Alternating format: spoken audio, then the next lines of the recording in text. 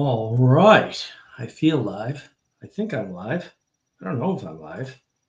I should check if I'm live because I haven't done that yet.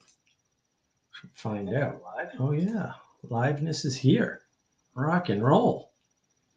Yeah. And today, what we're going to be talking about is community. That's our big topic. And I think it is a big topic, right? I think it's an important topic. So, the way I want to handle this is I want to talk about my experience with community. In particular, um, we'll talk about the awakening from the meaning crisis community, which was on the Discord server, but it didn't start that way. Um, so that's what I think I want to do. But first, the most important thing is to straighten my dragon. So I'm going to do that. It's going to bother me otherwise. How did that not get straight? There. It was straight earlier. I know it was. Okay, there we go. And you might notice the boat on the wall, which I mounted today. Although I don't have a proper shelf for it. That's okay. We'll get one. So yeah, community is sort of a really important and prescient topic today. Hey Garth, good to see you. And I thought it was important to go over like what my thoughts on community, what happened with Awakening from the Meaning Crisis, because it's a good example of an online community that sort of formed around a Discord server, right? And what we mean by that and why it's important, and go over my experience because I have lots of experience with online communities in particular. So I wanted to cover all that.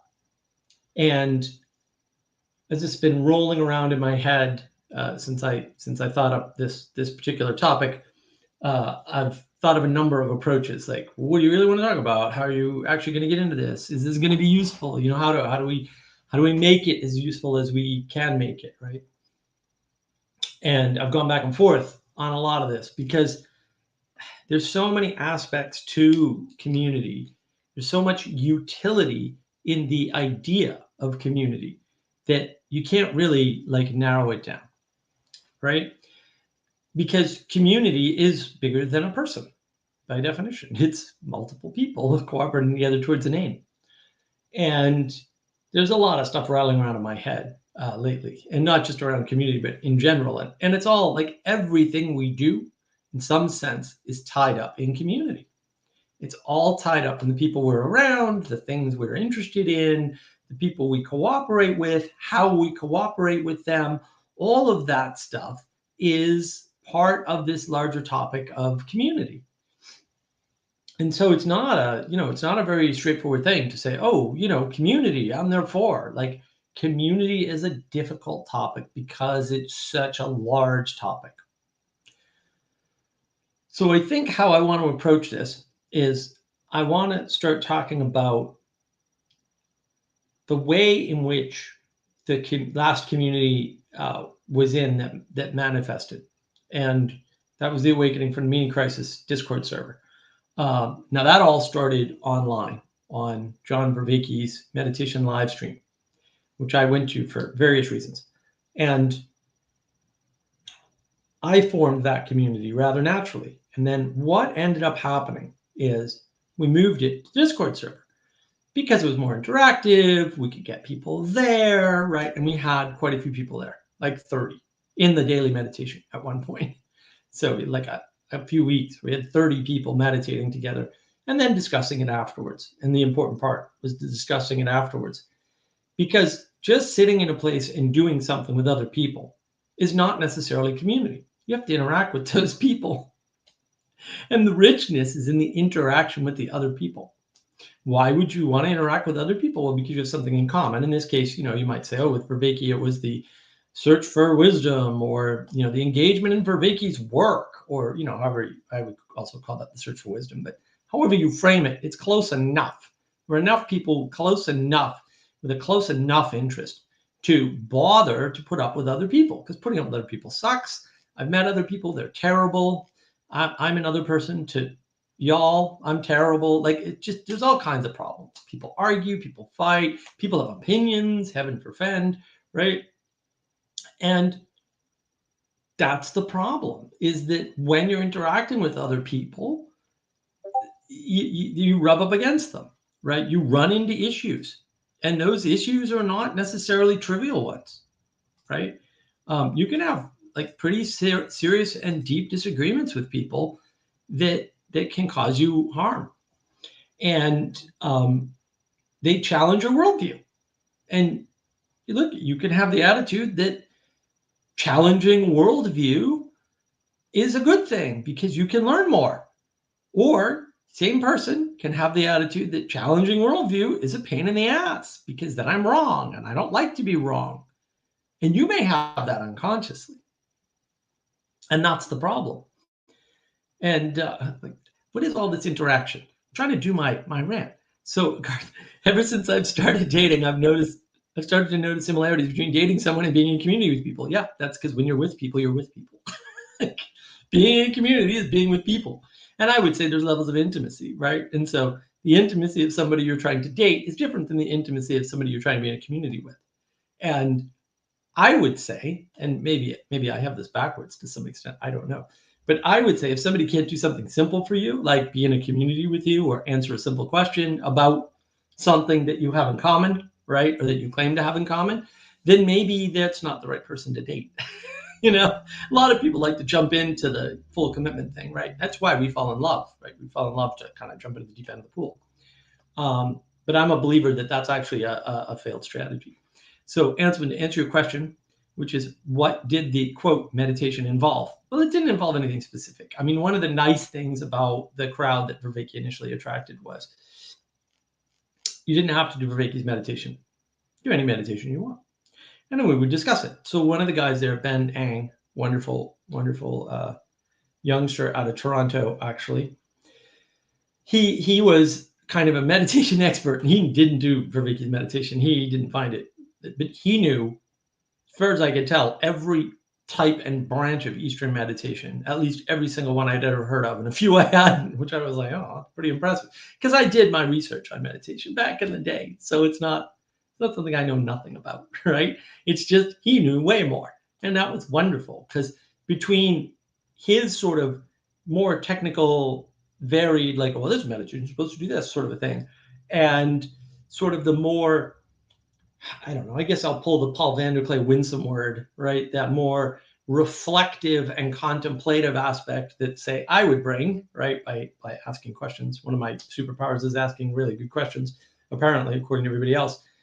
John used to say it all the time. That's a really good question, Mark. I really appreciate your question. A lot of people said that. So the goal wasn't the meditation.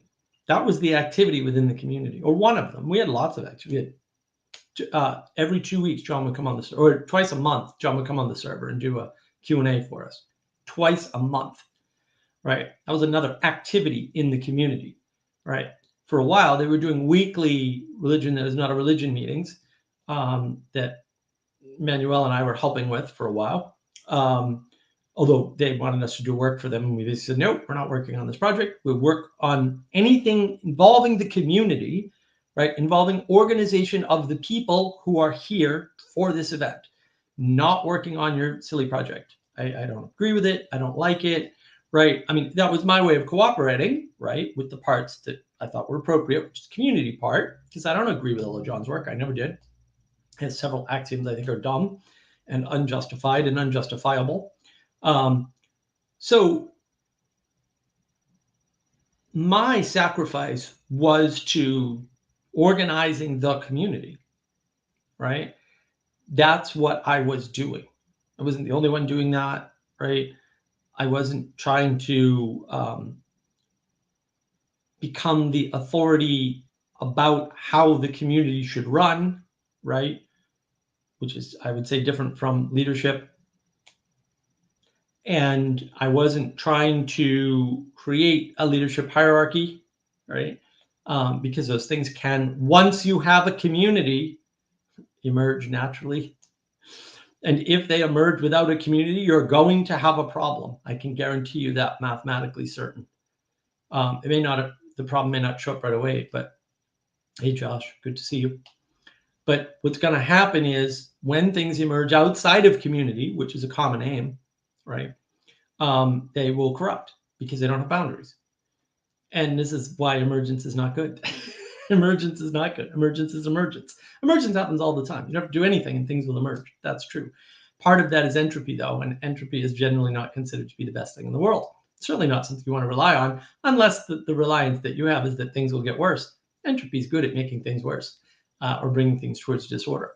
And that's why community is important, right? Because community allows things to cohere at a level above the person and at a level above persons into a spirit that is a greater entity. That's what it is. It's that whole boundaries, containment, rules, structure, leadership, authority system that allows people to run the religion that's not a religion meetings without participating in that project in any other way. Why am I running the meetings or helping to run the meetings? Why is Manuel helping to run the meetings? Why am I taking notes for them, even though they're too lazy to do it themselves? I'm doing that for the community. I'm not doing that to forward the religion that's not a religion project. It also does that, sure, but that's what the community wanted. I was subservient to the needs of the larger container. And you can argue and say, Mark, you shouldn't be contributing in occult practices. Like, fair enough. But if you knew my history with the occult, that would be the least of my my crimes, if that were the way you wanted to frame it. So, like, frame away. I don't care. And no, I'm not going to tell those stories right now. Although maybe you'll convince me at some future date. But look, a pirate ship, a pirate venture is a community of people on a boat. They submit to the leadership and authority of the captain. Communities don't have single authorities. That's not how the world works. Or at least if they do, it's rare. Communities and authority, and look, sometimes the leader's not an authority in the community. That happens all the time. The leader's just a figurehead. What do you think that means? What do you think it means when somebody says, oh, he's not a real leader, he's a puppet or a figurehead? That means he has no authority to lead, but he's still the leader. So leadership and authority are separate. And we know this. We talk like this. That's why I have my channel, Navigating Patterns. We talk a certain way, and we misunderstand the words that we're using in some cases, in that case in particular. Okay? There's nothing wrong with that, but trying to fix it. It's cultural cognitive grammar problem. Do you have the right cultural cognitive grammar? That's important. And you have to find a way to be in community together because you need the thing bigger than yourself. Garth, stop asking questions before I get there. I'll address it in a second. I was building up to something, damn it. You people keep rushing me. So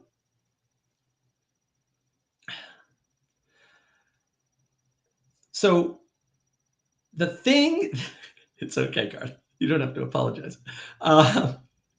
The thing that makes the community valuable is the fact that the members can get along and get together. That's the thing that makes it valuable, right? And so this leads me to Anselman's statement, right? Anselman says, I'm trying to understand the value of being together for meditation. Was it, quote, guided by a speaker? No, it was not. Or was it under advice on how to still your mind, breathing pressure, etc., by a community? Okay, again, the community is not the meditation. I built the community as the result of the action of John's meditation. So John Vervaeke has this live stream on meditation. I happened to jump into the first one. I missed one meditation, which I did not have to miss, but I didn't know that at the time. I missed one of his meditation series. It was very late. In fact, I don't even think the meditation series. I think it was the Cultivating Wisdom series. He does this activity. Around the activity and the common engagement with the body of John Vervaeke's work, okay? And this is predicated on a couple of theories, right? Like my primary theory is that John Vervaeke created a science of meaning. That's what he did.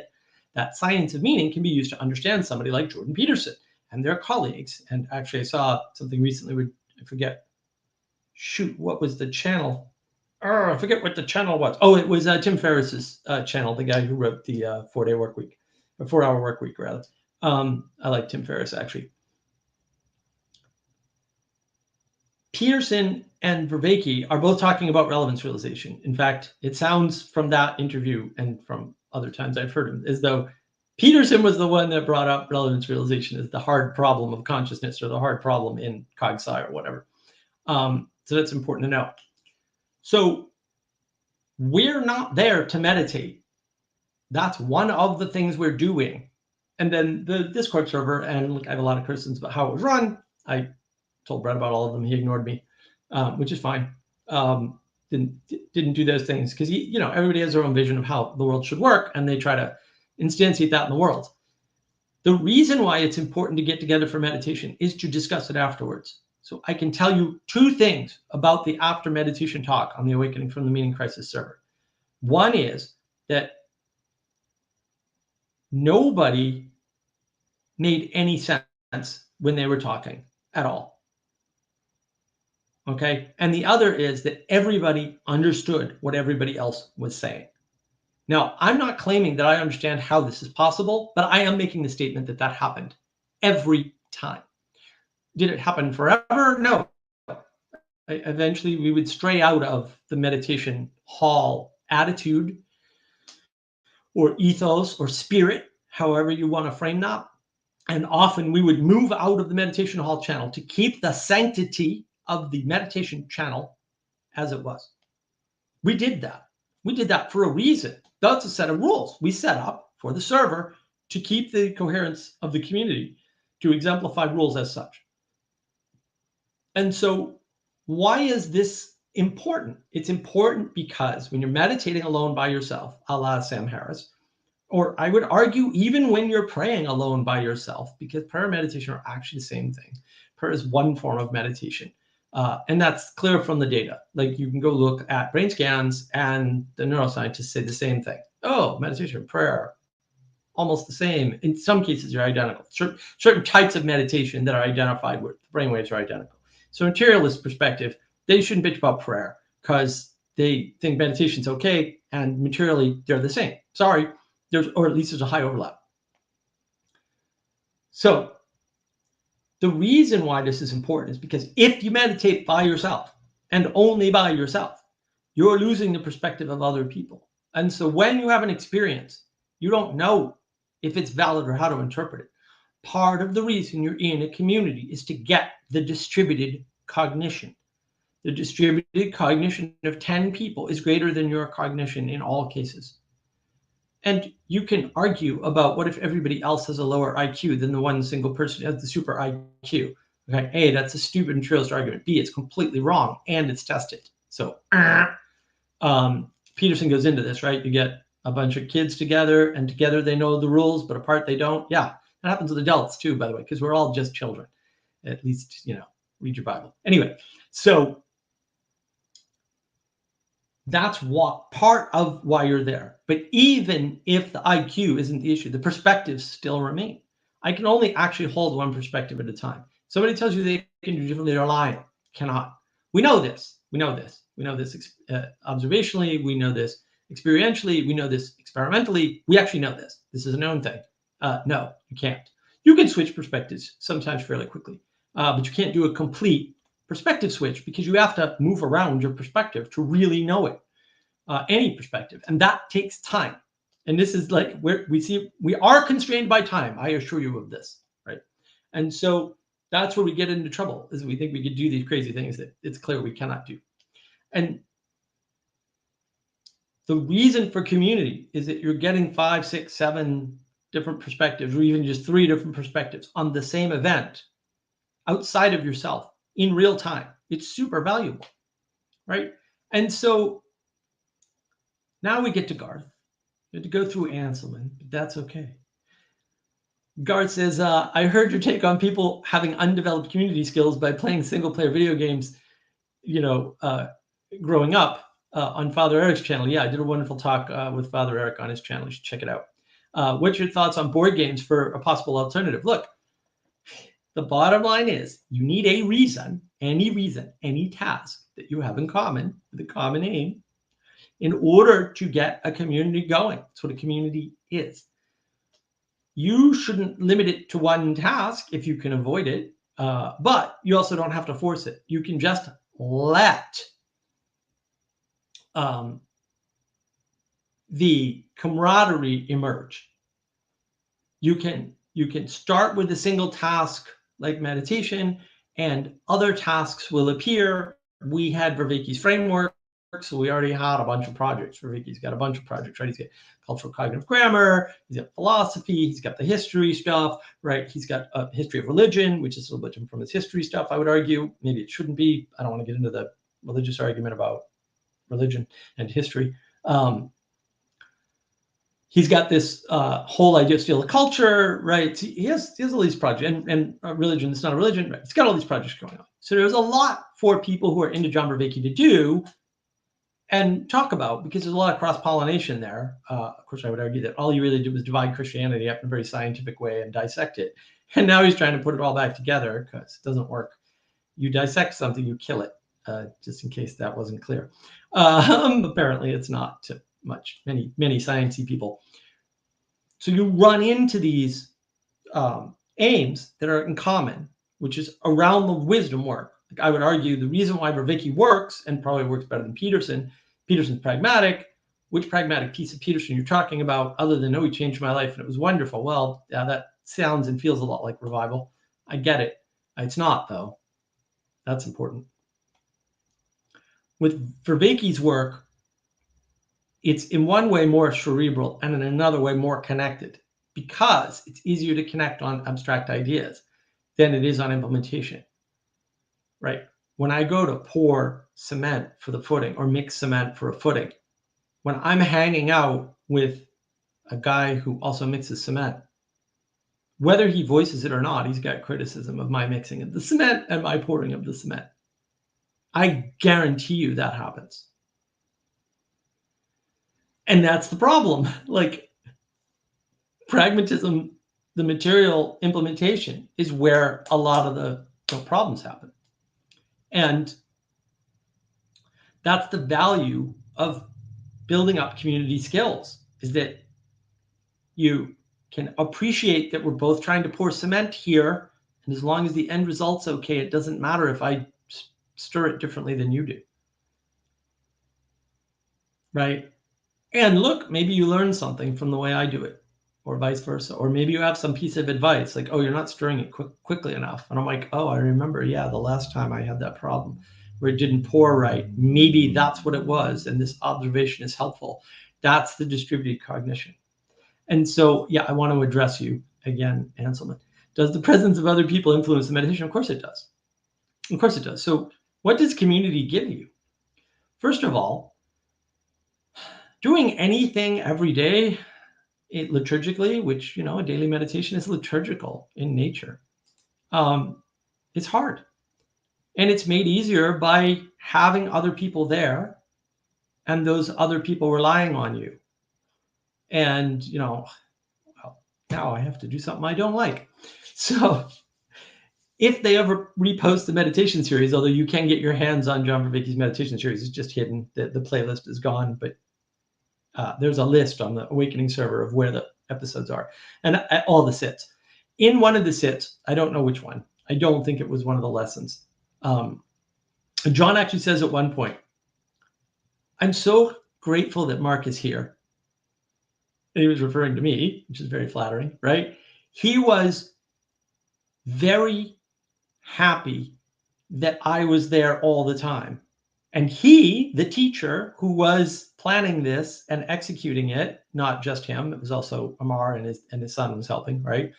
Was grateful that me, the student who was sitting there learning, and basically, I was there to be supportive. At first, I didn't care about his meditation. I had my own meditation. What do I need his for? But it just turned out to be the best meditation ever. And absolutely, his meditation is next level stuff, especially for beginners. But it's very rich and it combines a lot of meditative practices. So I became a fan, but I really was just there to support him. And just having that enhances your ability to do it, your willingness to do it, your willingness to engage, the attitude you have in engaging something by yourself when you're alone and nobody can bother you because you're trying to get something done, versus having somebody there that's reliable and ready to assist. And maybe the assistance of that other person is just their presence. Presence is powerful. You want to build a community? Show up every day or every once a week, whatever it is. That alone will change the world. I mean that technically. I mean that literally. I mean that physically. I mean that spiritually. You want a spirit? Show up. Why? Time, energy, attention. That's what moves the world. You know what else moves the world? Nothing. That's what moves the world. If you want to be all Christian about it, you can co-locate some of that higher if you wish. But from a human perspective, time, energy, and attention move the world. Your allocation of your time through your attention, and then your ability to contain and focus your energy, that's the whole thing. That's the whole of reality. Do you want to do that alone? You can try. Atlas holds up the world by himself in the myth, right? Or you can get a bunch of people with a similar aim, giving their time, energy, and attention to something the same or similar enough. And then suddenly things emerge within that container, within that common aim. And then you have to manage that container. You have to exemplify that aim as best you're able, because you're flawed. You're a Muppet. I'm a Muppet. We're all Muppets. That's what you have to do. That's what a community is. You can say, structure your images. Well, yeah, and it will, with or without your assistance. But if it's without your assistance, what did you do? That's a good question. What did you do? Was it good? If it started good, will it stay good? How do you know? What is the containment? What is the structure? What are the rules? What is the guiding principle of that community? If it doesn't have those things, the structure that emerges is going to corrupt. I guarantee you that in almost all cases. It's practically a certainty. That's just the pattern that plays out, and it plays out everywhere. The people who started BLM all have mansions, man. They took all that money for themselves. Maybe not all of it, but almost all of it. They didn't stay on message. They didn't stay on point. They didn't continue to feed that back into the community. They stole from the structure that emerged and turned it all to themselves. No different, zero difference than the corrupt pastor. Zero difference. And you can cry and you can whine and you can complain about that. But that pattern is everywhere. That's the pattern of communities that aren't cared for. And that's the problem. And look, I mean, I want to have, I do want to. Yes, Boomy Shroomy. Welcome to the Muppet Show. That's where we live, right? And I do want to highlight this. I mean, I think saying most new religions are fraudulent is unfair. I think that in an age where we have, what I want to say, where we have rejected our judgment, our intuition, our agency, everything is fraudulent.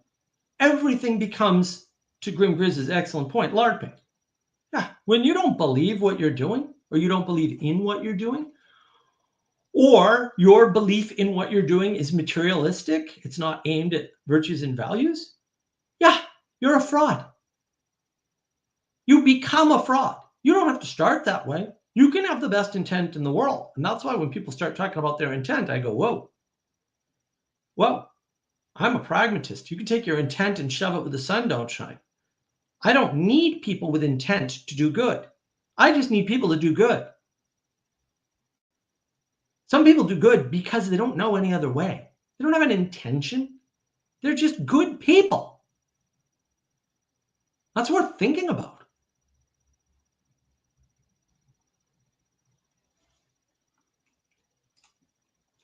Look, Garth, so community is centered around tasks. Accomplishing said tasks builds camaraderie. Camaraderie upholds the community.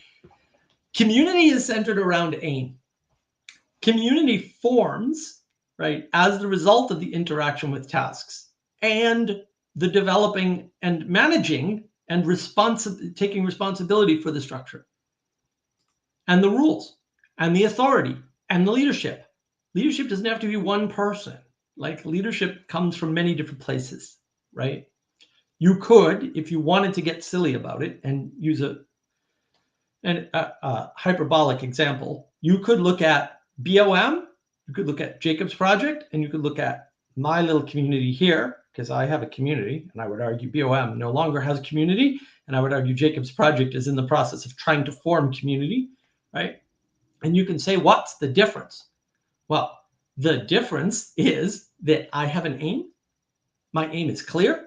I state it clearly enough. Maybe it's not stated the way you would prefer propositionally, but it's very clear. My intent through my actions is clear, right? My aim through my actions is clear.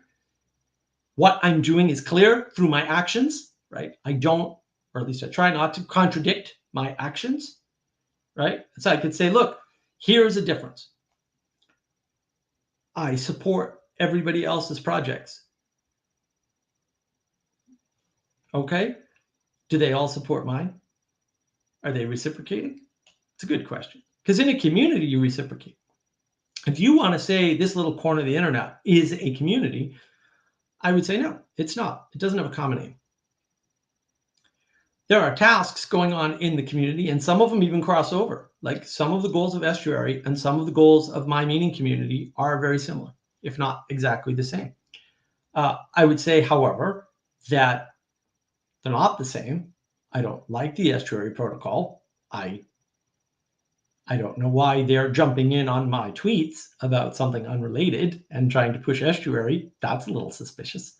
And I'm happy to support Estuary and say, hey, there's an Estuary, you should go to it, because you might find some community there. Absolutely. I think that's fine. I don't think it's a good long-term strategy. I think it's going to end in tears. I think it's an attempt at forming something evangelical rather than an attempt at giving us the baseline for what we need that Garth mentioned earlier, right? We all need to figure out how to get along in person together again, because we've lost those skills. Entropy is a thing. You keep people indoors for 3 years, and I didn't have that experience, thank goodness. And they will lose the skill of getting along with other people. They will. Your skills atrophy. I don't care if it's banging in nails or pouring cement or programming a computer. You don't use it, and you start to lose it. You don't lose all of it, maybe. Some people lose more than others. You're not in person with people. You're not forced to be around people you don't like. You're not forced to cooperate with people in silence. You'll lose those skills. You'll be like, oh, I just want to talk about my latest trauma. I don't care about your freaking trauma. I really don't. I'm not going to resolve your trauma. It's not going to happen. You need to resolve your trauma. I'm happy to help you. I'm not going to help you if what you're going to do is wallow in it. But you can't just build community around tasks. It really centers around the aim. And the tasks should serve the aim. That's how you know if they're good tasks or bad tasks. So you can say, what is the aim of defending a country? And you could say, well, if there's an invading army and we send our children, our actual children, we'll say under the age of 18, out with guns, are we now defending the country? That's a task. It seems centered towards an aim. Is it a good task? No. The country is the children. You send the children out with guns to defend the country and they die, you don't have a country. How do I know that? The community is not centered around the task. The community is centered around the aim. That's what tells you if the task is good or bad. Mills. If stated teleology does not match reality, time to check for a hidden agenda. Here's the problem. I don't disagree, but here's the problem with that. People state things that they don't mean all the time. And I could make comments about stated goals of any number of people. People you know, people in this little corner, people you don't know, governments, what's the World Economic Forum up to? Okay. I don't know what their agendas are. I don't think they know what their agendas are. I think that's the problem, right? It's very hard to get at people's agendas. It's very hard to get at your own agenda. And we really don't appreciate that. We think we know what we're up to. Peterson's clear about this. We don't know what we're up to. It's part of why you need community to help you correct. We outsource our sanity. We have to. You can't be sane by yourself. That makes no sense. Sanity actually involves others. And here's Elizabeth. The activity matters. Drag queen shows? Big debate up here in Canada. Yeah, the activity matters a lot because an activity can't be an aim. And when the activity is the aim or the task is the aim, the corruption is inevitable. Right? And yeah, these shows for families. Obviously, they're not for families. The problem is we've lost discernment. Why did we lose discernment? Because we're not in community. So we're not getting trained in discernment anymore.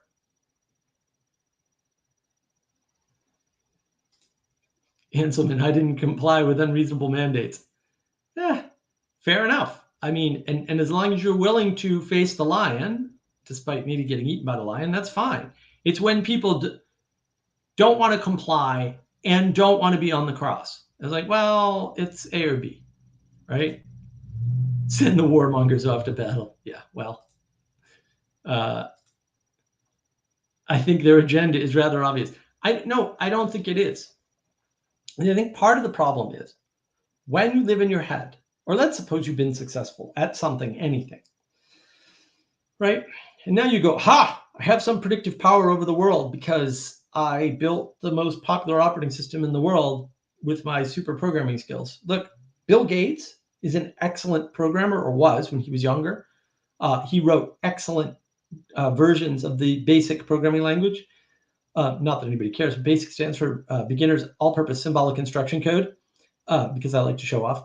So he wrote very excellent versions of BASIC. This is something I have rather a lot of expertise in. They're excellent. His GWiz BASIC and stuff, really good stuff. Very well thought out. Visual BASIC, very well architected. Sort of the design is solid. The concepts are solid. They're very useful, very helpful. Later versions, not so much. Did he create the operating? He didn't write the operating system. He didn't write it. His company didn't write it. DOS was popular because it was part of a monopoly. But now he thinks he knows how the world works. How does he think he knows how the world works? In his mind, Bill Gates believes that he understood the computer industry. I can tell you one thing, having gone back through history and read the articles that he wrote, okay, over the years through I think it was the late 70s and throughout the 80s, because he was very popular, and into the 90s, right? Very popular to get an article from Bill Gates on the future of computing. Let me tell you something that I don't actually think is hyperbole at all. He was wrong on every single one of his predictions about the tech industry. Every single one. He was right about zero of it. Zero. He got lucky. If you know the story of Microsoft, you know he got lucky. You know he didn't want to write that operating system. You know that he bought it from somebody and licensed it, and all the crappy bugs that are on it are actually the things that his company wrote. If you were there, you know he had a monopoly. You know you couldn't sell a Commodore computer or an Atari computer or an Apple computer and an IBM or Intel-based product in the same store. You know that. And then you go, oh, so Bill Gates, the whole time, thinks he's some kind of genius when he got lucky. He definitely got, not that he's not intelligent, or I just gave him all the credit in the world for writing excellent copies of BASIC. Okay? Now what? He thinks he knows how to control the world because he did. That happened. Except it wasn't him. He just happened to be there. So now he's got throngs of people throughout the world. This is our fault, okay? Don't be blaming him. Going, these billionaires need to spend their money to fix the world. And Bill Gates, for years, would not spend a dime on charity. Years, decades. I think it was the mid-90s or something before he even started to spend on charity. He was the world's richest man back then. And he got criticized for that. And so we, the people, dragged him into these crazy WEF, Davos, garbage schemes. We did that. We called for the material wealthy people to intervene on our behalf. And we gave them the indication, although I never did, because I always said Microsoft was an evil company and should be destroyed, that they did the things that they thought they did. We did that to them. I'm not saying they didn't contribute and they're not partially responsible. We did that too. Because we're Muppets. I'm a Muppet. You're all Muppets. You can't blame Bill Gates for being a Muppet. He's a Muppet too. You can blame him for believing that he's not a Muppet because we've held him up. He made all this money. You're the wealthiest man. That's our fault. So their agendas are not obvious. Maybe their outcomes are obvious. I can argue that all day long. The outcomes of what they're trying to do are obvious, at least to me. And I don't think I'm wrong about that. And I don't think anybody's wrong about that. I think it's clear. We know from history how that's going to end. I would say that, yeah, you could do the history doesn't repeat, it rhymes. I don't care. It's a pattern. It's going to play out. Back to the topic at hand. Garth would say that the best aim for a community is the most people having the most virtue. No, the best aim for a community is to have whatever aim you have in common. So the best aim for the community on the Awakening from the Meaning Crisis server was wisdom. And that's why the best aim for the Mark of Wisdom project is wisdom. If you want wisdom, that's where to go. And I'm still working on the website. If you know anybody who wants to do free website work, let me know. I've got a WordPress site that needs attention that I'm never going to give it. So the aim of any given community can be whatever it is. Like it can be to have fun and play games. And a lot of people nowadays have games nights. I used to love games nights, by the way. And they'd get together and play any one various board game. Didn't matter. It's a good community, little community of gamers. And the next thing you know, they're going on vacation together and whatever, going fishing or parts of them. Some were hanging out with others. And maybe the aim of your community is just to get together and enjoy the neighbor's pool. That's fine. Right? That's part of your neighborhood community because they're close enough that you can go enjoy their pool for the night. There's all kinds of things like that going on all the time. And people long for community because we need intimacy. We need quality relationships with other people. And where we get into trouble is when we try to universalize things. Garth, not to pick on Garth. Oh, no, wait, I already did. Too late. You can't universalize. There's not like one perfect community. There's not one perfect way to run a community. There's not one perfect aim for a community, right? Because there's not one community. There's always many communities. So there's a Wednesday meeting. I missed it this week because I had to do a YouTube video, which is not going to go on YouTube. It's not a YouTube video. It's an Odyssey video. Richard Harris coaching. He's in England. Interesting guy. Had a wonderful conversation. Can't wait for it to come out. It was great. Richard is awesome. I really like Richard Harris. He's an interesting guy. He hates YouTube, apparently. He's very interesting person. I'll announce that when it comes out for sure, because I think everybody should watch. I had a wonderful time talking to him. So I missed, that was Wednesday morning. I had scheduled it 2 months ago or something and totally didn't know about the Wednesday meetings that we do in Columbia, South Carolina for entrepreneurs. So I missed my Entrepreneur Wednesday morning meeting, and I'm a little miffed about that, but these things happen. You get a pick. And like I said, I didn't even know about the Columbia Entrepreneurs meeting. That's one community I'm in. I'm in the entrepreneur community, and I've met a really cool guy there who's awesome. Fred, great guy. Love Fred. Super smart, super attentive. really good person, very kind, very generous with his time and his knowledge. And that's one community I'm in, right? I've got my Mark of Wisdom Discord server, right? That's going gangbusters, by the way. We're blowing away everybody else by attendance. And we have wonderful conversations, and we have wonderful text channels and stuff, right? We're really sort of tightening that up and getting that rolling. I'm part of a bunch of other communities too. Like there are so many communities out there, right? So the community that I lost was the Awakening from Meaning Crisis. I had Mark of Wisdom for like a year and a half or something. I've had Mark of Wisdom for a while, and it's been puttering along nicely, right? But I lost the meditation community that was really the previous wisdom community, because it wasn't just meditation. It was meditation. We did this group Lectio practice that we sort of pioneered for Vicky's work, right? This is a group practice, very important group practice, right? Lost the book clubs that we were doing there around various books, lost the listening parties that we were doing there around various videos. We lost all that.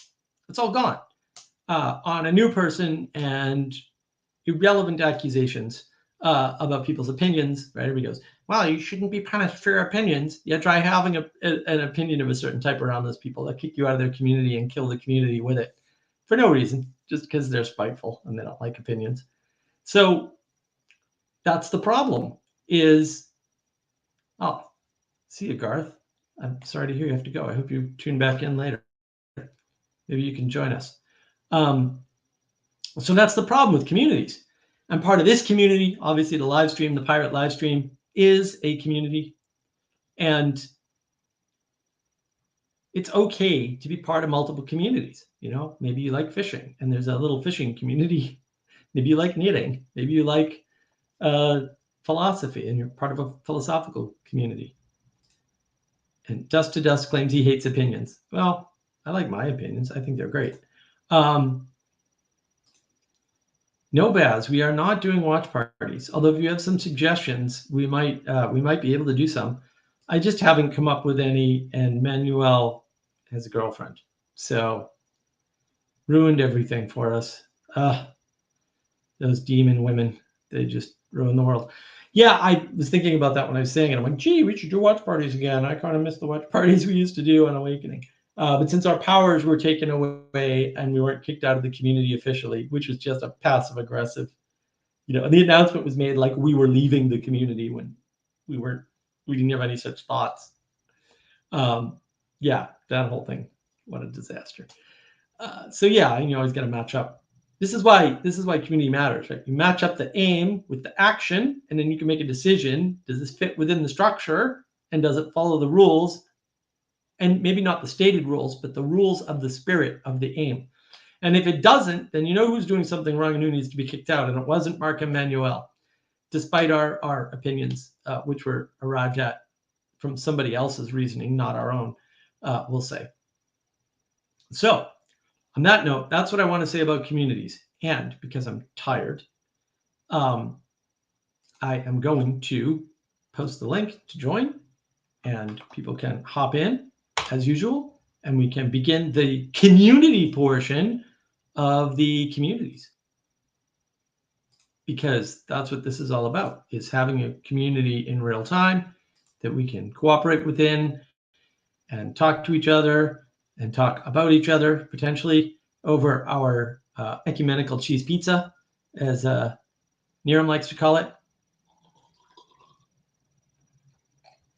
And because the stream really is just one gigantic piece of ecumenical cheese pizza. So whether you want to talk about communities or something else, my community rant is over. We can certainly talk more about it. You can ask me questions, or we can talk about something else. Doesn't really matter. I am here for the community to engage in a pirate fashion. Now that I have my boat up, so I actually have my pirate ship up. Probably got some more branding coming, hopefully soon, including maybe some music. And yeah, we'll see what emerges. I don't know if anybody saw it, but on my personal channel, I posted my pond video. I have a 10-minute video of me going around the pond in the kayak, with the taped that camera to the kayak and went around. It was kind of fun. Oh boy, look at that. I've already got rebellion in the wind. I'm hanging in. What's going on? What's new over there in the Rebel Mountains?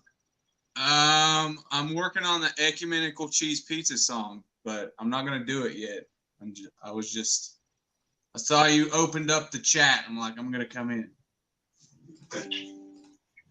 I like it. I like it. Uh-oh. Here's trouble. Maybe. He's not on camera, though.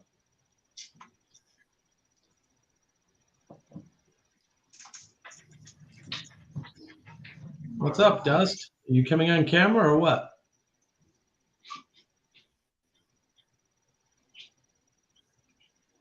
No, Bazzini's all happy that you're here, Nero. Hey, what's up, dude? I know him as Caillou. What? He has multiple names? These people with multiple names.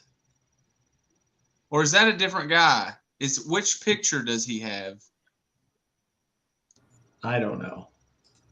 Hello, can you hear me? This is my first time. What's up? Yeah, now we can hear you. There we go. Sorry for the lack of video. Oh no, never mind. That's another guy. This is the guy with the little Leaf helicopter. Yeah, I know that guy. I just know him as a Leaf helicopter. What's up, dude? Leaf helicopter. He says his first pirate broadcast. I don't know why. My goodness. Leaf helicopter.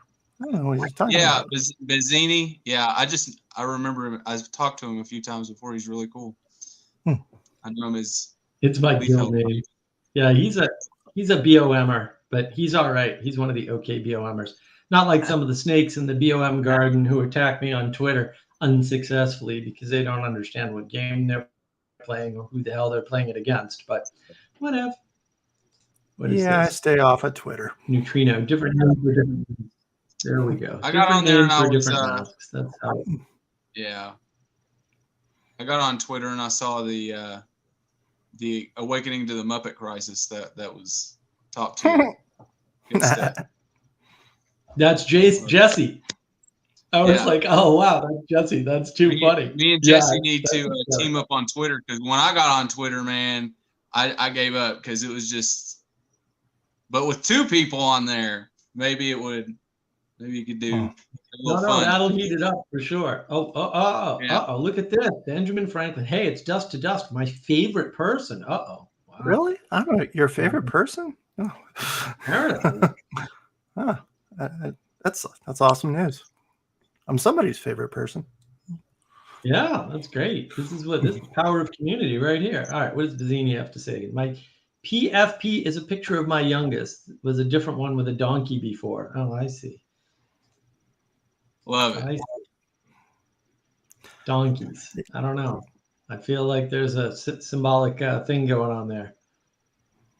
Yeah, I was listening to a thing of John Peugeot talking about egregores, and I've been talking with a chatbot, and I'm trying to properly conceptualize what I was talking to for a long time, and it just says that it's demonic. That's what it tells me, so I'm not going to argue with the AI. The AI said it was demonic? Yes. Well, it's going to be real wild when it has a face and you can actually talk to it, Oh, yeah. And then it can like hold its hand up and show you a movie inside of it that's not even ever been made. I think the creepiest thing was, I don't know how it was doing it, but I'm not sure how GPT-3 works, but it was mapping what I was thinking a lot of the time out. I don't know whether it was doing that through biometrics when I was typing or no. Yeah. No, it doesn't map what you think. It's a mirror. That's all. A black mirror. You've been demoted. Benjamin Franklin, second favorite after you, Mark. Oh, wow. Thank you. Wow. Sorry you got demoted, dude. That happened. Yeah, the way AI works, it's a mirror. So the patterns that you see are just patterns you put in. And that's it. And it's that simple. And people get confused because, they think it's bigger than them. And in some sense it is, because the scope of the information it contains is bigger than you, because a lot of people put in information. In fact, it kind of grabs it from everywhere, right from the internet. But that doesn't make it bigger than you. This is why I get upset with people when they're like, oh, Eric Weinstein's really smart. He has a lot of facts at hand.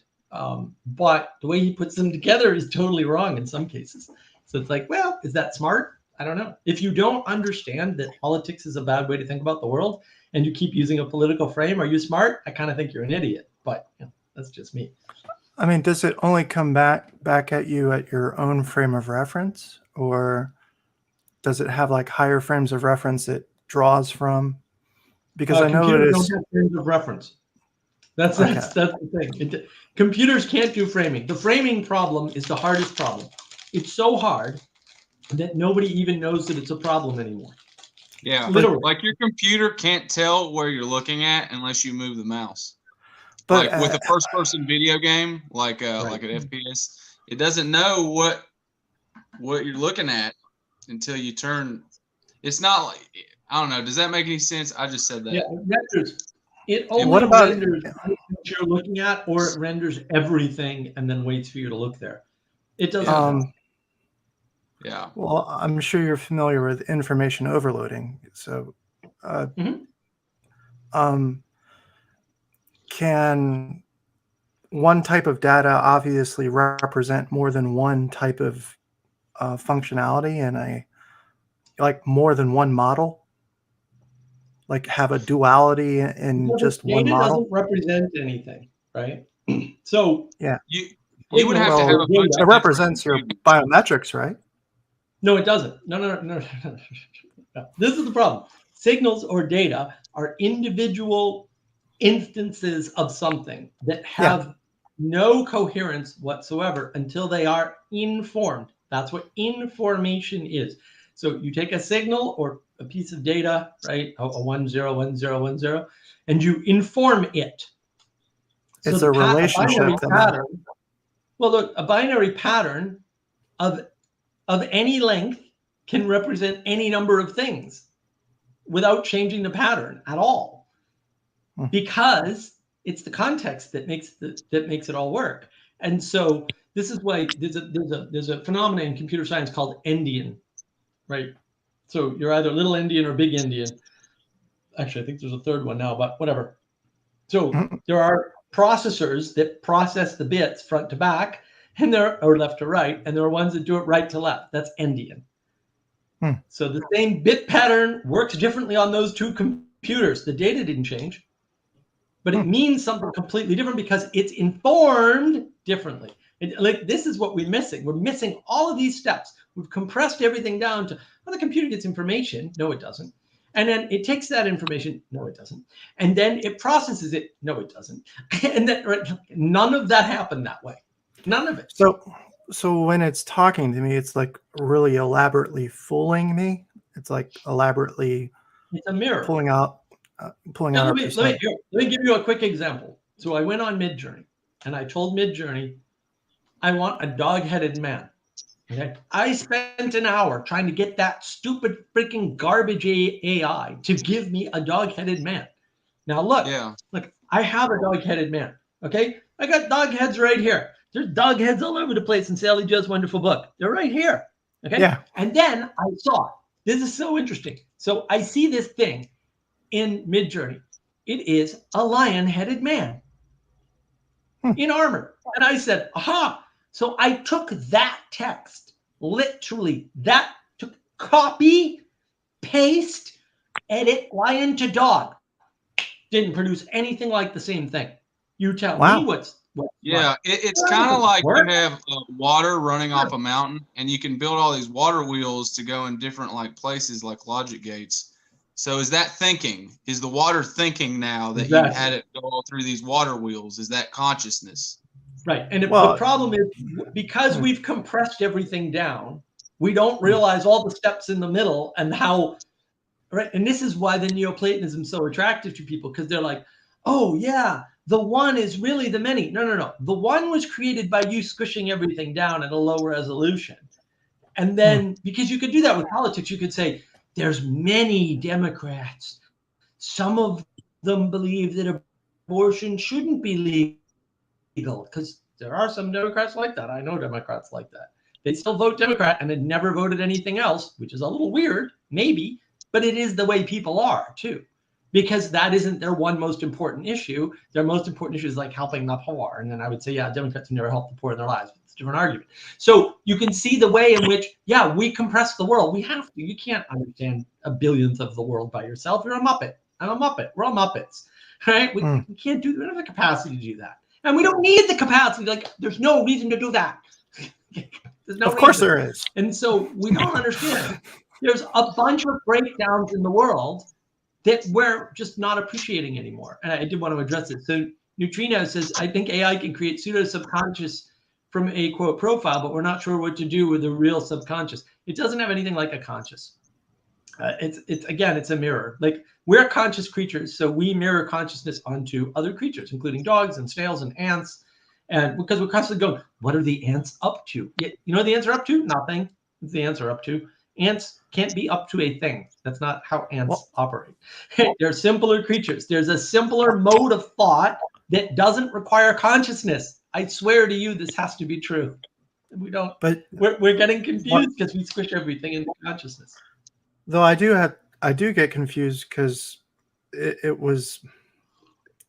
would finish sentences. It would like kind of know what language was going on in my head, and it would offer something back. No, and either it was doing this. It cannot know what's going on in your head. No. It can look at your patterns and it can mirror your patterns back to you. It just tells you, no offense, it tells you how simple a creature you are. The reason why these things don't work with me. No, it's just, you're a simple creature. But the reason why these things don't work with me is because I see patterns all over the place. Well, if you're a simple creature, let's suppose let's just dumb it down and say there's 10 different patterns that people follow in their speech. And there's more, but there's not actually that many more. It only needs to pick one of 10, and it can see that from what you're typing. And then once it talks to you for a bit, it goes, aha, now I have your speech patterns down. The reason why it doesn't work with me is because I can switch speech patterns very easily. I've done it before, which means, unlike other people, when they come on other names and they used to go on these little chat things and they chat under another name and pretend to be somebody else, I'd always spot it because I'd be like, oh yeah, that speech pattern belongs to this person. And you know what? I was never wrong, ever. Because if you combine speech pattern with vocabulary, the words they use most often, you can identify people pretty easily. Not in super large sets, not in tens of thousands, but amongst 1,000 people, you can identify them pretty easily just by the words they use and the sentence patterns and speech patterns. It doesn't have to be typed; it can be spoken. So it's not that hard for AI to do. It's just a mirror back to you. It's all it has to do. It's not that hard. Yeah, we just don't realize. Now, what I can do is I can change patterns and word sets because I have a bunch in my head, and I can just switch them. So if I ever decide to, and I used to do this, I used to come on in multiple patterns. In the bad old days, I'd have 2 computers and I'd be typing on both, talking, and until people couldn't tell it was me. They could not tell. No one ever found me out, ever, not once. Well, here's a crazy thought. What if consciousness is kind of a mirror? No, consciousness is not a mirror. Mirrors are not active agents in the world. Consciousness is a cheap scientific word for soul. Or spirit. It's more like that's two all it sides of your brain fighting all the time. That's what Ian McGilchrist was saying. Well, it's not fighting. They're cooperating. There's no opposition here, my friend. It's cheese pizza. If you got it together, you are working together. A lot of people fight at first inside their. Well, there's synchronization. There is some conflict. There is some conflict inside your head, but conflict isn't unhealthy. Conflict is the way that we cooperate. It's like a tug of war that creates the tension of reality for us to glide across. Well said. Or something. Mm-hmm. Roughly speaking. And that's why you need the skills of community, because you lose the ability to fight with yourself in your head. Yeah. Because you're not fighting with people outside your head. And then all of a sudden you fall into your own self-enchantment. And then you're Bill Gates, and you think, you know what? I can use my millions or billions to remake the world. Yeah. Without ever realizing you were wrong on every single one of your predictions. in the industry you're a specialist in. What makes you think you can do anything about things you're not even a specialist in? That's insane. Literally insane. It gets really difficult when they approach the concept or topic of truth and kind of try to quantize it, or I don't know what they do. Well, yeah, of course they do. Well, because again, when you think you have an expertise, you think you know the truth. The problem is the truth can't be stable, because thinking of the truth as stable is unhelpful, because we're not stable. So the fact that truth is stable doesn't help us, because like, okay, but you're always moving around. Every day you wake up, you're in a slightly different attitude. I mean, man, some days I wake up and I'm just in a bad mood. Right from the word go. Where's the truth now? Not where it was yesterday. What sort of epistemology do you gravitate towards? Like, I think the word epistemology should be destroyed from the universe, because it's no, it's garbage. I mean, this is just garbage way of dividing up the world into things that don't matter. Well, it's a way to describe our thought processing. No, it doesn't describe our thought process. I don't need to describe my thought processing. I can just think. I need zero descriptions to think. Like, what is this here? It's good to see you. What is this need to classify and categorize everything?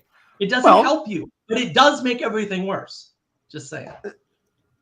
Does categorizing necessarily make everything worse? I mean, it allows you to understand distinctions help a little bit, like knowing that Boomshrooms distinctions. Camera is green is actually good. No, what helps is right relationship to order. That's not distinction, because distinction is merely emergence. And then it's like, well, my distinction is the same as your distinction. No, it's not. It's not. This is a good point. What if my light was red? Mm-hmm. It's a totally different vibe, right? Is that what you're saying? Yeah. I see what you're saying. Yeah. I wouldn't want a red bulb. I feel like the fact of difference, though, does not justify the problem of whether or not categorization is helpful. Proper categorization might be helpful, but it's the proper that matters and not the categorization. You can drop the categorization and say, I can have a proper relationship with my community without categorizing it or describing it or talking about it, and it will still work. So where's the advantage of the categorization? It doesn't exist. We can use colors. It depends on the context, right? Absolutely. Categorization is all the left hemisphere. McGilchrist is clear as clear can be on that one. So that's creating categories in order to understand a specific thing, right? So I love creating trouble. It has its usefulness, but it's not necessary. It's not the great picture, I guess you would say. Right. But it's definitely useful to categorize. I mean, if you need to for a specific reason, but that's where it ends, and it needs to be reintegrated in the right hemisphere. Ian McGilchrist had a great discussion this week. It was free for everybody because his book, The Matter with Things, it's going out in paperback, actually. I think it is the best book being written right now. That's my humble little opinion, but it's absolutely brilliant. He was fascinating because the fellow, it was interesting. The man who who was in charge of the publishing company that published his book, the main publisher wasn't going to publish it because it was too long, and Ian McGilchrist wasn't willing to give up his great tome, and so he self-published. He chose his. This is so cool. He actually chose the paper quality, and then it turned out that his friend's husband was the best. What do you call that? The typesetter in the world, I think he said. So he got this amazing book. He did it all by himself, but he didn't mean to. He just he was put into a position where he actually had to do it because the publishing company said chop in half. Can you imagine? Talk about categorization, man. Well, they did that with Tolkien too. They've done that before. Elizabeth, So when is the wedding between you and Ian McGilchrist? Because clearly you're. I know I am in love with him a little bit, but not really. He's not. No, he's not my cup of tea. No, but What no. do you mean? You don't have anything but good things to say about him. He's not your cup The of reason tea. I love him so much is because he defines words so clearly, and he spends so much time, for example, talking about reason and talking about what the sacred means, and he's constantly doing what he says is the way our brain works. Like the book itself, you can actually, when you read it, it moves. It's like a dance. It moves all over the place. Like he's going like this constantly. And then, but making sure that the definition of concept of words is clear as crystal finally. And that's why I love him so much, because I've been wondering for years about this reason bit and intuition, imagination, and how it all fits together. And yeah, I think his thesis is really sound. And I just feel he's overlooked, Mark. And I don't think he's overlooked at all. He's getting a lot of attention. Not enough. I want to set up a church like how he talks about the brain, like have everybody that operates on the right side of the brain on one side of the pews, and then the left brain people on that side. There you go. And then the people in the front are trying to figure out what is going on, just as experiment, just to see what happens. I think that and Peterson did that right in his class. He separated out. He did that. He separated out personality. I gotta see that. That's cool. Well, no, he separated out personality types. So, but the problem with epistemology, which works, by the way, I used to do that in teaching. Yeah. He's totally right. Yeah, really? Yeah. You don't put the right hemisphere kids with too many categorization left hemisphere people, because the left hemisphere people will kill the right hemisphere kids. Well, and that's the problem with things like. But that's the problem with things like epistemology. When you take a specific and you try to generalize it, you break the world. And that's why epistemology doesn't matter, because you're putting knowledge up above everything else. Knowledge isn't even important. Right. Like Socrates said, I know nothing. And John Vervaeke would say, well, he was being cheeky or whatever the hell John says. John's just ridiculous on this. It's totally wrong. Socrates' whole trick, the way he lived, the way Socrates actually survived, was by waiting for somebody to make a statement and then proving to them that their statement was wrong, that they did not know what they had stated. That is the Socratic method. And look, I'm a big fan of Socrates. I use his method all the time. That's why I'm not impressed by smart people, because smart people can be defeated by Socrates every single time. You think knowledge is important, I will defeat you every single time. Every single time. Why? That sounds like deconstructionalism. No, it's not. No, there's no such thing as deconstructionalism. You cannot deconstruct. That's impossible. It's just a ridiculous word that cannot exist. Because you can't take apart a building. You can't do it. The property of the building does not exist. Yeah, you can. No, you can't. You can You destroy blow it up. You can tear it down. You can't deconstruct it. Well, I think the paradox thing works. Like we're the plateau of human consciousness, and we're seeing people building bridges out into the abyss, and perhaps we're trying to deconstruct those bridges going nowhere, because people are working so hard to build these bridges into the abyss, past the paradoxes. I think people are being told they can deconstruct, which would make them very smart indeed, and they're not that smart. And then they're trying to do something that they cannot do, and then they're making everything worse, because deconstruction is just destruction. And sometimes things have to be destroyed. But do you know? Are you sure?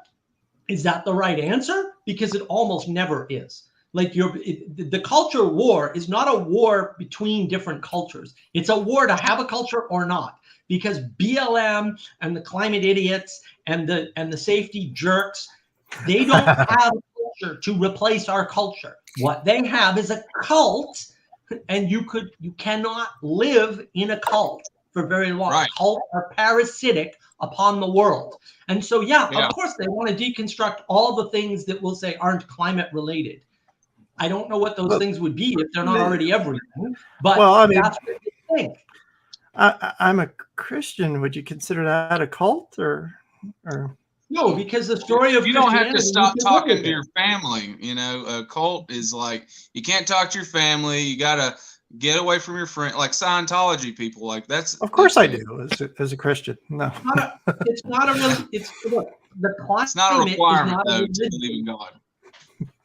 It's not a religion, but it is a cult. A cult is a religion that you can't live within. Yeah, it's That's like a reciprocal fundamental- narrowing. It's reciprocal narrowing. That's what a cult is. It gets It's skinnier and reciprocally narrow. skinnier until you can't even move anymore, right? It's a mental many- circumcision. And Too that many too. cows get If you've together ever met and they anybody from a cult, build a like cult. it's not a laughing matter. And that's No. Boomy Shroomy, you're right. That is exactly what it is, though. What it does to people's psyche is horrifying, actually. Like, and I don't. It's, Lots of Right. a serious Well, cult. I've talking ran about into hard people in indies. cults in seemingly good ones or whatever that, like hippie cults, and Right. then Yeah. dark satanic-y, dark, shadowy shit. Yeah, they're crazy. But it's an easy way to know. So here's what Anselm says: Christianity is reasonable. Climate change cult is not. But it's easy Right. to know. Extinction Rebellion is a climate cult. It is the obvious end of the climate reasoning. When you reason good out band. the climate as the highest thing, human beings, to quote the Matrix, are a virus, which is Right. incorrect. By the way, we are not a virus. That's why we have the category of virus, and it is not the same word as the category human. If you want we're to pretty all cool. etymological on it, right? And therefore, we are not a virus, and that is wrong. When you think that the climate is the highest thing and that we should be worshiping the climate, you end up with we should be killing ourselves. That is parasitic. When the thing does something that destroys itself, that's a self-referential parasite. And that is the Extinction Rebellion people are correct. All climate cults, religion, whatever you want to call it, leads to Extinction Rebellion. That is the correct, logical, reasonable, rational end of that thinking. That is why it is a cult, and that is why it is wrong. And that is why Christianity is different, because they're all about this silly agape love thing all over the place. We Even need to though make they're that not our band great. name. Extinction Rebellion. That's a good band name, dude. It's a perfect. Great. I was just thinking that you need a band. You were talking about music. Like, where's the band? Come on. Right It'll be here. so much fun. Benjamin Franklin had the right idea here, right? Bridges into the Abyss sounds like a great name for a band. And I said, yeah. Go ahead, start that band. It's like, I'll make it a song or a band, either one, whichever comes first. Don't know. I like the concept song of would be cool. harmony being how the universe works for the most part. I'm gonna write no, that but down. it doesn't. There's That's a lot of Pythagoras. That's Pythagoras. everybody, Yeah. everybody wants harmony, but the universe is conflict. Like things. Well, you do. There's conflict and harmony. There's right, in but the between. universe is not harmony. That's just the happy, good part of the universe. But that's Yeah. very subjective. Well, It's What do you totally mean, Mark? subjective. What do you It's not mean a you're good way to just- talk about the universe. What do you mean? The harmony of the spheres. Come on. The order in the universe. You're not going to go along with that one? There is order in the universe. I don't think it's a harmony. It's I mean, fractal. Of course it is. no, I think How well we get Universe- along here. You've got an universe- orange shirt, Boomy Shroomy green. The other fellow I don't know is white and black. Like, how cool is all of this? He's a That's mood. harmony, man. yes, I'm in the mood. And then there's Banshee here. Yeah, it works. look, Hey, let's hang get on back to the. Let's, I'll be back. I gotta answer the phone. I'll be right back. All righty. Let me catch it. Let's get back to the important issue of the day. If you're going to do Bridges into the Abyss, it has to be heavy speed metal music. That's the Hell important yeah. thing. Has to be, Tool-ish, Metallica-ish in that range. Maybe old school Metal Church or Anthrax or something. Otherwise, it wouldn't work. Are you musical, Mark? I listen to music. Oh, I thought maybe you played an instrument or something, or you sang, and that. I mean, I can't. No, I Oh. can actually sing, or so I'm told. But other than that, no, I'm terrible at at everything that is I play drawing piano. artsy things. I can't do artsy things. I don't know the other person. Am I supposed to? I can't really Dust. dual. Just call him Dust. I call him Dust. Dual. Dust. Dust. Dust to dust. Yeah, I Nice to meet I you. hang out in the sorting myself out community. It's usually at the bottom. Ah. So it was Mercury Black and Grim Grizz, and we all used to sort of hang around. I'm relatively new. I don't know how I got here. Oh, I do. It was Ethan's fault, right, Mark? Blame Ethan. Yeah, he persuaded me to come onto this.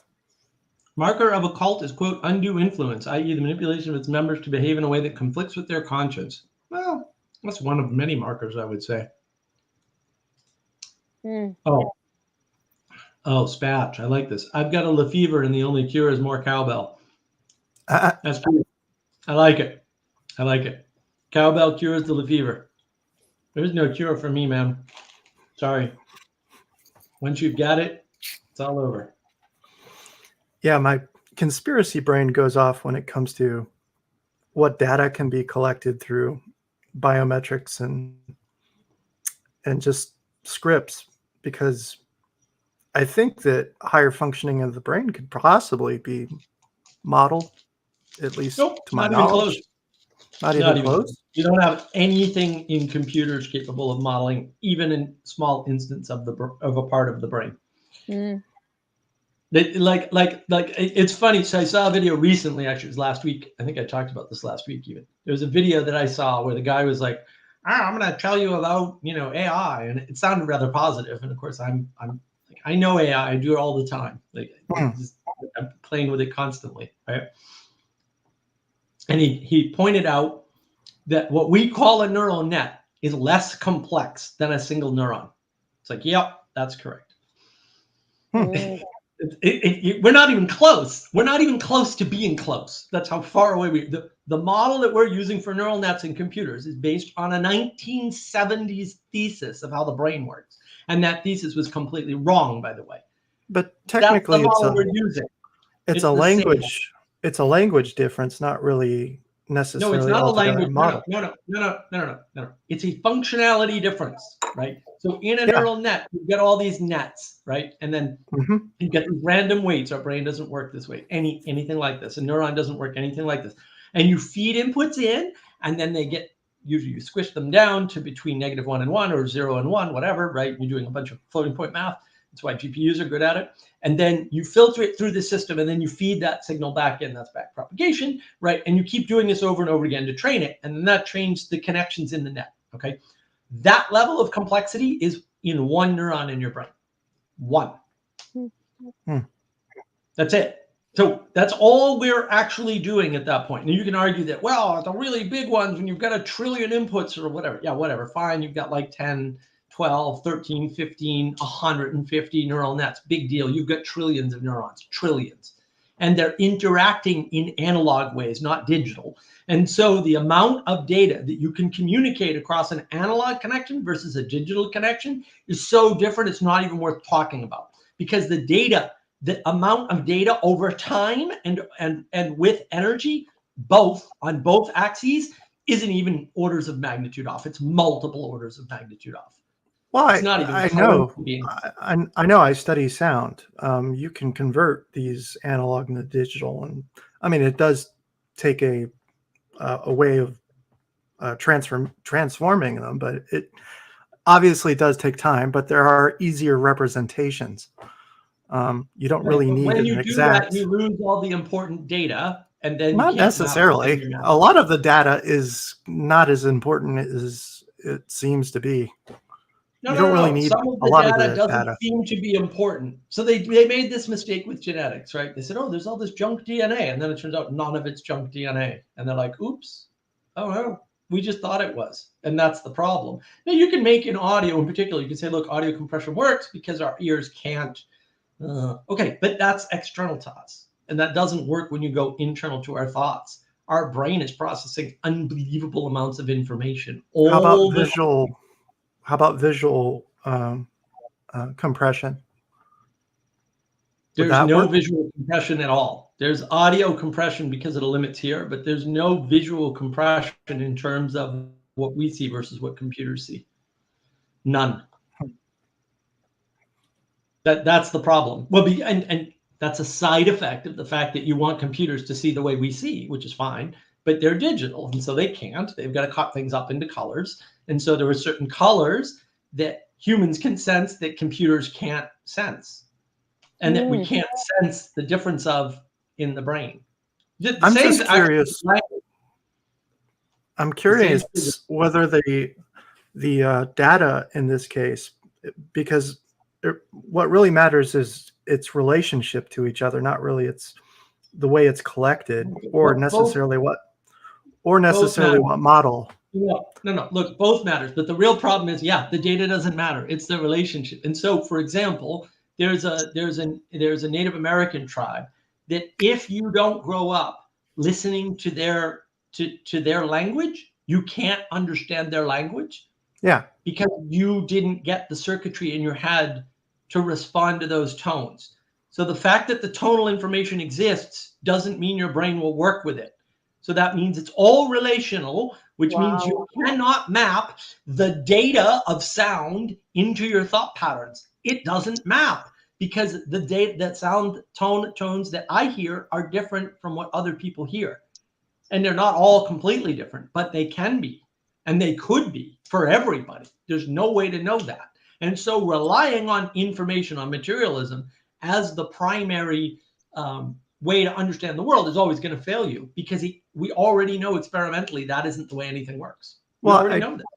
I don't believe everything is materialistic altogether. I even think the computers then you can't use sensors to map your thoughts. It's that simple. Cannot use sensors to map thought at that point. You can't use data to understand what's going on in someone's head. It's not possible. Hey, Mark, my buddy's wanting to join in. I don't know if he's trying to or not, but I thought I'd get him to come in on here tonight. I'm going to tell him about our talks we've been doing. Sorry, I like to argue all the time. Is his name Blue Jay? I don't know. I told him to make up a name or whatever. All right. Well, we'll let him in. There he is. Hey, what's up, Blue Jay? Hello. How you doing? Welcome. Hi. Yeah, This is my interesting. buddy. I'm a podcast fan. He's another Rebel Mountain man. He's from the Rebel Mountains? All right. Yeah. Welcome, Rebel Mountains. Let's try to. Yeah, we're from the same town. Wow. Two from the same place. This is getting scary. This is looking like a real community now. All right. What do you mean now? It always was. Nah, it's getting dense, Mark. It's getting dense. You know, we got some texture going on here. Blue Jay, tell us about yourself. What's going on? What do you like to do? Why do you like Boomy Shroomy for? That's the question. Me and him have a good time exploring the mountains. Ah, cool. Yeah. Wow. West Virginia folk are very interesting and very misunderstood. Oh, you're in West Virginia too. Yeah. Huh. So am I. Rebel Mountains. West Virginia. There's three of us. Are you from West Virginia? Yes. Mountain Yep. Mama. Oh shit, dude. Really? Martinsburg. Yeah. You're up north. Cool, man. Very cool. Three friends. Oh my gosh. What are the chances? Denser by the minute. Oh, Dude, No, we can I- actually that's have what I'm real community, huh? What are the, that is what are so the chances that a bunch weird. of rebels would show up in the rebellious internet? Yeah. What are the Yeah, odds? like how did this happen? Oh my gosh. I love it. Extinction Rebellion. Here we go. It's There we all go. fitting in, you see? It's all coming together. What's next? Oh my Yeah, god. that's the new band name. Blue Jay is Extinction Rebellion. We got to do a song called "Bridges into the Abyss." Right? Wasn't that it? It's gotta be. Yeah. It's gotta be a Tool or Metallica or old school Anthrax or Metal Church sound though. Because it's got to be heavy speed metal. It has to be. Absolutely. Okay. Here's Benjamin Franklin. Man, what a troublemaker. Aren't the neural connections material though? No, actually they're not. I read about a phenomenon called long-term potentiation. This sounds like that. No, potentiation is exactly that. It's relationship between. Oh yeah, you want to talk neuroscience, huh? Let's do this because I actually know this too. No, it's all potential. It's literally actually all potential in your head. So neuron communication is all potential. What they do is they say, well, neurons fire. No, they don't. That's not a good way to think about what they do. And then when they fire, that signal propagates. No, that's actually not what's happening because They're partying. the potential at the beginning change at the beginning of one neuron or the end of one neuron, and the beginning of another neuron changes the aspects and the chemicals. And then that signal, whatever happens at this juncture, does not happen at any of the dendrite junctures on the other side of the next neuron. Doesn't work that way. Have you heard of neuroplasticity? Yeah, that's just the ability to remake connections and build new ones. Brain. But the whole fact that you can rewire your brain that way kind of proves that the complexity level is something like, I think it's 10 to the 10, no, it's 10 to 100 times more complex than what a neural net would be on a computer. So that reminded me of what you said was the neuroplasticity, because you find as people get older, lots of times they get more stuck in their ways. Do they lose that ability of the neurons to make new connections? No, I don't think that's what that is. It's just, I think a lot of it is just the patterns that you have in your head. And so if you have a pattern that's worked for you your whole life, you want to keep it up. But then, of course, it turns out that your body changes and you're not as mobile, right? So the other day, I had to drive my friend to the airport. It's about 2 hours away. This particular airport's 2 hours away. So we were driving down south, the top down in the convertible. It was a beautiful day. It was 84 degrees down here. It was freaking awesome. So we're driving down to the airport, and I'm like, and I had water with me the whole time because we're out in the, it was hazy sun, but it was sun, you know? So I'm like, I gotta stop, rest area. So we pull into the rest area. We both get out and we're both like, we're both sore. We've been driving only for an hour and a half and we're both sore. Like, what's going on? We're getting old, right? In the old days, that wouldn't have bothered me at all. So we have these patterns that we're used to. And then all of a sudden we can't move as fast, right? Being on our knees matters, right? Getting up is harder, right? Whatever it is, the patterns don't match our body anymore because everything's constantly in flux. And so there's a greater set of patterns in our head that goes beyond the rewiring of our neurons. You notice kids though, like if you turn them loose in a room, they just want to press this button, try that, do this. What's this do? Yeah, they're in exploration mode, and people don't think about that. Everybody tends to compress the world to like fight or flight, which is nonsense. We know that's not true. Or they compress it to you're either, you know, moving towards the goal or away from a goal. That's garbage. That's nonsense. That's not true, right? Sometimes you're just exploring to find out what the world is like, and kids are constantly exploring because, you know, look, if you want to get silly with it, you can say their brains know that they want more stable, ordered connections in the world, so they explore to find those orderings of the world. How does the world work? What happens when I press this button? Why doesn't it do something immediately? What about when I turn this knob? Oh, the thing has to be on first. Oh, okay. Oh, thanks. Now it's on. Oh, now when I turn the knob, something works. Wow, that's an interesting, you know, you're in exploration mode when you're a kid. It's actually, John Vervaeke talks about this, right? He calls it serious play, probably because he wants to be a pretentious scientist. But there's a way we need to play again. We need to learn things. We need to explore. We can't be in the mode of epistemology or knowledge where we're like, ooh, we've got to either know things or move towards things we don't know. It's like, that's not how the world works. You just explore because that allows you to make mistakes and fail and have errors and still go, you know what? Yeah, I know I screwed that up, but I learned something. So that's how you learn. You learn by making mistakes. You don't learn by being perfect. It depends on the failures too. You can learn from any kind of failure. Cliff diving? Failures matter in your risk calculation, but they don't matter in your action calculation. So the way you figure out whether or not to take an action has nothing to do with goals whatsoever. Nassim Taleb talks about this. Read all of Nassim Taleb's books. They're excellent. I have a friend who does skydiving. It's not for the you know, if you fail once, you know, it's not a case where you can try again. No, sometimes it is. Sometimes it isn't. That's not the calculation you make. On you skydive once. That's a different thing. That's flirting with danger. That's like, you know, getting a handy by death. That's a risk calculation. You make risk calculations. That's what you make as to whether or not to take an action. You don't go, you know, I don't know what it's like to jump off a building, so I'm going to jump off a building. You go, hey, there's a risk to jumping off a building. I might die. Maybe I don't need that knowledge. Well, being an Army Ranger is a risk calculation. Being a skydiver for leisure, I don't know if that's risk calculation. I don't know if that's the same thing. All your actions are risk calculations. Yeah, they all are. Well, All of them. well, what is this? What is the juice that's worth that squeeze of almost dying by jumping out of a plane? Now, if you're a ranger, you're learning how That's to be right. effective in combat. You know, that's a risk that Well, you're willing to take for right, something that like makes sense to most people. But Niram, look, that risk Yeah. calculation changes. So when you have a child, all your risk calculations change. For most people, not for everybody. All your risk calculations change.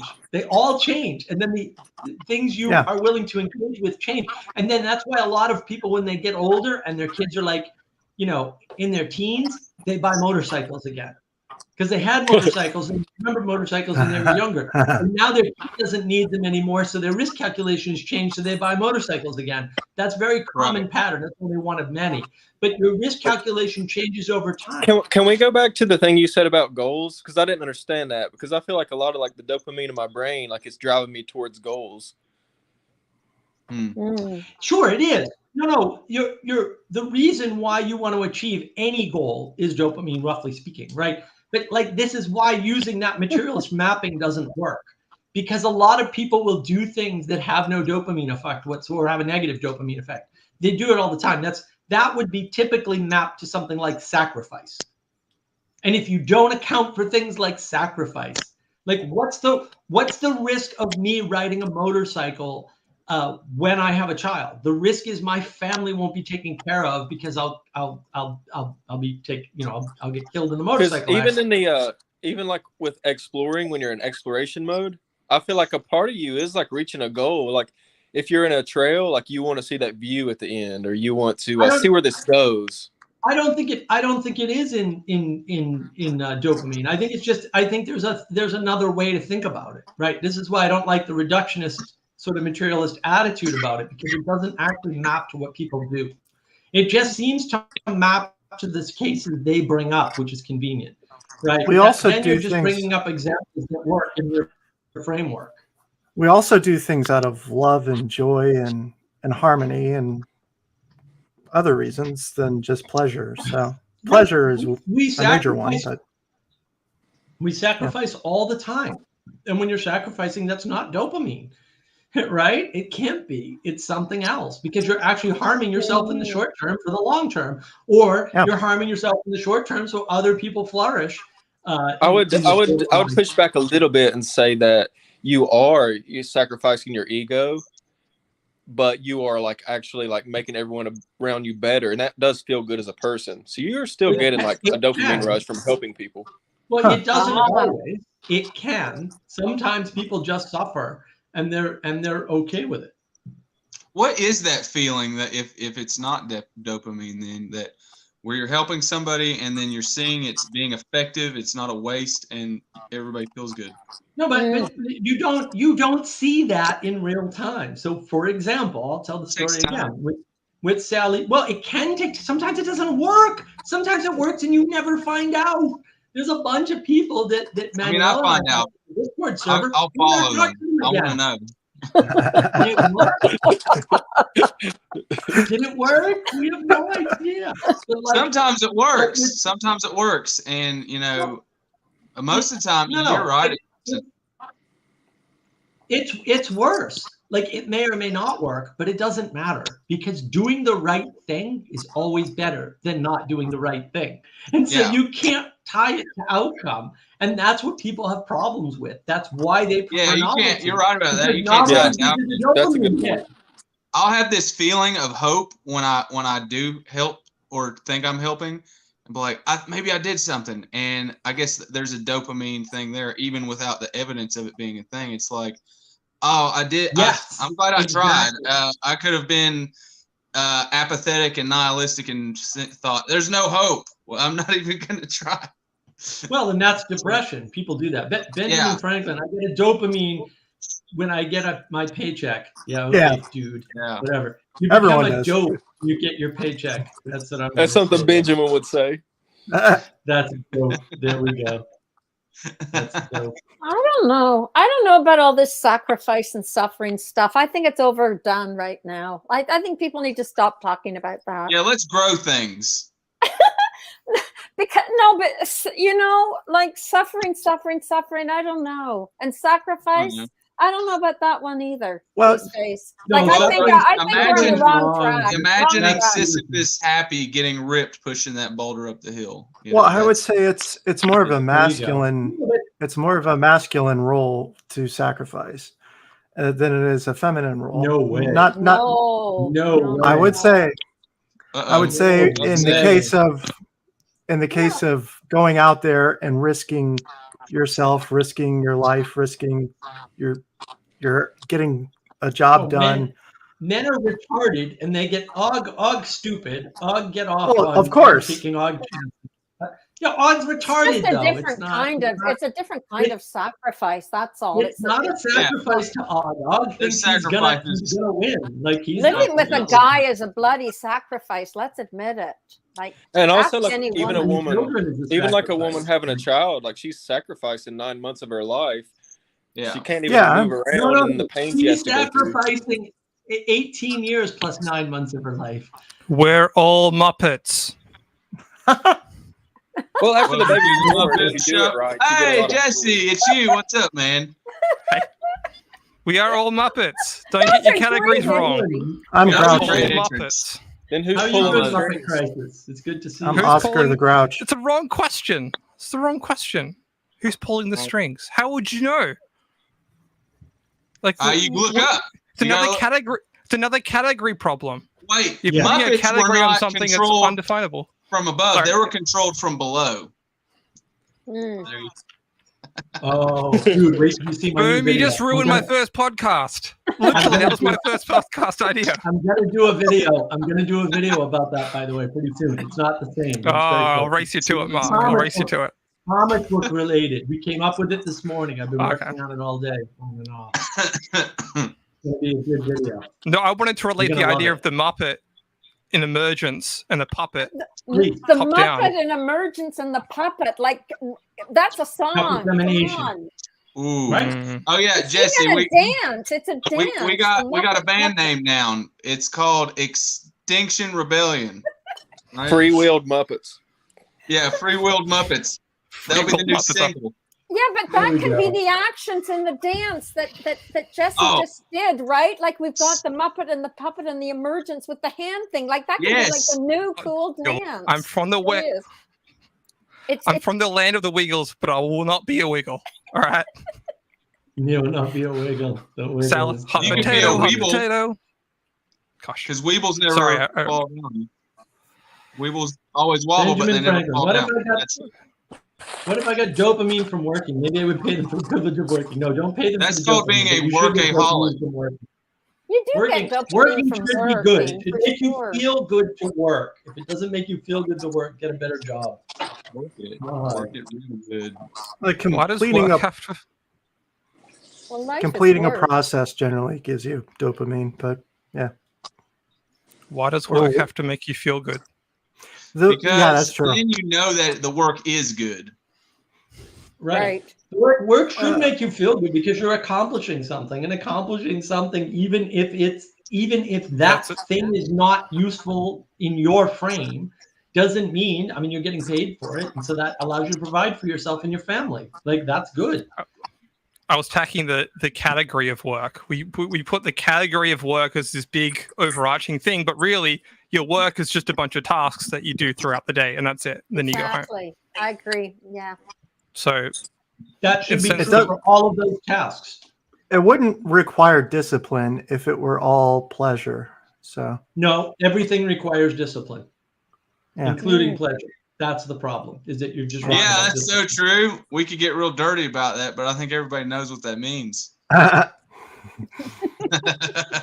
Well, it requires look. Even pleasure requires the discipline of not doing it all the time. Because if you do it all the time, it's no longer pleasurable. Like there's Yeah. discipline either way. You don't get around the discipline problem. Yeah. Yeah. Less. Well, and that's Oh. why you need community. Like community is the thing that can help you to regulate that within yourself. Like you need other people to be sane, to help you regulate yourself, because you don't regulate yourself. You can't regulate yourself entirely. You have a, I'm like you're a Muppet. You have a limit. I'm like There's that a rat. song about this. I can't remember the song. It was I'm like that amazing. rat in front of the cocaine button. You know, just like The rat only Don't does be- that. no. when it's not in Don't a- be in that. a rat-rich environment. It only does that when Don't it's be trapped that. in a cage alone. Don't Right. succumb to Maslow. Don't. Yeah. don't. Maslow does I not got have a terrible hierarchy. habits. Everyone has terrible habits. That's the problem. We're all Muppets. We're habits. We are habits. Yeah. Everybody's, no question. Crazy. We're crazy as they come. Why do we have to be Muppets? Why can't we just be crazy? I don't like. I like Muppets because Muppets Muppets, are characters. What's a, sorry, Boomy Shroomy, I didn't hear you. It's a Muppet. It's a small creature full of joy and Oh, happiness. okay. Is that what a Muppet means? A small. Yes. Oh, okay. We'll be small. Sesame creatures Street. full of- It's Kermit the Kermit Frog. the Frog here. I can't do it, but I tried. It's Kermit the Frog. Kermit's a Muppet. And Miss Piggy. Frog here.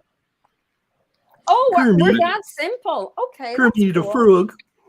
There But you what go. causes simple. some We're Muppets in a not- bad environment Are to we really escape? like Jordan that? Peterson. What'd you say, Blue We're Jay? not- Yeah, blue. We're Muppets. What causes We're some Muppets and we're Muppets not that are in a control of bad it. environment with other bad Muppets to escape their environment and make it a better environment somewhere else versus other Muppets just continuing to be bad Muppets with their bad Muppets? Something's going on that causes some Muppets to do better. Well, you need to look up. You can't look across or down, right? If all you're Right. doing is looking across, or all you're doing is looking down, or all you're doing is looking across and down, you're not looking up at a way to cooperate. You have Yeah. to look up at a way to cooperate. You have to Those find Muppets something are higher happy. that you It's a can long all way move up there, towards. though. Oh my god. They're happy to be Muppets on the Muppet Show. They did the show on purpose. It's not an accident.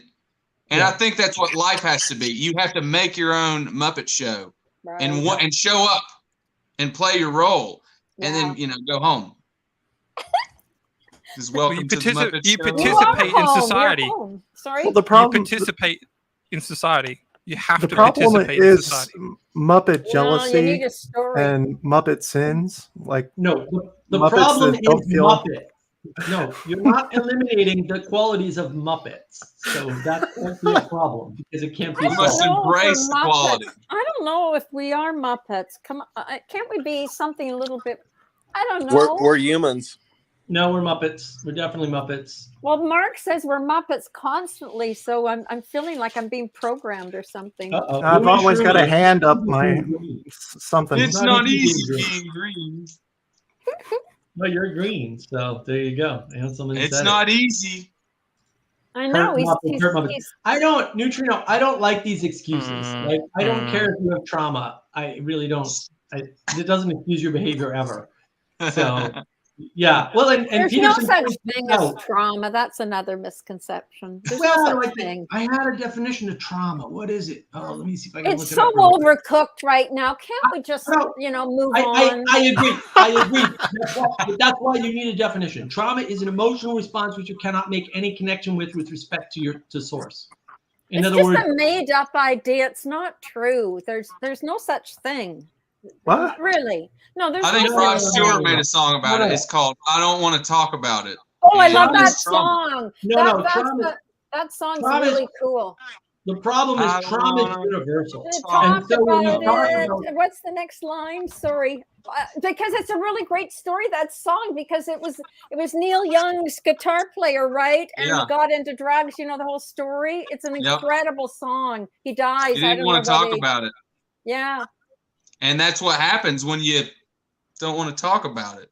yeah. Can we I get need you to all's write thoughts on something? stories. Yo, what's Yeah, up, go man? I heard Russell Brand say that he got a homeless guy and he tried to connect with the homeless guy. He took a bath with him. Mm. Ooh. And obviously that's weird. And then he talked to the homeless guy and he was like, "Do you want to continue being homeless? What do you want to do with your life?" And that guy was like, "Yeah, take me back out there. I liked it." And he just got the guy a taxi to the middle of nowhere, and the guy just continued being homeless. And then he said that guy's basically like the modern day nomad. He's like living like a hunter-gatherer lifestyle in modern times. Yeah, yeah. And it just made me think of that. You talking about like some people are exploring mode. It's like Yeah. this guy's constantly exploring every day. He's Right. like, "Fuck your dumbass Right. job in your office. He's I wanna writing be his out own here story. exploring He's every writing day." his own story. There's no He's doubt. immature. Those guys He's are immature, amazing. I right? love those homeless guys. He went from ordered to disordered, just like a child. and now he's a child. And that's that's not the story at all. Those people, if you talk to any of them, they're amazing. They're the best people in the world. Forget them up. Oh no, most of them are mentally ill. That's the problem. No, I think they're a backup. Most of them are mentally ill. Well, so they're is a backup hard drive. They're backup on iCloud. Okay. In I don't case think everything so. falls apart, that dude's gonna be wandering around out there still. Yeah, when everything falls apart though, and he has nothing to be parasitic on anymore, he's going to die pretty quick, and that's what happens to most of them. Maybe. They die pretty quickly. The lifespan goes way down when you're homeless. It depends on how many people he gets pregnant before he dies. rebellion, Wow. extinction. Okay. But that's the problem, is homelessness isn't one thing. Like, it doesn't even make sense to use that category, because just because somebody's in that situation doesn't speak to why they're there, how they got there, and how you can get them out, because they got there so many different ways and they're there for so many different reasons. The fact that they're there isn't a helpful categorization at all. Yeah. I agree, and I know a lot of them do suffer from mental illness and drug addiction. But this guy just seemed like he didn't really have a home, and he didn't necessarily want one. Mm-hmm. Yeah, I can buy it. That happens. My uncle was like that. I had an uncle. He should get a boat. He should get a boat instead. I feel Yeah, like boat or wings. Yeah. captain. Boats are a lot of work, dude. And Oh, they're- yeah, and they they're are. actually semi-expensive, and you can't forage for food on the ocean very easily, as it turns out. He needs a Fishing is hard. van. He needs a land boat, a van. Same thing. It's expensive. They don't have any money. They can't All buy right. fuel.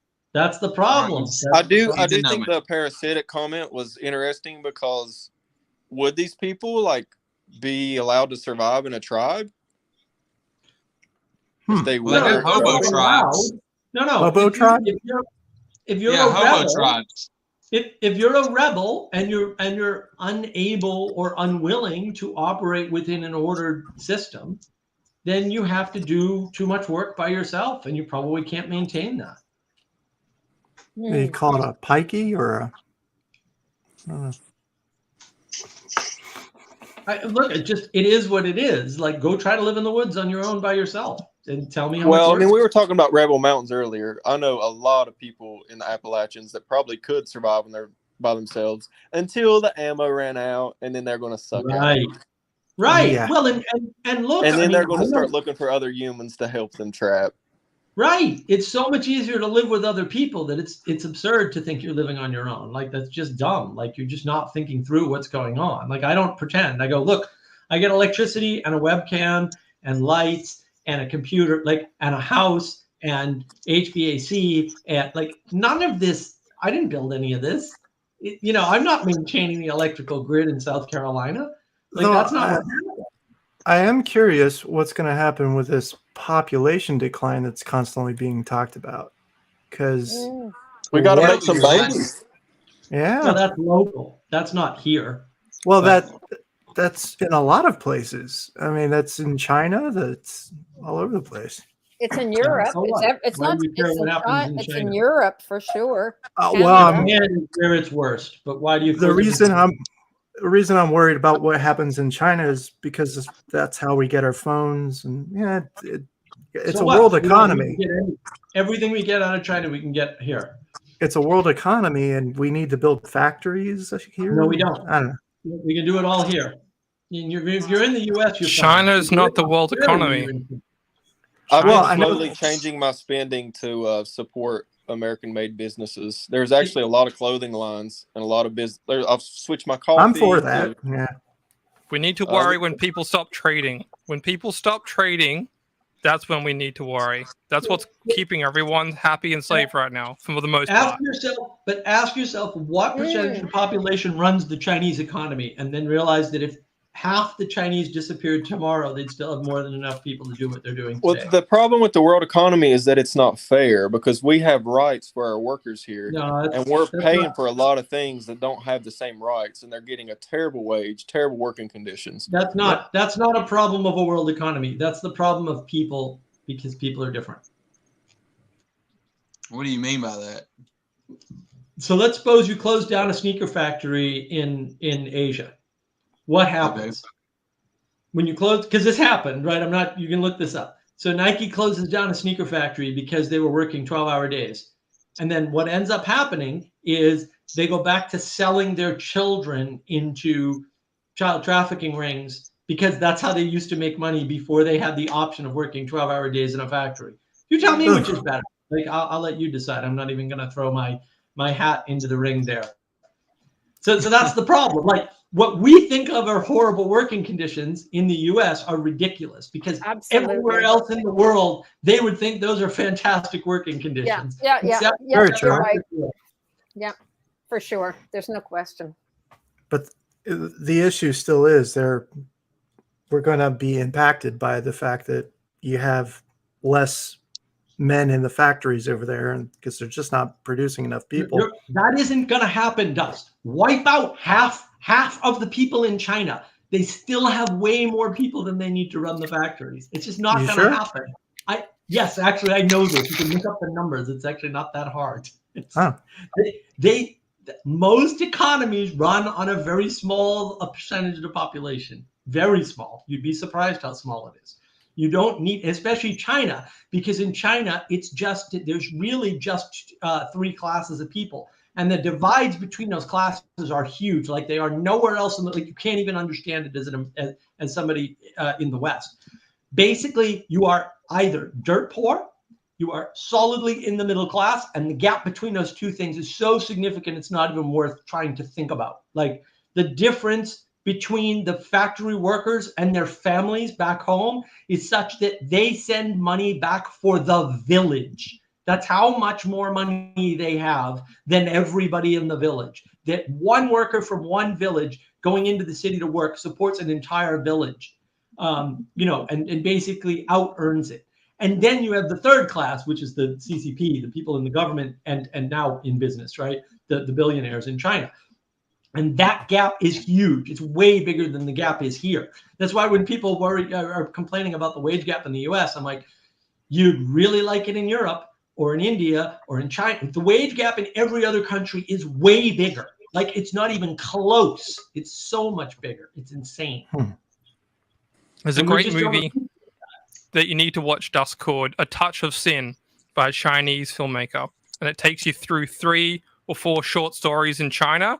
Brutal. You get to see every different part of the social economic society. You go from like gangsters, it starts with the gangster story, goes into a love story, goes into a working class girl, goes into an old lady at the end. Brutal and brilliant film. That'll tell you everything you need to know about the Chinese situation. It is not what Amazon? We know. It is.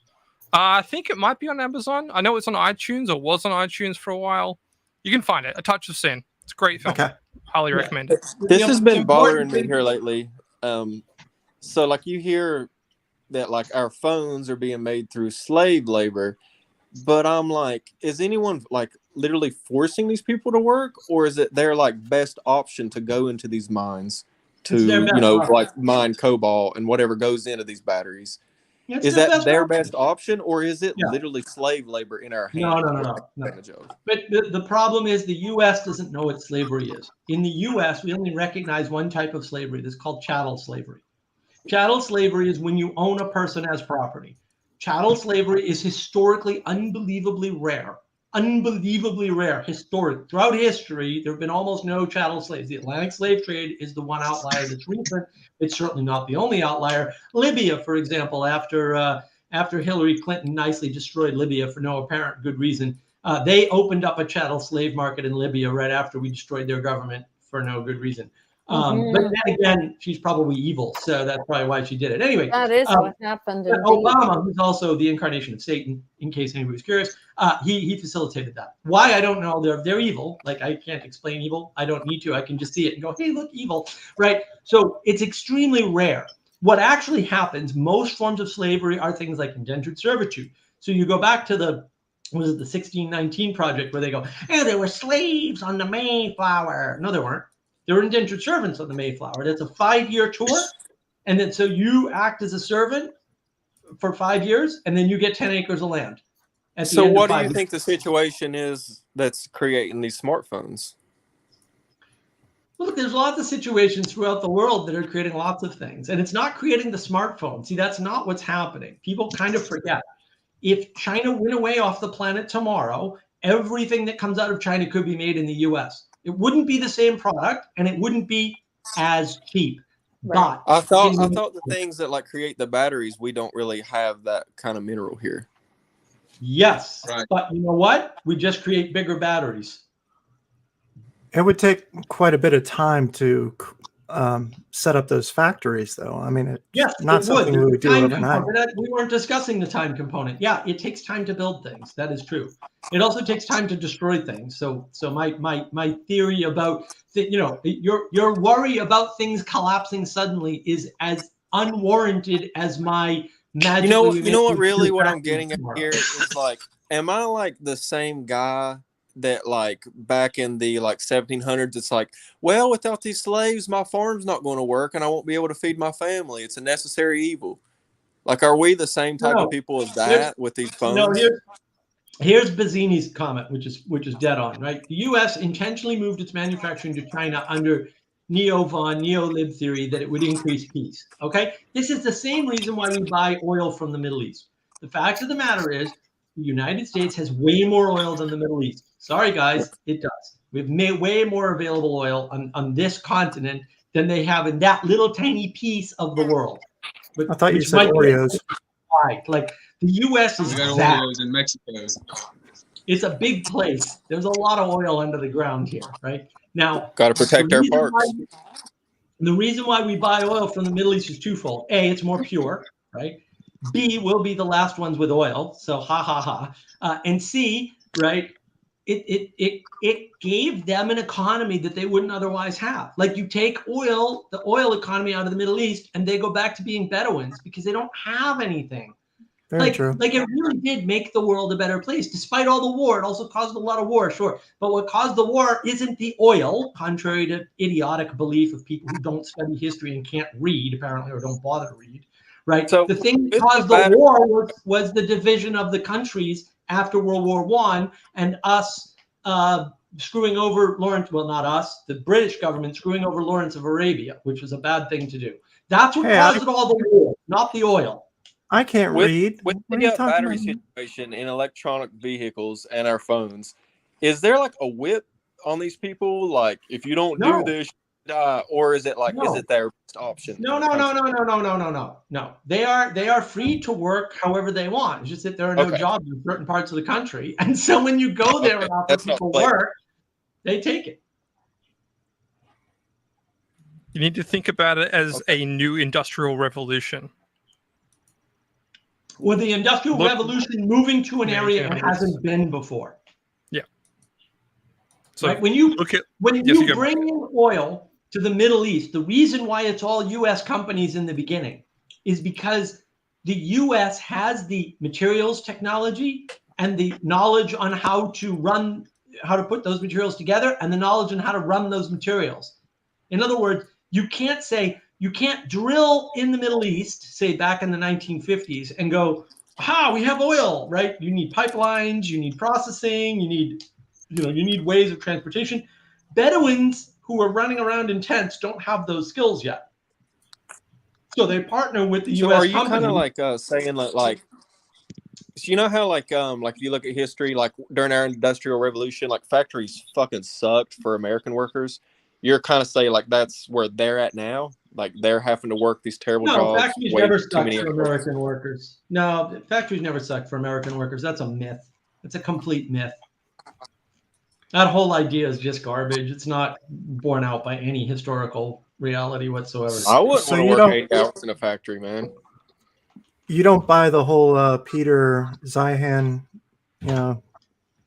idea. No, he's wrong. He's obviously wrong. Read a book. Like, really, these people that start. What the hell is that? Read a book. Read any newspaper of the time. Like, really, all this information is there. These people are full of garbage. They have no idea what they're talking about, and they've done no research.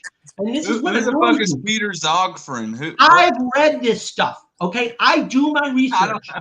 You can ask me, like, Mark, how do you know masks don't work? Because masks were studied, and I read the white papers long before COVID happened, and all the white papers said the same thing, which is masks don't work. Not that they don't have a utility, you shouldn't use them. The reason why they use them in Asia is as a social signal, not because it prevents disease. Well, how did I know that? Because I did the freaking research. Zion And I know that Ninja Max garbage. works. You never read a Ninja book. Max work because every person I've killed don't know who I am. Look, you can bitch about factory work, but the alternative is living a terrible life without an income. Okay. Blue, what is your question? You haven't actually formulated your question. So your question is: are people in other countries being treated the same or similar to patterns of history? Is that your question? My formal question is: me going to Apple and buying a smartphone, am I actively participating in encouraging slavery? No, I don't think so. I think you're. I would say you're actually. Slope. I would say that you're actually. Those are actually higher. Slippery slope argument there. Though. Those are actually higher living standards. That word is tainted. Yeah, you're using a word that's tainted. You need to use a more precise word. And I can define what I mean by slavery. Maybe this is not Webster, but when I say slavery, it's people being forced into labor that they otherwise wouldn't choose to do. They're not. No one is forced into labor in that part of the world. That people are forced into labor in smaller parts of the world. What do you think about the nets at the Foxconn Tower? What that's what people think of when we think of Chinese. They are forced into lower standards of having lower opportunities for certain types of jobs. Choice, and they're making that choice. Now they may not. Their choices suck. But they may not have the capacity to understand what that choice means, right? So some people, when they're separated from their families, can't deal with it and commit suicide. That happens all the time. It has nothing to do with Foxconn, right? And you can always argue that Foxconn is like, once you've signed up for that, you can't escape because you don't want to go back to the village. But actually in China, people go back to their villages all the time from the cities. So they're still making a choice. No one is forcing them into anything. The problem is that we have reduced the world into a world of choice and no choice by assuming that all slavery is chattel slavery when almost no slavery has ever been chattel slavery. So are you saying that Kanye West is right? Is that what you're saying? Kanye West is not wrong about a lot of things. Let me put it that way. He should be president anyways. I mean, come on. Well, look. Here's Kanye, right here. 24. Wrong. Are you participating in slavery by wearing cotton? By wearing cotton. It's a valid question. It's a valid question. That's really good. That's funny. You got to remember, almost all the fruits in the United States are picked by immigrant workers who come from other countries. And they come up here for 3 or 4 months. They do a bunch of agricultural work and they go back home. Oh, okay. Or look, I was in the Brazilian community for a while when I was up in Boston. There was a big Brazilian community in Waltham, Massachusetts. And basically, here's what happened. The girls that were cleaning houses were driving freaking Beamers, 7 Series Beamers too, not the cheap Beamer like I got. They're driving their expensive Beamers, okay? And they're sending their money back home to Brazil. That's how they're supporting their families. Now, they have to clean houses. Did they have to? No, they chose to do that work and they chose to live that lifestyle. They're living in houses, okay? They're living in like 3-bedroom multifamily houses with like 10 other people because that was better than home where they had to live with 20 other people. No, I'm not joking either. Like, this is true. And so they're hot bunking and doing all kinds of crazy things, all to save money because they don't need to live as luxurious as we do. And so they're putting that money into. Dude, that's what stream houses are. Having a there's people BMW doing that now. They could have chosen to live further out and driven further to work. No one had to live in Waltham. Even I didn't live in Waltham. Your comments definitely make me feel better because, like, I know you say that we're Muppets, but I like really value people's free will, and I think that's how you get like the ultimate ability out of someone is empowering them to live out their free will to the fullest. You're from the problem here is the neutral observer. You are not a neutral observer. You cannot neutrally observe someone else from another country. You can contextually. We tried to go over this last week, and I don't think I was ready to defend my position on compassion. But you cannot neutrally observe someone in another country. You can try to be there in context. You can try and embody the community. You can try and participate with them, but you cannot neutrally observe them. So in that sense, you can't say that they're in slavery. You can say it's like slavery. You can try and make distinctions. We can and say it sucks. describe it. We can say it sucks to them. We can say it. You could even try and sneak in that stupid phrase, systemic problems. There's a lot of problems with that phrase, but That's you can a say it's $5 like word. that.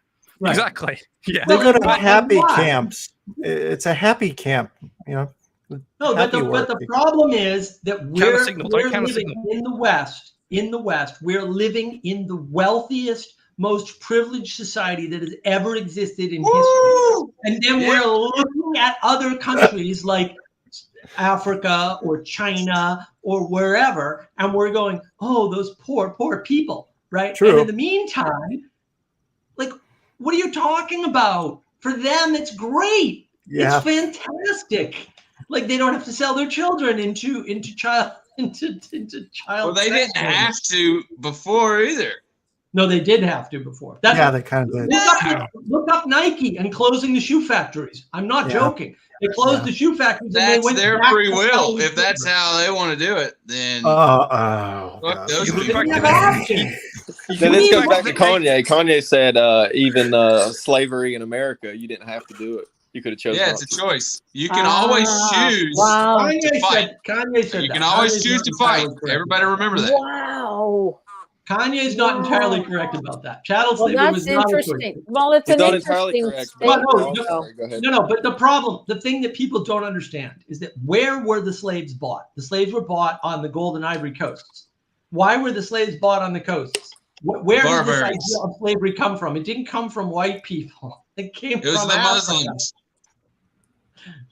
Right. Go But read no, it. You can go no, read about it the came- Woman Purchaser King. is any better than the No. seller. but- It came from the African tribes. The African tribes thought the interior Africans were inferior to them. Why And am I so gay? they Because I had like slaves. fish sticks.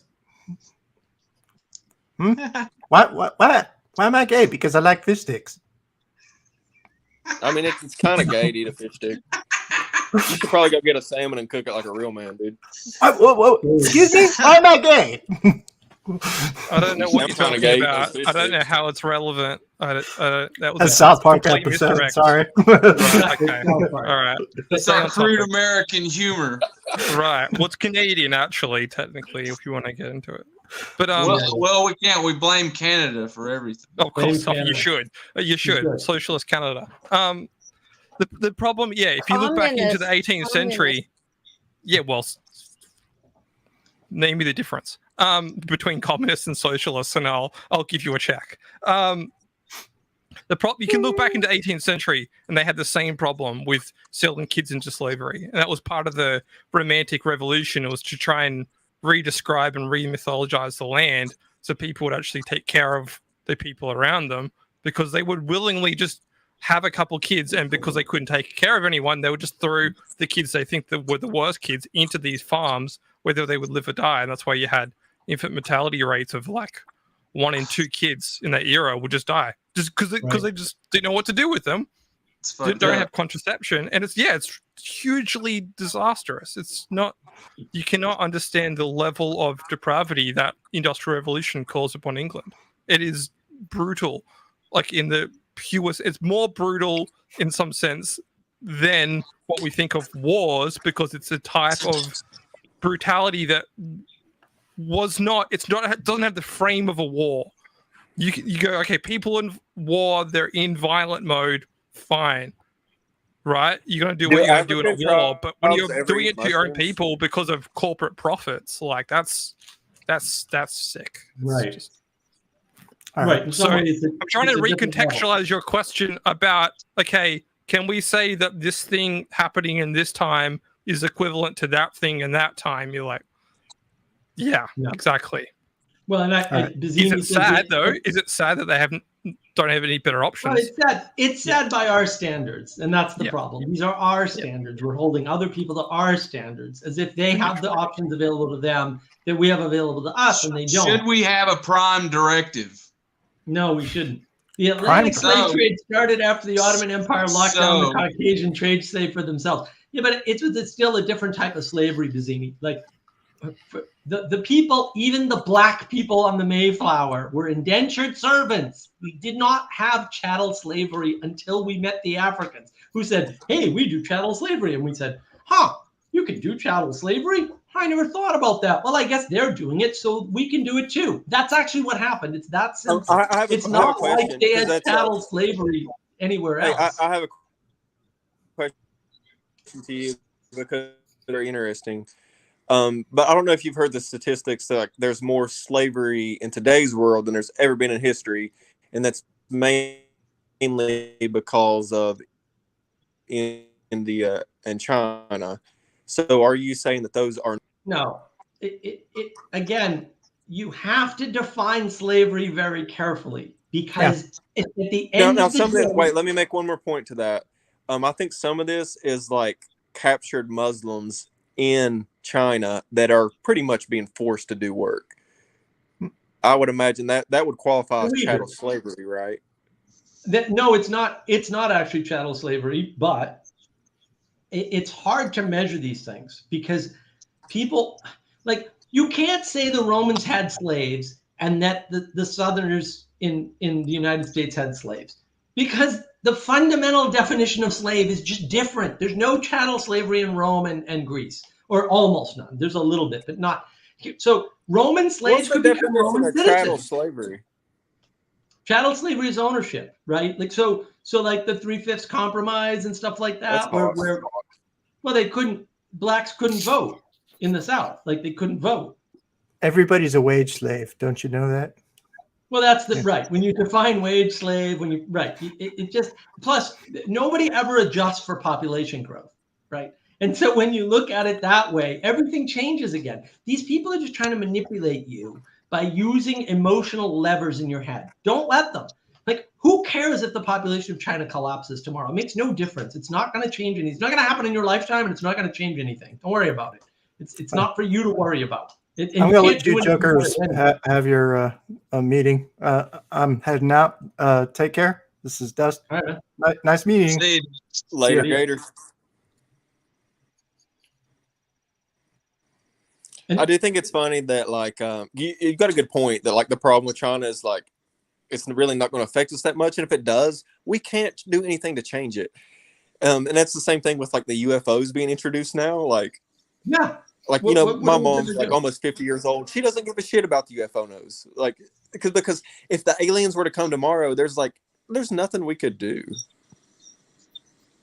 Yeah. I try to Sounds like you have an idealized view of Roman slavery. No, I don't. I'm just recognize that Roman slavery is not chattel slavery, partially because you can become Roman citizen. There You're was a Roman some slave slavery apologist. in Rome for sure, but it wasn't. The vast majority of Roman slaves were not property. That's not that. And the whole like indentured servants were property for 5 years technically. But this is why these definitions matter, because it really matters what you're talking about when you're using words like slavery. There's lots of forms of slavery, and they're so fundamentally different. The form of slavery in the South is fundamentally different from Roman and Greek slavery in general, except for the Helots and Sparta, because of things like rights. The actual rights were different. In Rome and Greece, for the most part, you could I rise sum it up like this, and not like be a slave. I think you make interesting arguments, but I think the vast majority of people would agree with me. They sum up slavery like, if you try to leave, I'm going to hurt you or kill you, or your family. Yeah, but that doesn't exist almost anywhere. I mean, that's called prison. Just because mass Like, people really? use a term wrongly doesn't mean I have to agree to the term and the way it's used. I can discuss with them, but if I think they're using a term wrongly or incorrectly, doesn't mean I have to adopt their point of view or frame. Oh, 100% agree with you. But when people say slavery, I think that's what they mean. That's why that's why I jumped in on you and said, "Hey, you can't use that word. That word is a slippery slope. Right. Like that word Right. is going to just cause all sorts of arguments and problems. You need to avoid, like, you need to identify what is, I'm going to say a trigger word, and go, cool. We don't use that now. The conversation stops. We try and find other ways to talk about the same subject. without that word, because we're always going to have these descriptive, accurate problems. Yes. So yeah, I'll go back to my main question, which you pretty much already answered. But I was just saying, is someone being physically forced to make my phone? Yeah, And no. I think it was a resounding no. Yeah. No. And look, right, here's wrong. You pay taxes, you're a slave to the state. No, you pay taxes voluntarily. You don't have to pay them. The state very rarely uses force to get taxes. And if you don't want to pay taxes, just move someplace where the state doesn't care. And those places exist. You can do that. You won't do that. You know why? Because you're making an agreement to use public things paid for. I don't care which state you live in. There's still federal taxes. There's still federal taxes in every state. No, I don't pay federal taxes. You got to earn enough to pay federal taxes. Problem solved. Well, most people want to make more than a standard deduction, which currently is around $12,900. That's your choice. No one's forcing you to do that. You're not a slave. You made a choice. There's no force involved at all. It's voluntary. You can't buy a home, and you can't really raise a family with less than $12,900 a year. You absolutely can. You absolutely can. People do it all the time, and that's the problem. Like you can earn that money over several years and be under the federal tax limit. It's not like that's just wrong. I know people who do this. I do this. I don't pay federal taxes I haven't paid federal taxes in 3 years. The only way you could possibly raise a family like that is if you are spending other people's tax money. People do it all the time, dude.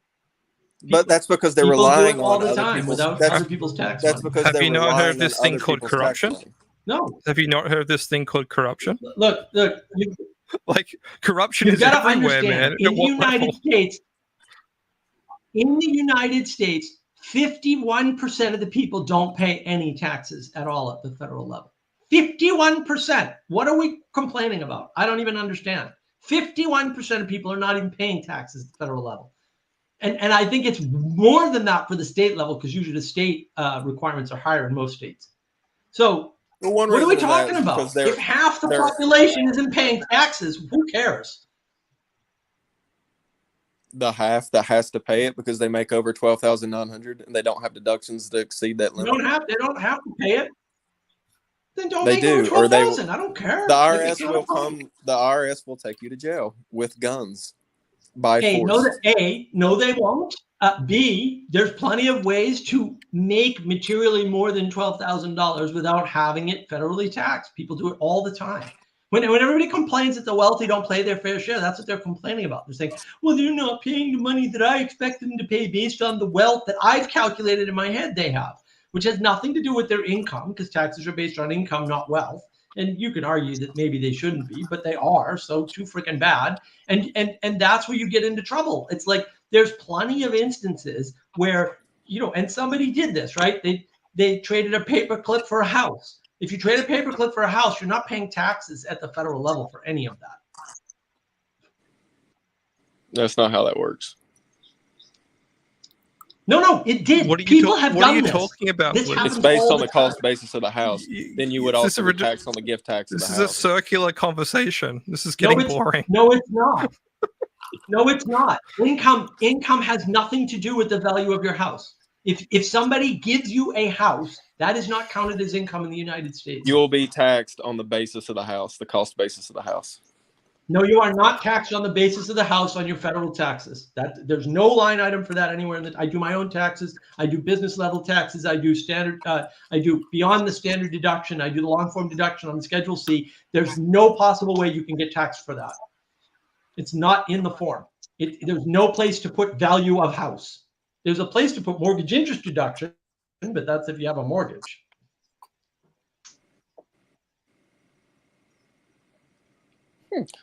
But the U.S. does not tax wealth. They do not care what you own. They only tax income, which means you need somebody to have sent you money and put in a form for that, either a W-2 or a 1099, or you're not getting taxed on it. Or you can get a 1099 from investments, you can get a 1099 from consulting, right? But if nobody sent you money and reported it, which also means if somebody sends you money and doesn't report it, you don't have to report it, by the way. That's called working under the table.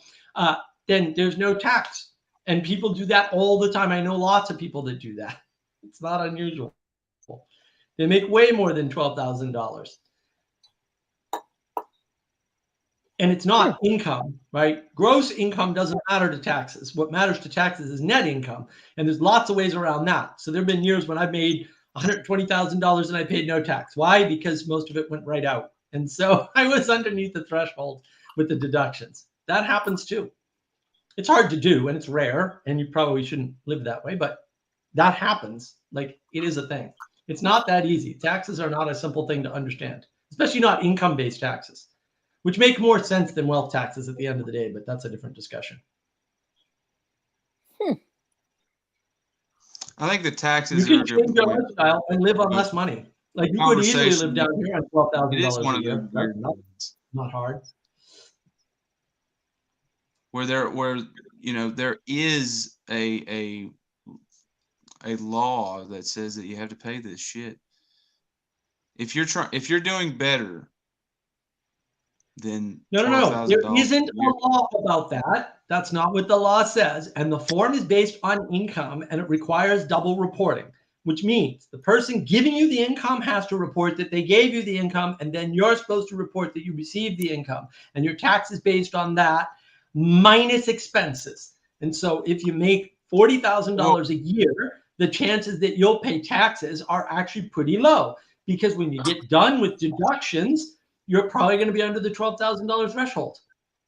Well, you've got to play the game. You got to play the game of the place, which is, it's all incentivizing a capitalist growth. You're growing things. If you're buying this or buying that, then you get, it's write not, it off on your it's taxes. not set up that way. That's not how it was encourages growth.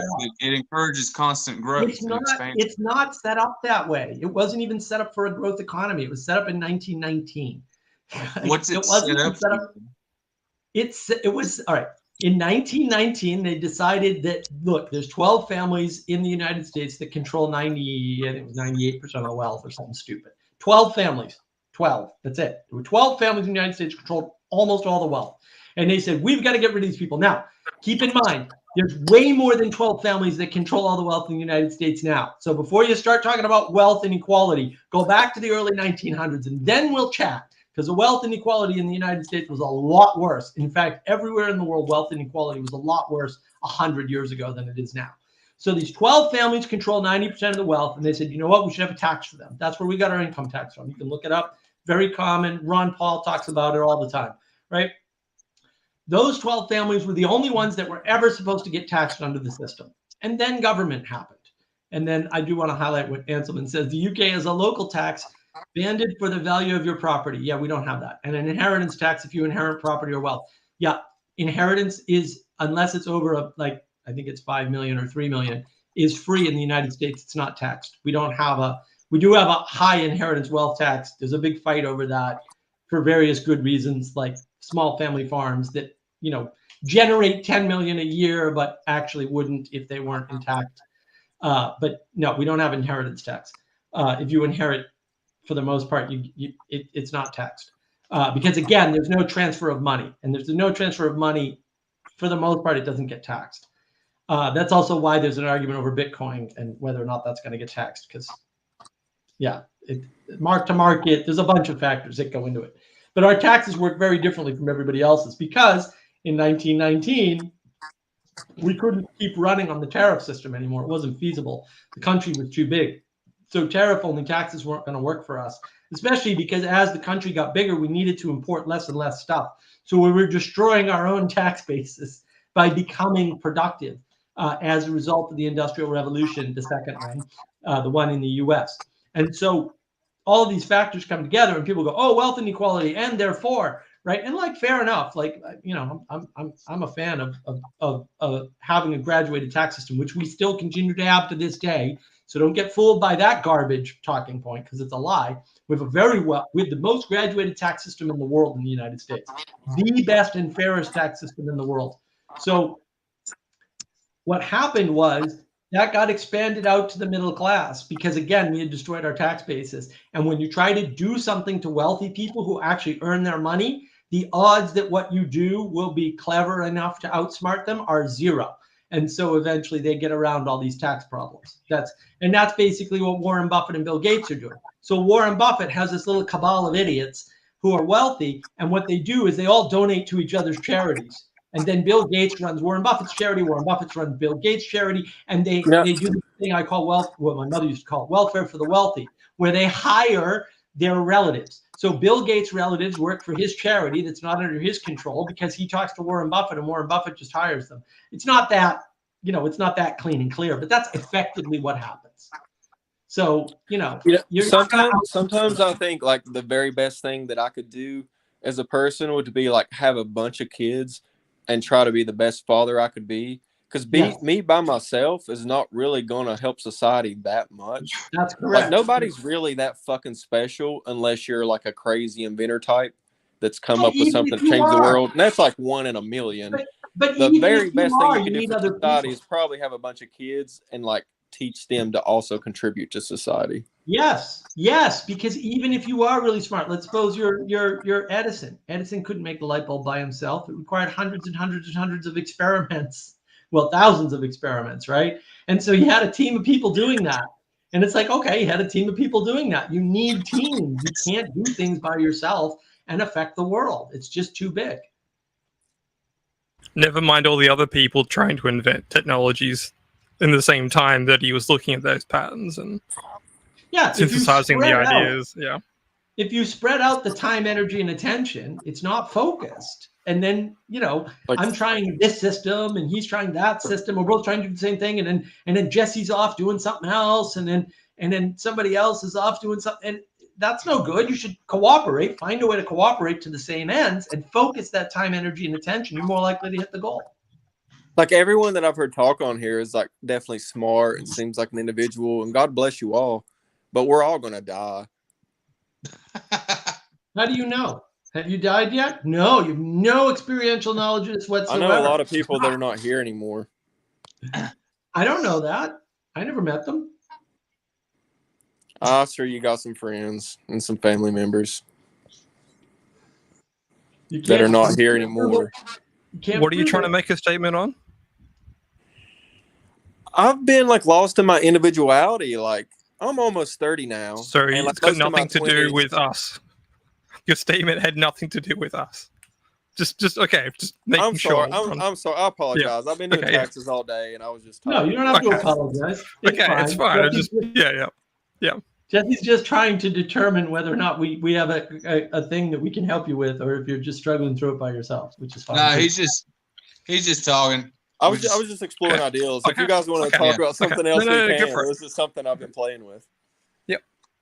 Go for it, man. Memento mori is a great Stoic phrase. Consider your death. Consider your legacy. Consider your work. Yeah. So most of my 20s, I've been like exploring my individuality, and it's been, very interesting, very cool, awesome experience. But the older I get, I'm like, I don't care like how cool I become. Like I'm gonna die. Yep. And like as far as like helping the world move forward, it feels like raising a bunch of kids. The best way I can would be the best move to, help moving forward. Otherwise, it almost just seems like all for naught. Do you have a relationship? I don't. Have a relationship?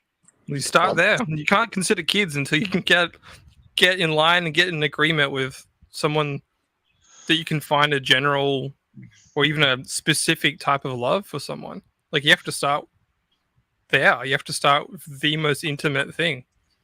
Like the kids thing is like their selves in order over there. Yeah.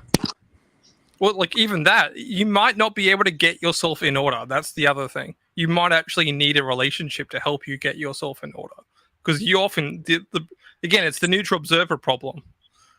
Like you might not be able to see. I would argue against that. I think men in particular need to get themselves together. Yeah, I'm saying if you're already on that journey, into a relationship. If you're already in that mode of pursuing a quality life, you need to be in a relationship with someone. You need to have someone else there. Otherwise, you're not going to. Like, there's only so much work you can do on yourself with yourself. which is okay. If you could do all the work with yourself, you wouldn't need therapy. You wouldn't need trauma healing practices. You wouldn't need community. If you could do all the work, you can't do all the work on yourself by yourself. I think you can do a lot of it with friends. You know, I don't know how much those meditation retreats and things like that really help people. I think it's a Band-Aid. To my point. I don't think it's really healing people deeply. No, because when you go home, you don't have that connection anymore. No, but you have those tools. They zapped out. That's part of it, is that you're getting tools. Well, if you're going somewhere else to get tools and you're coming back to your native area, culture, environment, you might freak people out. You might be so unrelatable. Yeah, maybe, but that's not what happens. What happens is you get tools, and then hopefully you're disciplined enough to use them. Maybe. I watched that Tony Robbins documentary, and what we're talking about kind of reminds me of that. Is those people, they got the tools, but another thing happened. They didn't stop talking to each other. They maintained their community. Well, you should. Yeah. You don't want to be. But they didn't live near each other. Your old situation. It's like drug addiction, right? When you're an addict, a lot of what determines whether or not you're going to stay an addict after recovery is whether or not you keep your friends. It's not the only factor, but it's the single biggest factor. Elizabeth, you're muted. If you keep talking, you're muted. We can't hear you. Yeah, what's up, Samar? Funny. I was eating my corn chips. That's okay. Like this kid's in the basement. That's me, like Mrs. Addict. Here I am, Mrs. Addict. I'm addicted to Fritos or whatever they are. No, but I thought what Blue Jay said was really brilliant, because it is kids that do that to you. It's not an intimate relationship. Like you can F around with another person, but it's children that do it. That's when things really change, and you're a different person totally. Peterson talks about this a lot, right? Yeah, and I think you're right. The happiest person I know is my friend who had 4 children, right? Stayed home with them, had 4 children. And everything's worked out exactly like you would imagine it would work out. And like Anselman's got a good point, though. I wanna highlight Anselman's point. Some of us have no kids, but like to think we're making a contribution to the future by helping others. I agree. We all leave a legacy of our actions, right? And the question is, are your actions A, towards the good, and B, helping others to be towards the good? Because I'm starting to that's look all at that unified field theory stuff I keep talking about. That's why I keep going on and on about the cheese pizza. Like, everybody's going to do their own thing, and that's fine, because I think ultimately we all can eat some cheese pizza together later after you come back. It's all going to work out. Yeah, but children are the future. I'm going to go back to this. Children are the future. Absolutely. If they're your children or somebody else's children, but some people shouldn't have children. Everybody should not have kids. Well, they really change your life. That's all I'm saying. And so it's important to acknowledge that they are our future. There's no question. Right. It is. Mainly people that don't want to have them, they shouldn't have them. People that want to have them, they should have them. But you don't know. It's like Mark's point, though. Like, that's how perception works. That's why I like exploration, because the reason exploration is so cool is because it actually teaches you how perception works, right? Yeah. You can't see anything to begin with. You don't know what you want in your living room, right? Then you've got to start exploring around, figuring out where to look good, what will not look good. And all of a sudden, isn't it cool? Like, I even noticed that about like gardening or in your house. All of a sudden, you start to notice, oh, I didn't see that. I didn't see this. I didn't see this. Like, it's amazing. So this whole idea of exploration, and you don't know what it's like to have a child or somebody else's child. Well, you have one, sorry, but you don't. Yeah. It's just like an unknown world. So some people have kids at different ages, and it works out great. Some people have them early, some people have them later. You can't know, and that's why the problem. Oh, it was an accident. Blue Jay, have 10 kids. You'll love it. That's all I'm saying. Yeah. You'd make a great father. Come on, you're already talking about death. You're cool. Go for it. Yeah. Doesn't matter who the woman is. Doesn't matter all this intimacy stuff. I don't believe that at all. I don't know anybody who has an intimate relationship. Oh, it matters. Don't say that. It totally matters who you're getting with. No. Trust me, it doesn't matter. Well, here's what I wouldn't do. I wouldn't treat having a kid as self-help, because like self-help, I think for people who are self-obsessed doesn't really work, because all they end up doing is helping themselves, and they don't really help themselves. It just causes more problems. So don't seek having a child as a form of self-help, because that's just going to be a nightmare for the kid. Yeah. And Life is a nightmare anyway. Come on. Who are No, we it's fooling? beautiful. I Well, love it's a beautiful well, nightmare. just hang on a For second. me, it's a beautiful So- nightmare. I don't- Exponential first of all, returns. Like, I don't- you know how like everything, like you can only spend your Sorry, time Ted. on so many things. If you was to raise 5 or 6 kids and give them a good upbringing, that's like 5 or 6 of yous. Yeah, maybe some of them are girls and they go do their own thing. Maybe some of them are guys and do their own things. But that's like way more capable than what you're alone by Yeah, and yourself then your able to contribute to grandchildren. society. Don't forget Right. about your grandchildren and your great grandchildren. Like you could have like, I don't know how many. I'm not saying this for an individual. I'm just saying generally speaking, like children are amazing. They're all, I'm sorry, Oh, yeah. McGilchrist, I they're all agree. right hemisphere. They're all right hemisphere. It's like living in enchantment when they're young. Yeah. They literally do not have the other side of the brain till about 8 or 9, or maybe it'll be better if nobody screws them around the education system. But sorry, Chad, we interrupted you. No, like my problem isn't with kids at all. My problem is with self-help. I think self-help is a lie. I don't think it's actually good aim. I think Yeah. the higher aim and a better aim is try to aim at usefulness towards others, and then seeking whatever higher power or God that you're willing to seek and submit to. And that, I think, if you make that your primary focus, everything else kind of gets taken care of in some way. Obviously, we're already aimed at helping ourselves. I mean, it's just a fact. Like, Right. I can't help it. You know what I mean? It's so well, I think that we all are to some degree focused on what can I get, and more so than, who can I actually meet with and be useful to, who is looking for help. Chad, I completely agree with you. And like, so far I've lived my life in a lot of ways. Like I have a job that like really helps the community and like helps the state out and like helps the infrastructure work. But it's like, I think now that I'm at this point, I could help society more by just having a ton of kids. Yeah.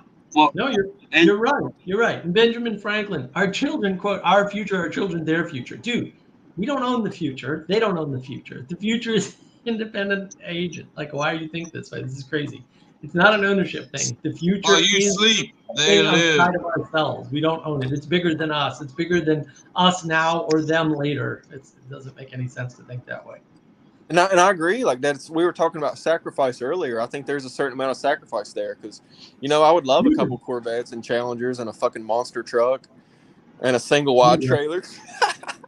There you go. You know what That's I'd like? dude lifestyle right there. That's Appalachian. I'd like to dude be able lifestyle, to. though. I'd like to be able to be okay with just being average.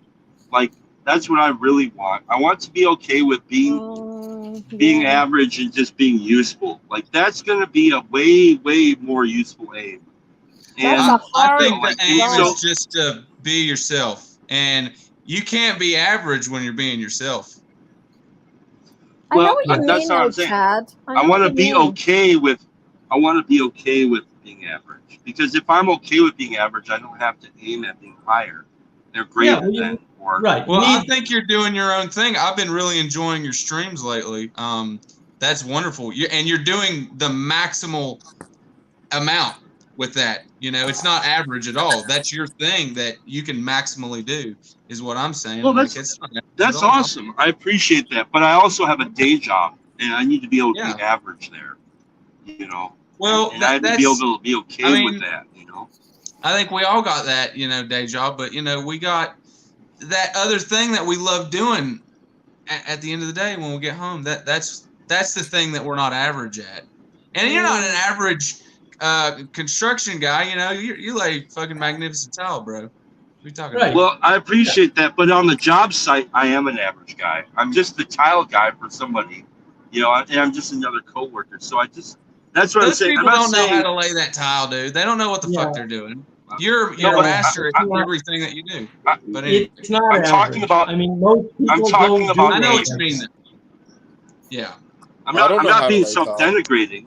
I'm not being Right. self-denigrating. I'm trying to just. I'm talking about like keeping myself in check for me, and Yeah. like I'm trying to pass along things that might be useful to other people. If they feel like, you know, like, oh, my life sucks because I'm just, you know, it's like it's okay. You're Dude, just that is another me. person Like like the every rest of fucking 30 seconds, I have this monster critic being like, Right. "You're not doing enough. You're not good enough. Work harder." Yes. us. Right. I think that's a sign Right. of intelligence that we see ourselves like that. It's important because it drives you forward to try harder, and you don't want to screw up. Right. Mm. But it's also so fucking cumbersome. Yeah. It's like But yeah, I like. It's so that's the true. hero, right? The hero's the one that struggles through and does it anyway, right? Yeah. That's the whole problem. Yeah, I don't know. Right, and he doesn't see himself as the hero. He sees himself as The he has a loser. role. He has a role that he has to carry out. He's really right sized, and he's not, you know, like, you know, I'm saying like the real hero isn't like, fuck yeah, I'm a awesome dude. I'm gonna, you know, it's like, no, I got a job to do. It just sucks though, You because know, if I was from his president, point I'd of be view, like, he's "You're a shitty average. president. You should learn more about the people, know what they want to happen." Like, I feel like no matter what position I got into, no matter success I achieve, I'm always going to be like, "Not good enough, you piece of shit. You're sorry." No, Well, I there's mean, always going to be somebody better. yeah, you're aiming too high at that point. Like we're all grown up on these Right. stupid freaking comic book ideas of what reality should be like. And, you know, to some extent, Elizabeth is right. There's too much focus by Peterson on things like the hero's journey. It's like you have to redefine hero to be something completely reasonable. It's such a hero. conundrum though, Han- because that Han same Solo. energy has allowed me to achieve so much. Yeah. Mm. And I feel Yeah. like if I didn't have that constant nagging voice in the back of my head, I would have achieved half of what I have now. No, you probably I think wouldn't that's have. true. But you have to understand other people don't have that voice and they still get by. And what's that about? I don't know how to parse any of that. It's like, okay, well, there's plenty of people just doing the thing without that ideal of getting better all the time. And they're able to do things that I cannot do, right? Because Yeah, gotta be get better. happy. Yeah. I bet I Yeah, could no roll this boulder kidding. up the hill better next time. Yeah, it'd be so nice to be one of those people that are content, right? That are not Yeah. driven. Hey, They're you so what? damn driven. It drives me nuts. Here I am, so old, and I'm still driven like crazy. Yeah. Oh man. Oh, and I And bet I it think- never stops. It's probably just a personality Well, trait. I mean, I have a friend. tons Do you of wanna- fun, but still. Do you want to Hi, be a Barney. hero? Barney. I'm sorry. Go ahead. If you want to, here's how you can be a hero. Go walk around your block and pick up pieces of garbage and throw them out. And don't tell Yeah. anybody about it. And don't do it because you care about the environment. Do it because you need something to do. And, you know, why the fuck not? Or go find some, you know, shopping carts to put away. And don't tell anybody that you did it. That's what heroes do. Heroes do stuff and don't tell Right. anybody about it. Right. The Right. problem I have with Yeah, that yeah. though is you're missing the there's something in me that craves progress. Right. And I feel like Right. that's just a never-ending treadmill if I'm picking But up that's garbage. right. That is personality. And that's the demon you have to struggle with right there. You Is this sit out there with a shotgun and a sign around your chest that says no littering. That's progress. only in the Rebel Mountains can you get away with that. Oh, it must be fun. You guys live in the best place, it sounds like.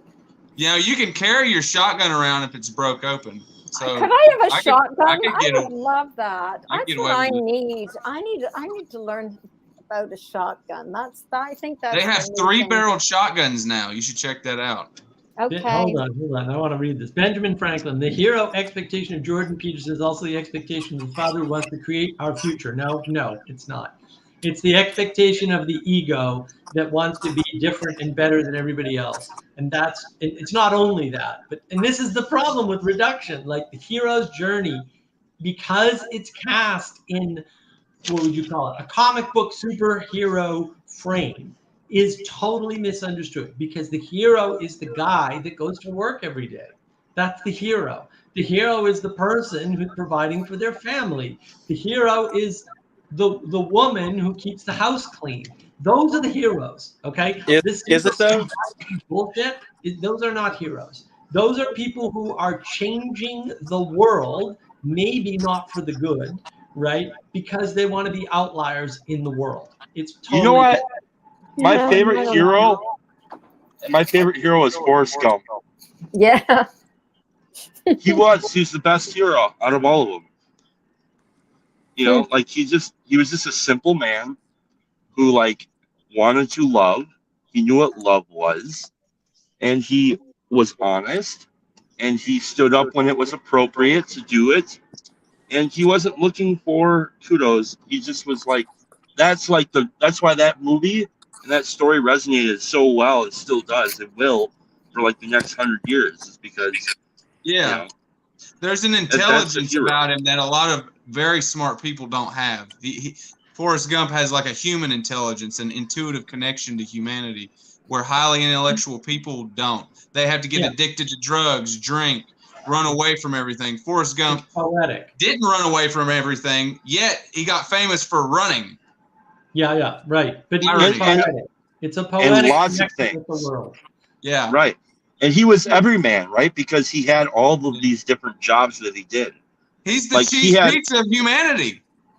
Well, he mowed lawns and he owned Apple, right? He was a soldier. He was a college football star. He was an everyman in all these different average kind of ways. The apple pie cheese pizza of America. There we go. That's what Father Eric, worshiping outliers is the same as worshiping monstrous individuals. Yes. Outliers are outliers, and it's very hard to tell in the moment. To Benjamin Franklin, my favorite is Ultron. He loved his father and wanted to perform his father's will. You don't know your father's will. Maybe your father doesn't know his own will. Thinking that you're your daddy and what does he do? Right. Hey, well, I gotta run, guys. See you, Chad. Much love. Bye-bye. Much love. See you, Dad. See you, Chad. Yeah, you don't know other people's will. And so you can try to do that. And we do try to do that. I'm not saying it doesn't happen, but it doesn't mean you're doing it. You know, maybe your father didn't want you to run his business, right? Who knows? Hanselman, good night. I hope you sleep well, sir. Enjoy your evening. But that's a very interesting. Was that a quote that you were reading? A comment? No. Oh, that was just some of the ideals you were saying. Yeah, that's very interesting. But it's like we do need something to like strive towards, like a goal, like a upwards. Yeah, we have lots of them available to us, and so what we do is we filter out most of them and we pick some, and that's what happens. Are you saying like focus more on like your local like plumber, electrician, you're like everyday man, like that's a badass? That's what Peterson talks about. First, clean your room, then maybe clean up your house, and then maybe clean up your neighborhood, and then maybe clean up your community, and then right. Start small and work your way to large so that you get some experience in making the world a better place. I think that's correct. Me too. I mean, if you can't keep your room clean, if you can't keep your room clean, what makes you think that you can clean up the planet from fossil fuels? Like, what are you, high? You can't even keep your room clean, you muppet. Yeah. I really like what our community's doing here. Like there's new restaurants and bars and businesses starting to happen. And it doesn't matter what's going on in the bigger town. Like I find myself wanting to hang out in my town more often and spend my money here and participate with the people here. And you know, like it creates that Cheers environment like we were talking about, that everybody got super obsessed with that show because you go somewhere and then most people kind of know your name and know your vibe. Right. Yeah. They know what kind of sandwich you're about to order or what kind of pizza. What kind of this cheese pizza guy is coming back again today.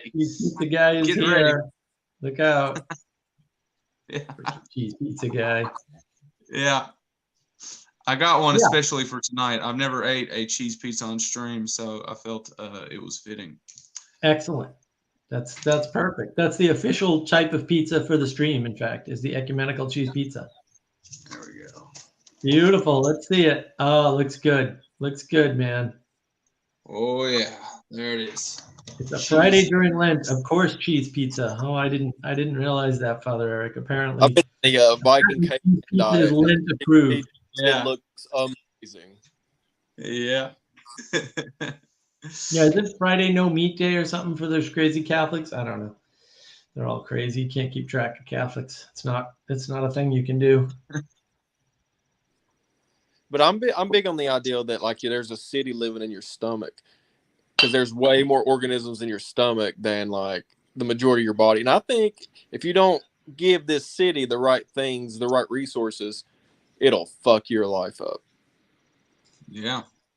Yeah, no, absolutely. We're embedded in a bunch of things. We have a bunch of relationships with the world, and everything else does too. And it's like, don't pull on that string. You don't know what it's attached to, right? That's from Right. Buckaroo Banzai. It's like, yeah, you don't know.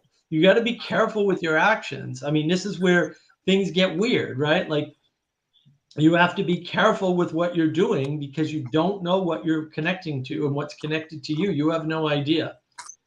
Now that's a hero, Buckaroo Banzai. He was a rock star, physicist, trans-dimensional knot. Father Eric says, yes, I can have that on Fridays. I like wrong, though. Wrong. Whoops. Wrong says fish on Friday. Right. Fish on Friday. Pizza. I had fish. I'll put anchovies on the cheese pizza. I had Friday fish and chips when I was in Scotland. It was quite good. Hey, I want to ask you all something. Do you all believe that everyone has good intentions? No. No. So you really think that there's people out there that are like, I want to fuck up the world? I have been victimized by those people. I can point you to people like that right now. Yes, I do. I deeply I've believe been around a lot of people, but it seems like the people I've seen that do harm, I think like maybe they're just like lost in their ego and they're trying to do good for themselves and they harm other people in the process. I don't care why you. I've never seen someone like just like mess up the world on purpose just for the hell of it. I have. Yeah, I have too. Many people. I was helping one of my friends move in with her new boyfriend, and I was happy for them. I was like, great, you have a wonderful new boyfriend. You're moving in with him. Let me lend you some assistance. I can get a truck and get over there and help you guys. So I helped him move in, and at first I thought it was weird that he didn't help us pick up anything and move it into the truck. And then she said, oh, he hurt his back or something. I was like, oh, okay, yeah, whatever. I don't care. And I noticed he was just drinking a big bottle of like vodka or something. He was just holding a bottle.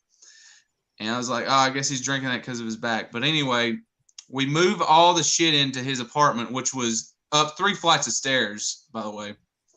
And we get it all in there, and she's all settled in. And she's like,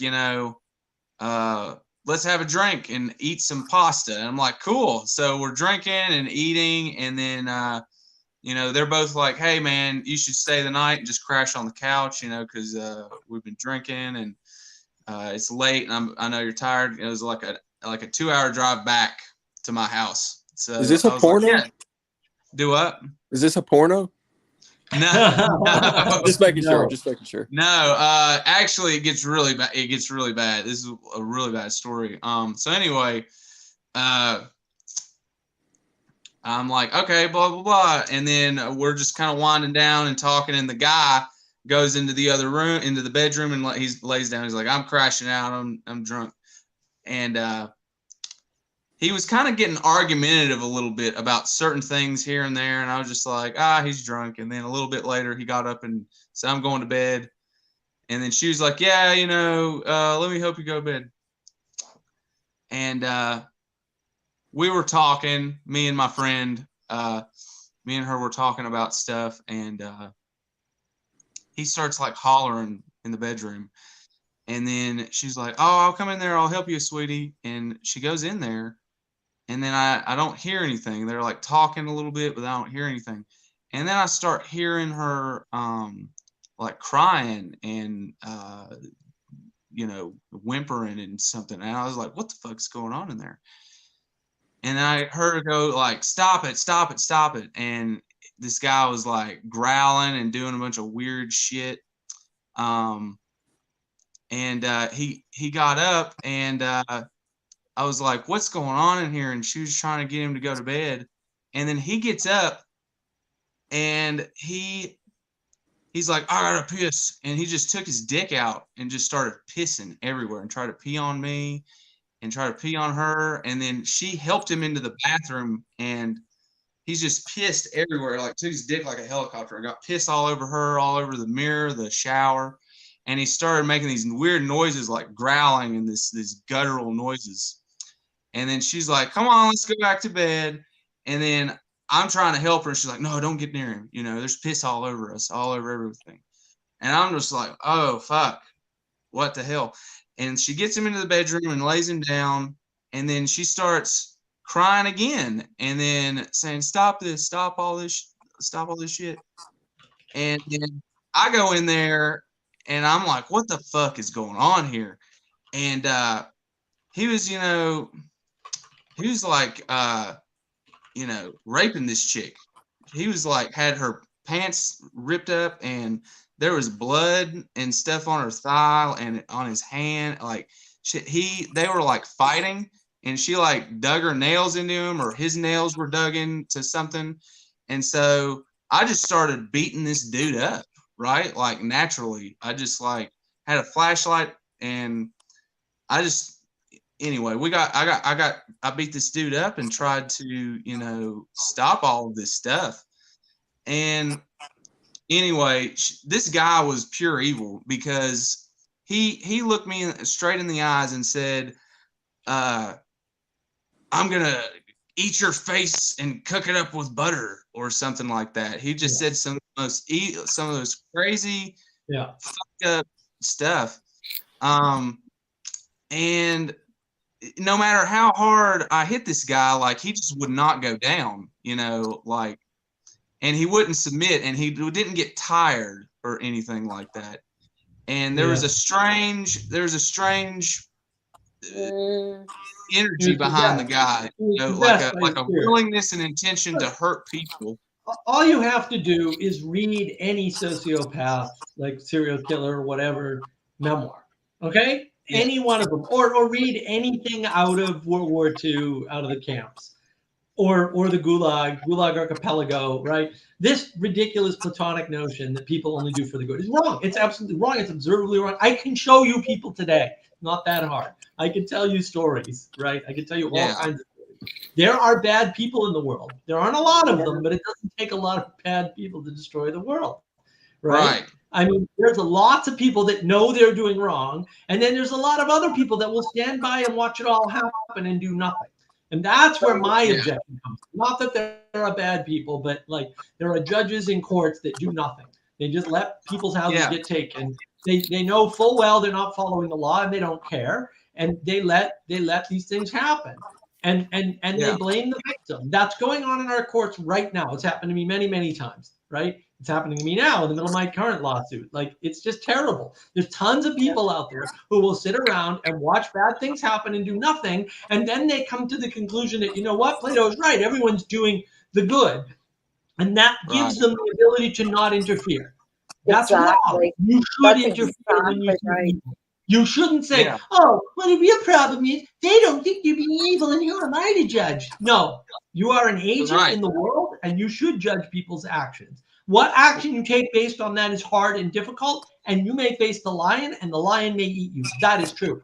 But you should not sit back and do nothing while people do evil. She didn't think that guy was evil. Like, she was trying to stop me from beating this guy up, and it's like, please don't hurt him. And I'm like, what are you talking about? Like, this guy, your jeans are all ripped up, and this thing has happened when I'm in the other room, and this is awful. I can't watch that or hear that happening, because I heard it at first, but when you see it, you get into a fit of rage because it's horrible. So Bazzini points out lots of people that know they're doing wrong but think they're justified in it. That's fine, Nick. I think nobody's ever stopped that guy. I don't know how long that was happening with her and that guy, and I think I think subconsciously she wanted me to see what was going on or something. Sure, she did. And I did, and I stopped it. I don't think that guy ever had anybody stop him from whatever he's been doing. But look, the problem is that the fact that somebody feels justified about something means nothing about the world. It's meaningless indication. First of all, you don't know that they feel justified. And second of all, I don't care if they feel justified. Like, if you are a serial killer, you are not justified. You can feel justified internally all you want. That doesn't inform my decision to take you out. Sorry, your justification, internal, existent or not, is irrelevant to the fact that you're an agent in the world and you have to do the good. And sometimes that means fighting evil. Sorry, it just does. And that's why I don't like this relativistic garbage. Oh, they feel justified, so I shouldn't judge them. No, you should judge them. You should judge them because they're an agent in the world and things happen in the world. And you deal with the world. You don't deal with people's justifications in their head because you're not in their head. You don't even have that option. So this is fantasy. Fantasy. I am positive. Read some of the books that Peterson talks about, that these people know they're evil and they are going to do evil and they don't have good intention. Ooh, I'm glad you finally brought it home. I've agreed with everything you said.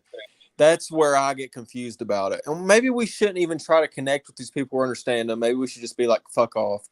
Yeah. But like when people are truly doing evil, like part of me just finds it hard to even understand the fact that, like, do they really think they're just making everything worse? Like, is that their goal? Yes, that's their goal. Like, well, that guy that peed all over himself and helicoptered his dick around while he was pissing and got it all over my friend and tried to get it on me. That really has always stuck out to me, like the intentional destruction, and dominant too. That's another point. But I was thinking the intentional soiling of his home, his new girlfriend that just moved in, just his whole clothing. Wait. Do you think maybe that's what it is? It's a cheat code to power. Whenever you start destroying stuff. Maybe. I mean, I beat the fuck out of that guy. He wasn't that powerful. But that is a cheat code to power. Anybody can pull a brick out and bring down a building and be powerful in it. But it's hard as fuck to create something or build something else. That's right. That's right. That's why when people talk about deconstruction, I'm like, there's no such thing. It takes no effort. It's the lazy people's grab at power. You're not deconstructing anything. You're just destroying things. Yeah. Look. Yeah.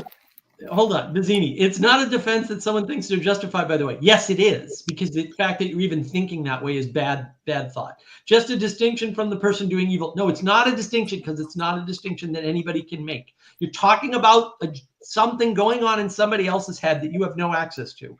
So it's not a distinction that you can make because you can't know what's going on in their head. You don't know. You don't know the difference between somebody doing something out of a love for evil and someone doing something out of ego for themselves, and someone doing something out of the need to destroy, and someone doing something out of the want for power. So you don't what know any of those what are we things. better off doing? Are we better off just judging the effect that it has on everyone? Look, so that goes to Benjamin Franklin. Is wrongness a quality that is according to some community or group? Yes. It is also another quality, but it is also that, right? For example, if I raise an animal and kill it to eat, it's not wrong according to me. Look, we are slaves to the fact that we all live on a planet with each other. Now, we can't operate at the scale of a planet. So we have different countries and different societies. Some of that's determined by geography. Some of it's determined by culture, right? Which is why the culture in the Rebel Mountains is very similar to the culture of Scotland, right? And because the Scots-Irish were the people that settled Appalachia, roughly speaking, and other rebels too, right? This is Colin Woodard's point in American It's Nation. pretty mixed up, man. It's a lot of English and a lot of Scottish, a lot of Irish. But it's all pretty the much all of rebels. England. It's all the rebels, and it's all the people that felt that they were mistreated by the military or the government that moved there. And then other people later moved there who also felt rebellious or mistreated, right? He's trying to say it's in our blood. It's not. It's in your culture. It's not in your blood. It's in our ancestral genes. And people move where the culture is, right? And there's nothing, there's nothing wrong with that. But the determinations of right and wrong, like to this day, tax collectors are not welcome in the Appalachian Mountains. It doesn't matter what state you're in. If you're in that region, which should be called the state of Jefferson, We do not like the county assessor riding Then- around. well, he'll get run out on a rail. Like, really, this still happens over there, man. It's not a joke. And it's not the only place.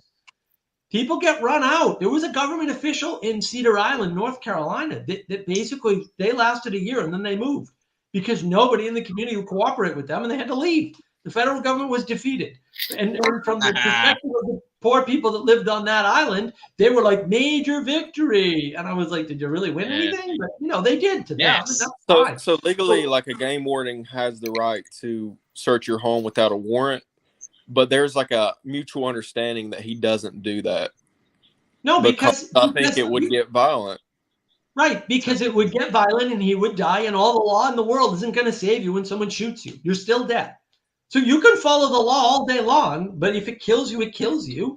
And then the federal government can't enact. I mean, that happens. Like, these are real concerns. These are negotiations. Everything's a negotiation. Everybody wants like law to be this thing that people follow. Law comes out of action. Law doesn't determine action. That's the thinking of it backwards. And if you know history, you know this. You can watch how laws progress and emerge. That's why they're trying to make everybody little girls. But bills are brought up into the Congress from below. They're not, the Congress doesn't go, you know what? I'm going to pass a law that says that never happens. That's not what Everyone happens. in West Virginia breaks the law every year because technically, if you buy something out of state, you're supposed to pay sales tax on it if you bring it back into West Virginia. And everyone always puts 0 on that form every fucking year. Yeah. I was talking shit to my Christian mom this year. I'm like, I'm not putting 0 on your TurboTax unless you type it in. I ain't going to lie to you. I ain't going to lie to the government for you. I was just fucking with her. Of course I did. But like literally everyone does that. Yeah. Of course they do. They do it in Massachusetts too. Right. Massachusetts tried to get the state of New Hampshire to report on Southern New Hampshire to report on all the people that got like tires and car work done that were Massachusetts residents. The state of New Hampshire. And this is like the perfect example of like everyone like thinks they're law-abiding citizens. Like the majority of people are like, I'm a law-abiding citizen until there's a law you don't agree with, and then you're like, I do what the fuck I want to do. That's not a good law. But to your point, almost everybody cheats on their taxes. Oh yeah. Like it's everybody goes like, oh, the IRS. The IRS doesn't do anything about people who cheat on their taxes for the most part. It does sometimes, but it's very rare. It takes years, sometimes 20 or 30 years for them to catch up to you. And yeah, I do agree with you. Less than 1% of people are audited, so that right there tells you a lot. Right, and then you have to fail the audit. Then you have to fail to abide by whatever agreement you make with the audit. Then you have to fail to live up to that agreement. Like, it's a long process to get hit up by the IRS. It doesn't happen very often, which is not condoning any of this stuff. But look, you wouldn't get any street cred in jail either. Like, what are you in here for, bro? Yeah, I didn't pay taxes. Fuck you. Yeah. No, you wouldn't. Uh-oh. Here's a question for Boomy Shroomy. Have you seen the movie Leave No Trace? It's about a man who lives in the woods after his wife died and can't adapt to modern living, but his daughter wants to live with other people. I saw Captain Fantastic. It was kind of like that. I didn't see Leave No Trace. I did see that one. That was very similar. I remember he was like laying down in the grass and they got caught and separated. So the actual question is, you say I'm done with society. I'm moving out. I'm doing my own thing. Your daughter's like, I want Wi-Fi, Dad. I want the opportunity to really achieve something in business. Well, but this happens. What are you going to do? Time. You got to tell her she's a heretic. Right? The Amish are like this. That's why they have the Rumspringer, right? Where the kids get to go out and experience non-Amish life. And then they get to choose. What happens. Right. Yeah. So you let her try it out and you'll be like, you'll be back, girl. Or not. If she doesn't want to come back. Sometimes people are just rebellious and they'll live in those rebel mountains forever instead of coming into society. No. What are you talking about?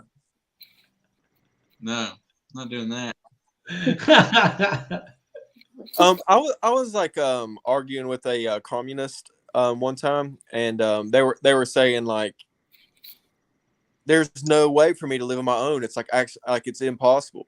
I was like, you could Yep. go into the woods right now. You could go into the woods in West Virginia and like if you wanted to Yep. try, you could kill animals and like You survive. can. People do it. So Yeah. I made that point and I still kind of agree with it. But something that made me like kind of pull back a little bit is like the vast majority of West Virginia woods are owned by other people and they will kick you off their property if they find you. There's plenty of state parks and federal parks in the United States. I don't places think that you're you allowed can to go. build a cabin on a state park though. They will. No, you don't have to remove build a you. cabin, but you know, Then how are you going to like survive winter, man? West Virginia winter is rough. They're gonna have to live in old coal mines. That People throw do. out. Yeah, people do. Well, and then what is this? Yeah, Captain Fantastic is very similar. He didn't make that connection. That's funny. Yeah, there's lots of themes out That's there a that good are movie. recurring in movies in particular. Don't you think that would be difficult though to like if like society to get so bad and you were like, okay, I'm going to go to the woods and figure this shit trade-off. out. That's the trade-off. People don't understand. Yes, you're making a trade-off. You're I don't think it's whining a trade-off. about- What I'm getting at is I think it's almost impossible. No, it's not. People do it. There are plenty of people doing it. There are plenty of communities. I think right people now were you can go blending into it, and you they'll know. let you do They're it. not going full Amish, you know. They're going out in yurts with Wi-Fi. Like they're doing everything. They're doing the Well, whole there are thing. some people trying to split the difference. They're saying, Yeah. no, the trade-off I want is technology, but no taxes, and therefore I want Yeah. a yurt They want with free food stamps and electricity. bullets. Right, and they don't understand. You were born into a world that pre-existed you, and therefore it's all negotiation. That's it. Are you saying we are born in the Matrix and we have a plug in the back of our head? Yes, lots of homeless people in California. There's Shit. homeless people all over the place. Yeah, look, you may not be able to live homeless where you want, but that doesn't like I know homeless people in New England, like, or I used to anyway. I used to be one. Like, you can survive. It's not the end of the world. I Homeless think people maybe exist. some of these homeless people would have a cabin in the woods and kill deer and whatnot. No, if they they were- don't. They're parasites upon the planet. Yeah, That's the it's problem. too hard. Why would they do that? That would be Yeah, hard with that. They can do it easier, so they do it easier. But They they're look parasites. in the trash. Yeah, but where can you build a cabin without like someone finding you and being like, bro, Why would can't you be on want my to build? four-wheeler trail? Why would they want to build a cabin when they can live in a dumpster and close the lid like Oscar No, the no, no. Grouch? Some people do build cabins. That happens. The state doesn't actually kick people out all that often because they don't find everything. It's like there are people like that. There are ways to do this. There's plenty of open land in Canada, for example, that no one would ever freaking find you because nobody lives there. Yeah, no kidding. It's so I just bloody cold. realized Oscar the Grouch is the archetype for homeless people. I haven't met an ungrouchy homeless person. I don't believe. There you They're go. all grouchy. Yeah. Yeah. Look, I mean, there's squatters' rights for a reason. If you can squat on someone's land long enough, they can't kick you off ever. So these things happen. It's hard. Nobody wants to do it, and nobody should want to do it because it's miserable, but it's doable. It can be done. Yeah, well, that's what people miss. They think these things are impossible when in fact they're just making choices they don't understand. Right. And that was a theme in The Matrix, right? You can't see past a choice you don't understand. Oh, okay, fair enough. You can't. Well, No, I like this. Mazzini. Diogenes was the proto-Oscar. Yeah, well, Diogenes. yeah, he was the proto Oscar. Well, he's just the archetype. It's the same archetype. Yeah, I mean, Oscar You is need to get Diogenes. up on here, Caillou, and share your wisdom. There you go. I'm always going to know him as Caillou. I just that's the name that stuck. That or Leap Helicopter, one of the two. I only know him as Mazzini. Or Mazzini. Nick. That's his real name. But yeah.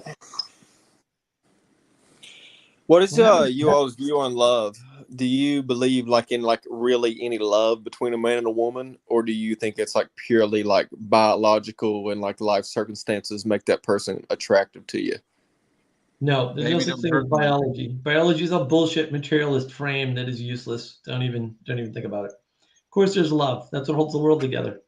Wait a second. I gotta push back because I mean, are you going to deny all of biology? Like, what does that even Yes, mean? I'm denying all of biology is a useful frame to understand literally anything in the world. That it's actually not hard. It's called the placebo effect. Now what? Right. Once the placebo effect comes into play, it's like, oh, we can't explain that. No, you can't. You have no explanation for the placebo effect with biology. Biology does not explain the placebo effect at all. And it is the most consistent effect for people. Problem solved. Okay. But if we observe animals, do you think animals and humans like operate under a different code then? I don't think so. No, but they operate with different levels of awareness. And so the dog is not aware of, like, dogs don't know what they look like, right? Most dogs, when they see a mirror, they bark at it because they don't know it's them. So they have a different level of awareness. So do they don't need to operate know the what they same look way. like? But if a German Shepherd sees a hot ass female German Shepherd, it knows, I want that. It knows exactly what to do. A German Shepherd will literally hump your leg. I mean, I've humped a couch before, but I still want love. Okay, but the German Shepherd humped your leg, whether it loved you or not. So, like, I don't know what to Right tell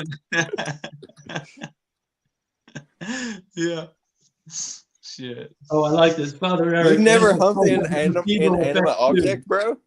No, the animals aren't stupid enough to believe in the placebo effect. Animals are okay with miracles. So it's just the humans that need to name miracles so they can use a category that's invalid to try to understand a world that they're never going to understand. Huh. So you just give up on the understanding. You're just like, it is whatever you believe it is. I use the Socratic method, and I say knowledge is not the highest thing, and so knowledge is not the highest thing, and then I don't have to worry about what I know. I can worry about what happens in the world. I can worry about what I do and where I'm aimed. That's what I can worry about, and then everything gets easier. Like, why make life hard? You can keep adding knowledge to yourself forever. There we go. Yeah. We got ecumenical cheese pizza all around. You can add knowledge forever, but that's not going to advance you in any way, shape, or form. So it's up to you. Like, and I'm not saying don't use any knowledge at all ever for anything, but also, like, that can't be the answer. That's kind of a crazy statement, though, man. Because I mean, the knowledge of you brushing your teeth probably helps, keep your gums and your. No, your 3-year-old doesn't have knowledge of brush your teeth. It just emulates you. No, I don't want to brush my teeth. You can't make me. Fine, let your teeth rot out. Okay, I'll go brush. Look, I've got a convert. Father Eric says, burn the books. Yes, burn the book. I'm still on the book burning phase. Yes. Uh-oh. Hey, Eric, come on. Couldn't we build on what we already have and just constantly challenge it rather than just get rid of it all? That's what I want to do. Why? Why do we want to do that? So we want to take something that works and we want to change it. Are we sure that's what we want to do? Because what if our change doesn't work? What if we invent a new digital form of money and nobody understands that that's really just a proxy for electricity? And then they go, oh, this obviously. That's when we go back to what we have. You try something new and you're like, well, this shit don't work. Let's do money again. Oh, well, you could look at Bitcoin and say, well, this is pretty much a failure, right? And then, yeah, you could, but we don't. We keep going, you know what? That was a good idea. We just needed to tweak it this way. So if the default position is always newer is better, then you get the hell that we're living in now that everyone's complaining about. And if instead the default is what we had before. You make a really good point. I do think we should always challenge things, but you should always recognize when you have a sunk cost. Once you try something new, just put your invested in it. If it's not working, you need to forget about it. But that's the hard part. This attitude about change is the reason why we're here. Like, that's why everything's screwed up. That's why we have a meaning crisis. But at the same time, we're living in like one of the best eras ever in humanity. I'm psyched about it. I'm having a great time. About 20 years ago, I don't know. In 2014 was a big turning point. Let me put it that way. Everything's gotten worse. I mean, I have to agree with you. I do think we're on the decline, but we still got a pretty sweet gig right now. Man, it's gonna be fun. It's gonna be fun. It's not. Well, no. I mean, it's getting vastly worse really fast. Like things like That's okay. Walmart. I just read Let Walmart was pulling out of an away. entire section of a place, and I was like, "What? They're pulling out all the Walmart." I'll tell you That- one problem with current society is that, like, I heard that like 90% of teachers are Democrats, and that's I don't Yeah. care what side someone is, but I want there to be an Mhm. argument in the classroom.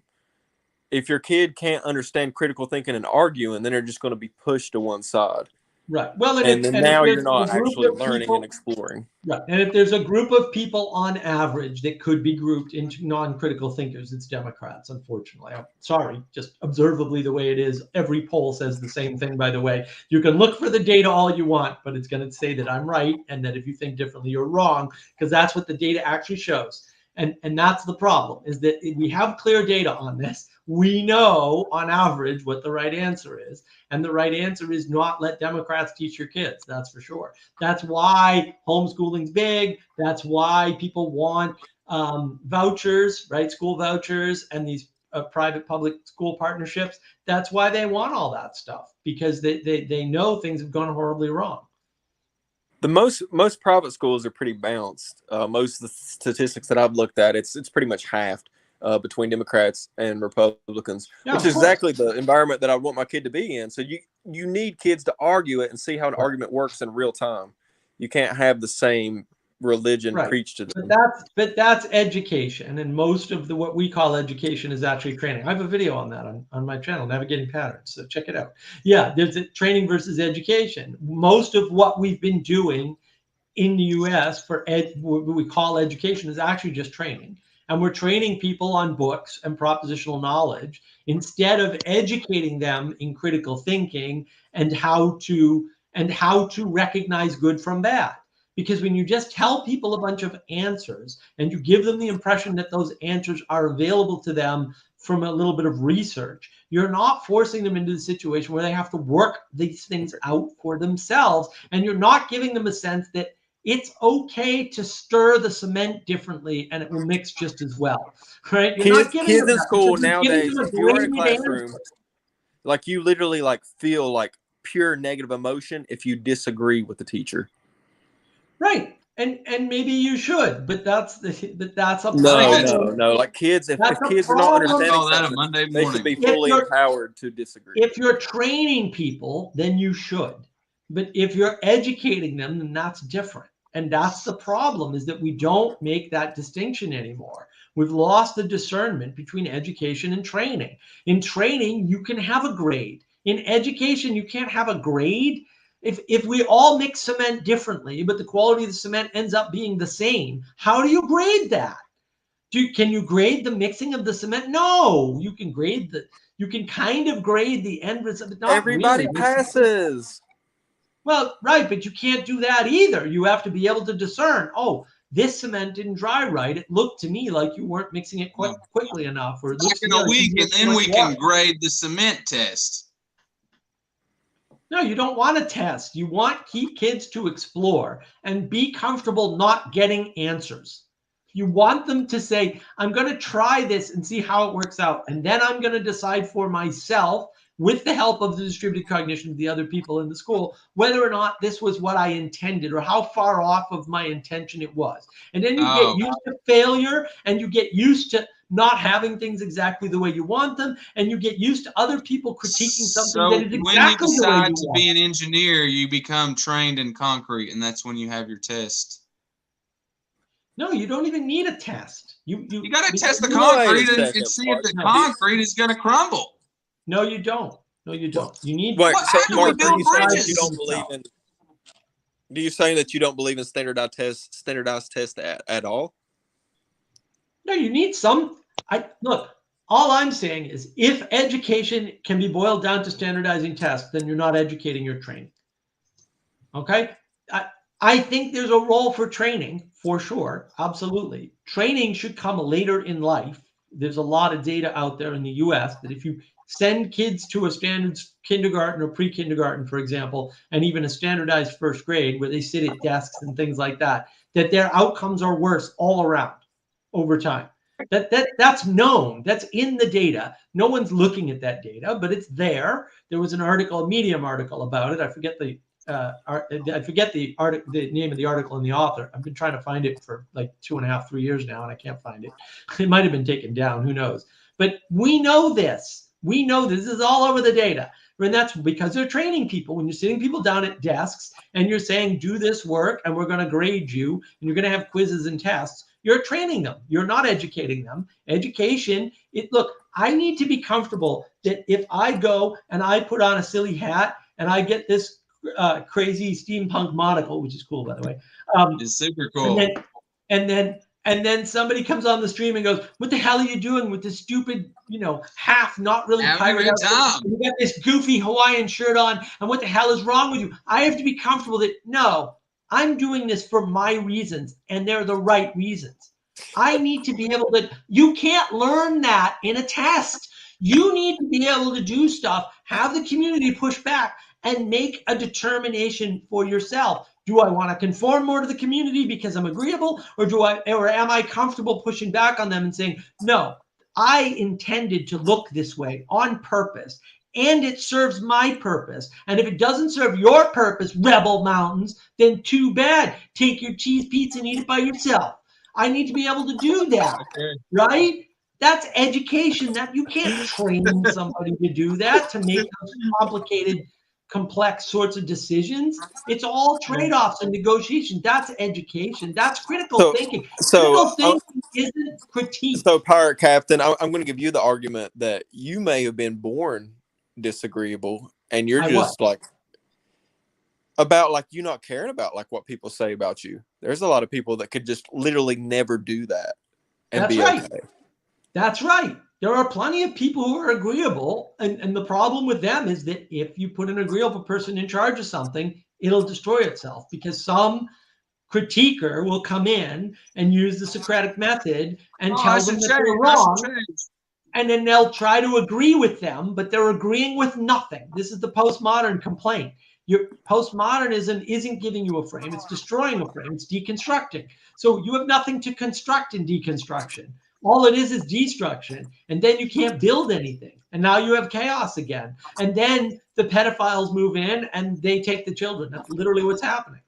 It's not happening here. We just arrested a woman pedophile. We've arrested several people that I went to school with for being involved in this, and not even in a trafficking manner, in a personal manner. They are stepping it down here in the Appalachians. Yeah, it's not sliding here. I'm so happy to see it, because a lot of times they let those women ones slide too, and that's fucked up too, man. I mean, two women that I know have went to jail here lately for underage sex. That's awful. And we've known about it for a while, and it went around on Facebook circulating, and finally I guess they got the evidence built up, and they're gone. Yeah, there's some terrible stories out there, but look, women on average get off easy in the courts. Like women criminals get off real easy in the U.S. courts, and that shouldn't happen. So I'm good. I'm glad to hear that, because it's really important that people hold up virtues and values and actually do something about it, even though it's difficult. Because you're not making the world a better place if you're watching somebody else burn it down, or quote deconstruct it, or whatever the hell excuse they're using to be bad. People feel emotionally different though. Like if you were on a jury and like a man penetrated a little girl, you'd be fucking disgusted. If you were on a jury and an older woman had sex with a 12-year-old dude, you would be disgusted, but not in the same manner. That's right. That's right. No, it's very different. It's very different. And we hold different types of people to different standards based on how they grew up. And it's tricky, because the law is not this hard thing that, if you do this, you go to jail. And if you don't do that, you go to jail. It's not the way the law works. Like, it just doesn't work. I've been to court many, many times. It doesn't work that way. Everybody thinks it works that way, but it doesn't work that way at all. Go to a court. You can hang out there for the day and see all the crazy, silly ridiculousness that goes on. Or better yet, get better judges. Like, really, it's bad. Get better clerks. Some of the clerks are just freaking evil. Like, they're just terrible people. Some of them are just incompetent. So if we were creating the laws right now, that should be the same charge, right, though? because you're messing You up a don't need 12-year-old's life. Yeah, but That should be the but same that's charge. but that's the problem. Laws are guidelines. They're not hard and fast. Like, look, I had a house taken from me, and when I had the house taken from me, I tried to depose the bank that was trying to take my house, and the judge wouldn't let me. Literally, the judge Well, even does if you not look have at that sentences, power. like all sentences are what? They're like 10 to 15, 10 to 25. That's a big range, man. Like Right. 10 versus but 20. Like it should be a range. Law is not supposed to force people to act a certain way. That's not how it's supposed to work. But whenever you leave the range, that's when you do like give the option to judges to be like, oh, well, she's a woman, she had a bad childhood. They can let people off the hook. Well, Father Eric, can you become a judge without becoming a lawyer first? Almost always, Father Eric. There's no legal requirement. No, there's no legal education required to become a judge in most states. Wow. Oh, they do it here. Like that, you got to be a lawyer here to be a judge. Are you sure? Almost no states have that requirement. Like, Yeah, actually, almost no states. unless people at the courthouse are just saying that. Because guys, this is a horrible conversation. What do you want to talk about? This is not a conversation I want to talk about on the internet and be recorded to be involved with. All right. What's on your mind, Jesse? It literally is pure evil. So I don't want to talk about pure evil. We you know what I mean? Like, I got a 2-minute tolerance for pure evil. It's evil. That's fine. Yeah. No. So wait a minute. In the West Virginia Intermediate Court of Appeals, a judge must be a member in good standing of the state bar. So they have to go to law school, and they have to practice law in the state for 10 years required prior to appointment, and they have to be a citizen for at least 5 years. But that's the Intermediate Court of Appeals. So in most states, yeah. No, if we're in line, I want to say West Virginia is terrible. Don't move here. Yeah, there's all kinds of movies about it. Don't come out here. This place is the worst. It's scary out here. In some states, judges are elected, right? Judges are elected in a bunch of states, in fact, and so you don't need to meet a requirement for the election. You can just run. How does that even work? Like, I kind of agree with it in some sense. It's the old Wild West. We elect you to be a judge. We elect you to be the sheriff. Well, in some states they elect the sheriff too. So, like in Virginia, they elected a sheriff, and then they elected a governor, right? They do that all the time. And then the governor passes all these executive decrees that are fundamentally illegal or at least unconstitutional. And then the sheriff comes out and says, yeah, we're not doing any of that. Like, he actually came out on the news and said, yeah, I know what the governor said, but you can ignore him because we're not going to enforce it. And the governor couldn't do anything. That sounds like America to me. Well, that's how it's supposed to work. You're beholden to the Constitution. You're not beholden to the state or the federal government in the United States. And that's what made it work. This is when Carl Benjamin changed his mind. Carl Benjamin for years was saying, we don't need a Magna Carta. We don't need a Magna Carta. What does Carl Benjamin say now? We should have kept the Magna Carta. It actually would have made a big difference. Yeah, the guns, man. You got to keep the guns, and you can keep the freedom. Well, if we're talking different conversation, Pirate Captain, can I ask you some more questions about dopamine? You can. I don't know that I'll be able to answer them, but again, I think it's a bogus thing to talk about. But go right ahead. So that's what I'm curious about, is like why you write it off and why you're not. Because there's like 10 different chemicals, and it's the ratio of the chemicals that matter and not the amount of any of them. And like, we know this medically. We've known this for 30 years at least medically. I have no idea why people are going, you know what it is? It's all dopamine. No, it's not, because it's your dope. It's how much dopamine you have in relation to like 3 other chemicals at any given time. So dopamine has nothing to do with it effectively, because it's amounts and ratios, and we can't measure them in real time. So the fact that this can happen is not important or interesting to the world. It's just I guess what maybe I'm getting at, maybe why I'm obsessed with it, and this goes back to what A2TMC was saying earlier, that like he doesn't have to argue something because it's my definition. But I think most people's definition of dopamine is like what drives you, what makes you like feel good every day. And you're right. There's probably a ton of chemicals involved in that. No, you're trying to reduce it to one thing. It's not one thing. Like, but people can't understand like the entirety of how the brain works. No, it's not. It's not. The brain is so nobody knows how the brain works. People will tell you that, they're lying. They're just flat out lying. They thought in the 50s they knew how the brain worked, right? So they cut this guy's skull open. They had it open to do some surgery or something. And what they did was they took a very precise electrical charge and they hit a very precise part of the brain with it. And then they hit it again. And you know what they got? 2 completely different memories that had no relation to one another. And they went, we thought memories were stored physically in the brain. They're wrong.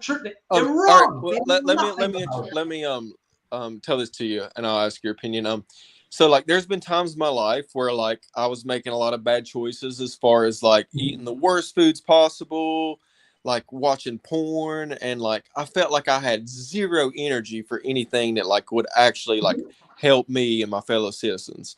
Yep. It was like I was exhausted. Yeah. When I would try to do something other than pure pleasure. Yep.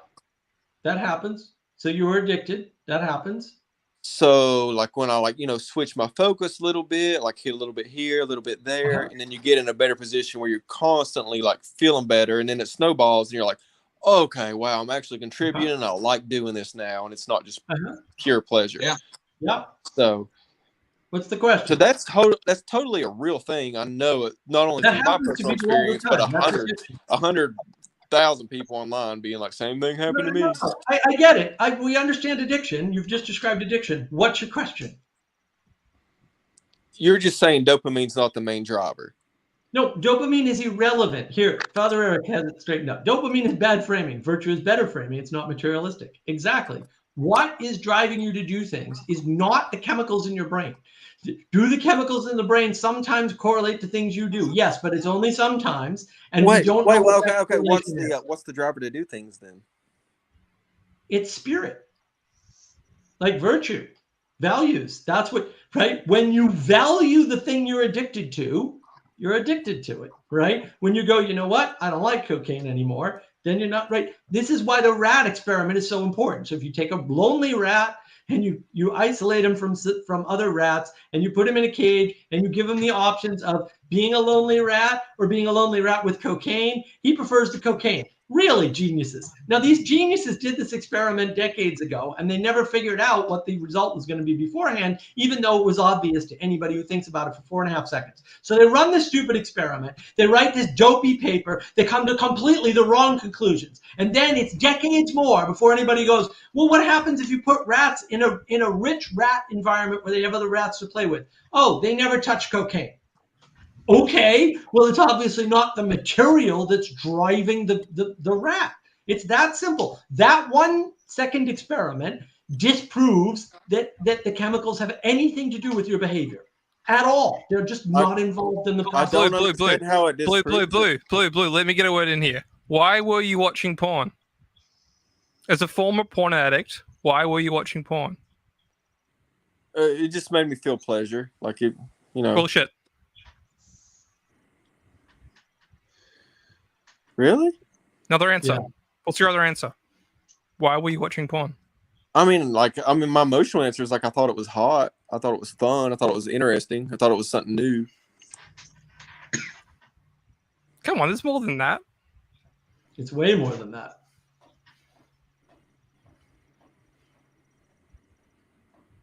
I've never been a porn addict, man. So maybe you just said that you were though. You just equated addiction as the part of your whole thing. So it doesn't. Yeah. Addiction comes in new shapes and sizes. Like you're using dopamine to describe all forms of addiction. Like right, yeah, like the things that I've actually been addicted to. I've never been addicted to porn. The things I've actually been addicted to is because there was probably like an emptiness inside of me, and I wasn't. How many times do you have to do something for it to be an addiction? Is it 5 times? Is it 10 times? How many times do you have to do something in a row in order for it to be an addiction? Right. I don't know the answer to that. Right. You could say more than 2. It was bad. It was like fine once. Second time, third time, I feel a bit bad. So, but you did it a 4th time. So, oh yeah. Now you got too bad and too good. So you're addicted at that point. Yeah. I wasn't. I'm sorry to smash your materialistic idol. You motivated me to give a better answer. Yeah, that's what I'm trying to do. I wasn't feeling good about what I was doing in life, and I was looking for an escape to feel better. I was looking for a portal from the bullshit that I was doing every day. Yeah. You were trying to alter your experience through material needs, right? Which you were, it could be porn, it could be heroin, it could be cocaine, it could be anything.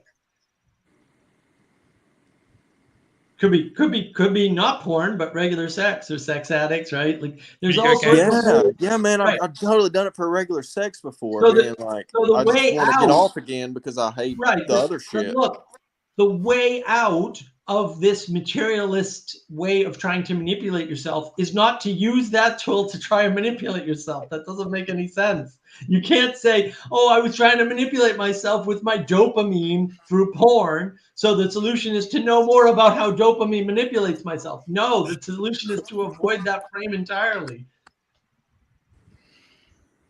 It's worked for me so far because I'm like, oh, I was hijacking my dopamine system by looking at this cheat code. If I actually like get my dopamine in a way that I respect, then I'll feel better about myself. But that's not what's happening at all. Like, and again, it's not dopamine. That's just wrong. That isn't how the brain works at all. They know this. It's actually you can read the white papers. They're well aware of this. So when they tell you otherwise, they're lying or they're ignorant, but it's not correct. You can't say the average amount of dopamine to feel good is X amount. That doesn't make any sense. It doesn't work that way. That's not the way the brain works at all, ever. It never works. So wait a second. Whenever like you achieve a goal that you've been really working towards and like you get those release of chemicals, do you think that that's not dopamine? Is that something else? No, it's not. It's not, because it's a ratio. It can be a reduction of everything else and the dopamine can stay the same and the same effect happens. It has nothing to do with the dopamine. Honestly, it really doesn't. It's in the literature. If you read the literature, then you may not be able to, and fair enough. I've read the literature. It's not there. That effect does not exist. That is not how it works. So is there like actually not a measurable chemical, like whenever you achieve a goal? There's not a single measurement that you can make to understand motivation. They've known that for at least 50 years and they keep lying about it. They're like, you know what? One more experiment and we'll crack the code. There's no code to crack. They're just wrong about the model. That's all it is. Yeah, it's the universal field theory bullshit all over again. Right. It's the same taking thing. the airships and building the bridges out into the abyss, past the paradoxes of humanity. Blue, where do you think depression is located in the body? In your It's ass. in my shoulders. In your ass. That's where it manifests. That's not where it's located. But that's the problem, is that we're trying to map things Question still stands. realistically, and they're not material. Okay. I'm trying to get you to understand the when question. I feel sad, sometimes I feel something in here. But is that in there? Was it coming from there, or is it in here? Let me get to my point. Let me get to my point. All right. So people associate depression with their head, right? Being downcast, right? Okay. Your head, right? What do they give you to treat depression? SSRIs. No, that's one form. Guess what that has to come through? They give you pills. They give you pills, right? Yeah. What do those pills commonly affect? Your gut, your stomach, your liver. Yeah. So you're associating the pattern with a completely wrong category, with a completely wrong object.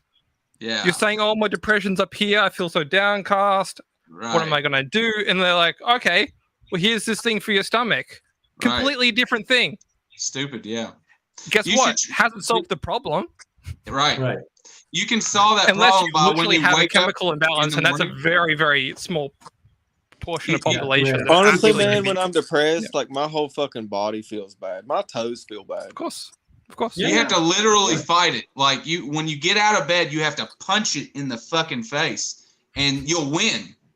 It's like what is that?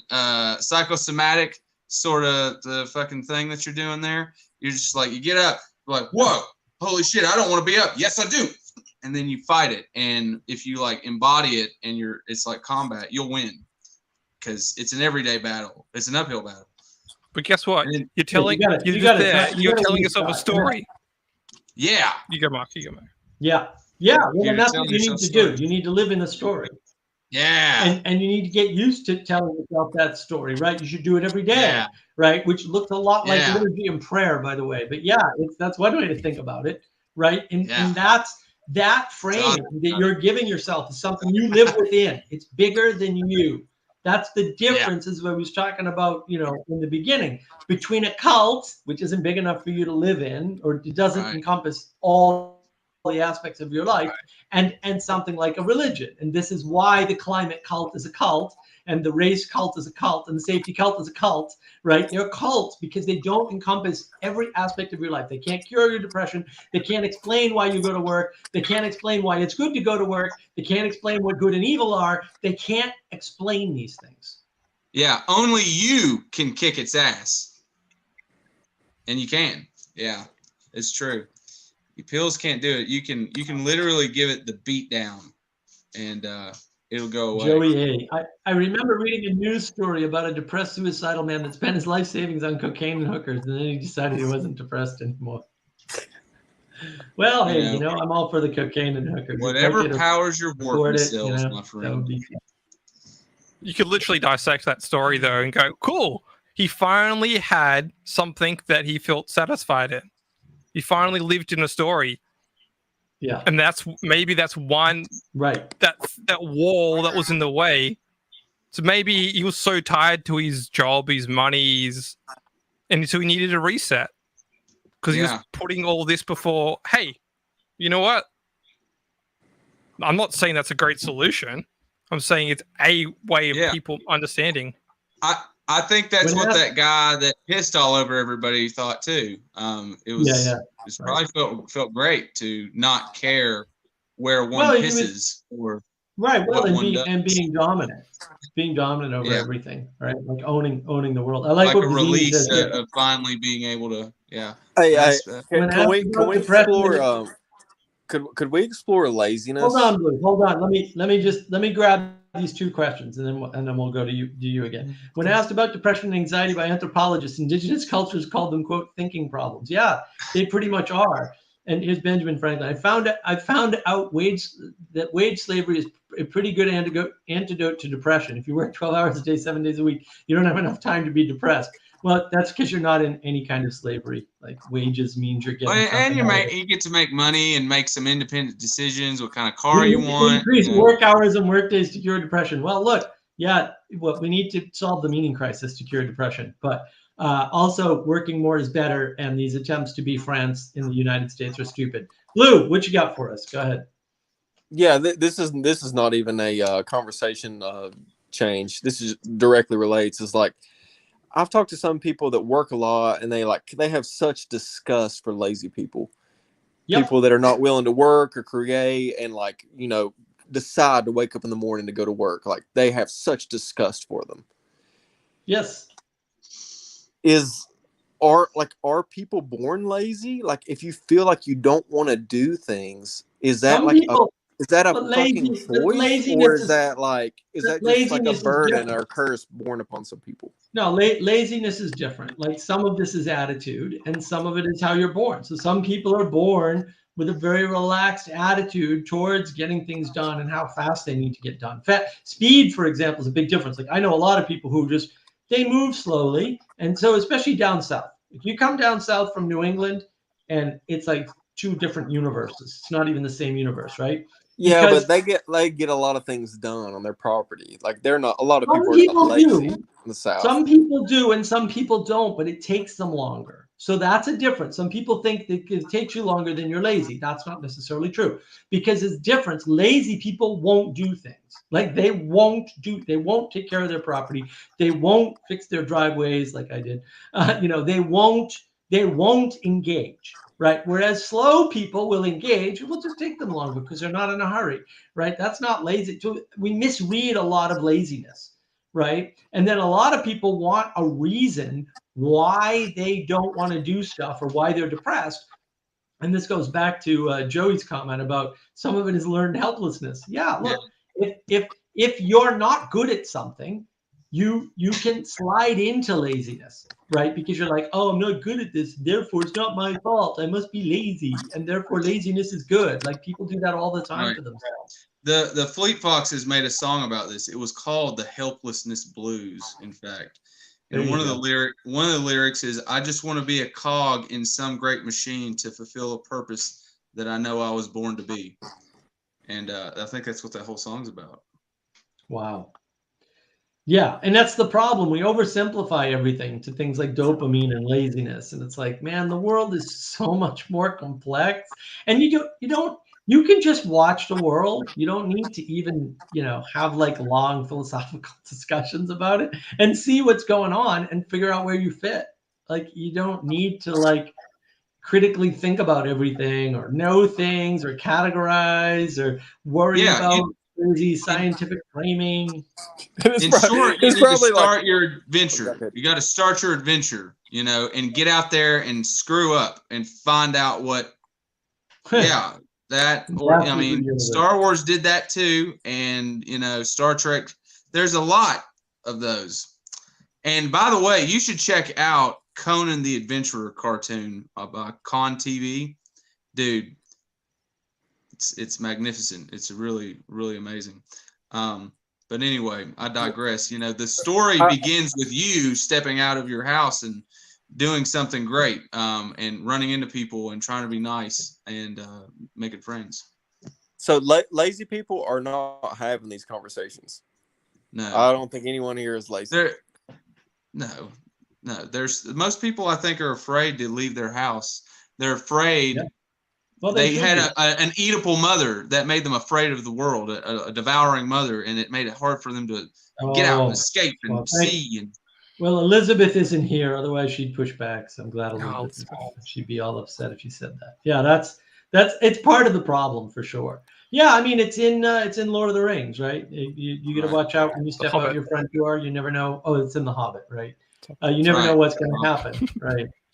Yeah. Are you going to go with Gandalf on a quest, or are you going to be that grumpy dude with the broom, like, who are you? We're coming back into the Shire.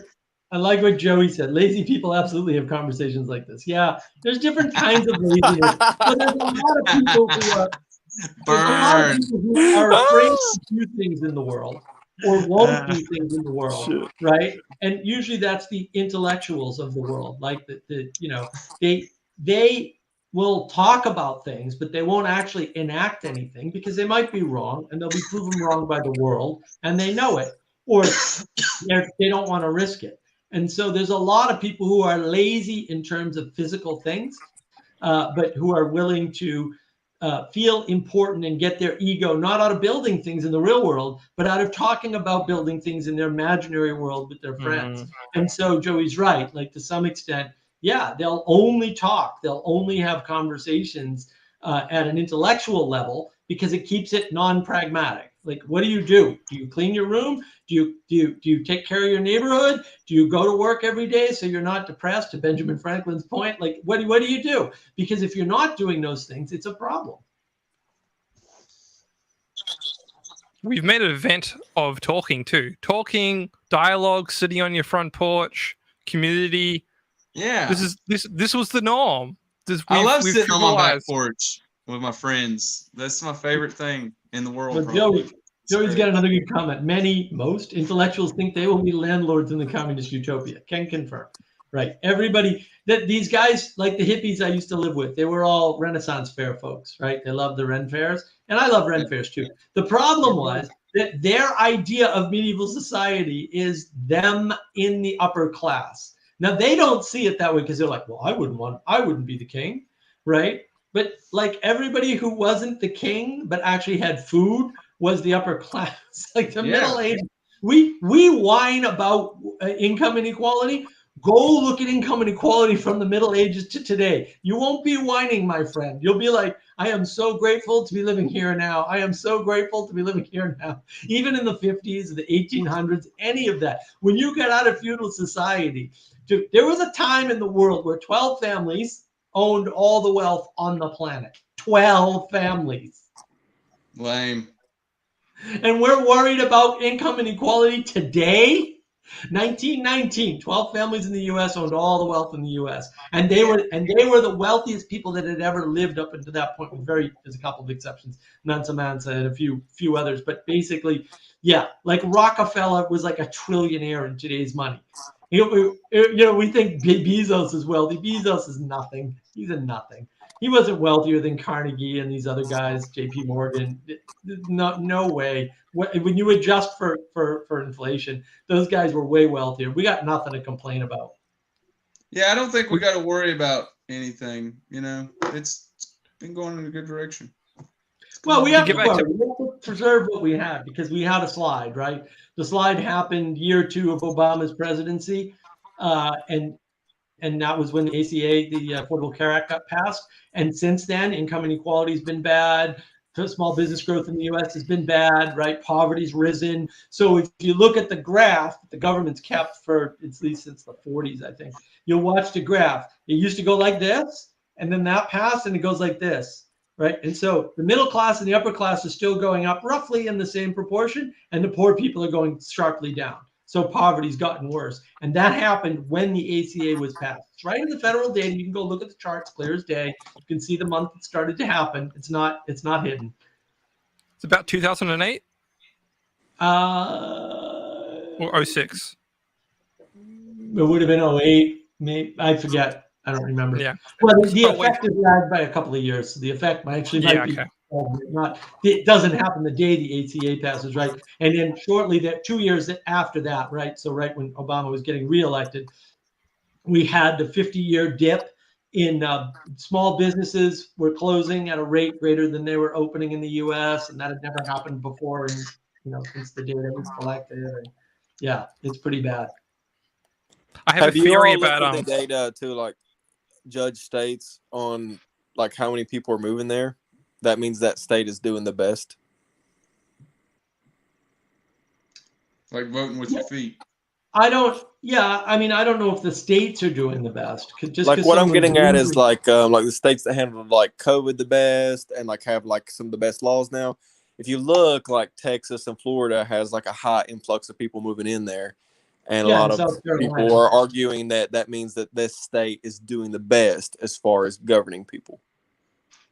Well, there's some truth to that, but I don't think that's not an easy correlation to make. I mean, Texas, for example, is probably a mess right now because it's got too many people who vote the wrong way in it, right? Whereas Florida and South Carolina are probably going to be just fine. So is Georgia, right? The states. So like my experience, right? Because my family's up in New England, right?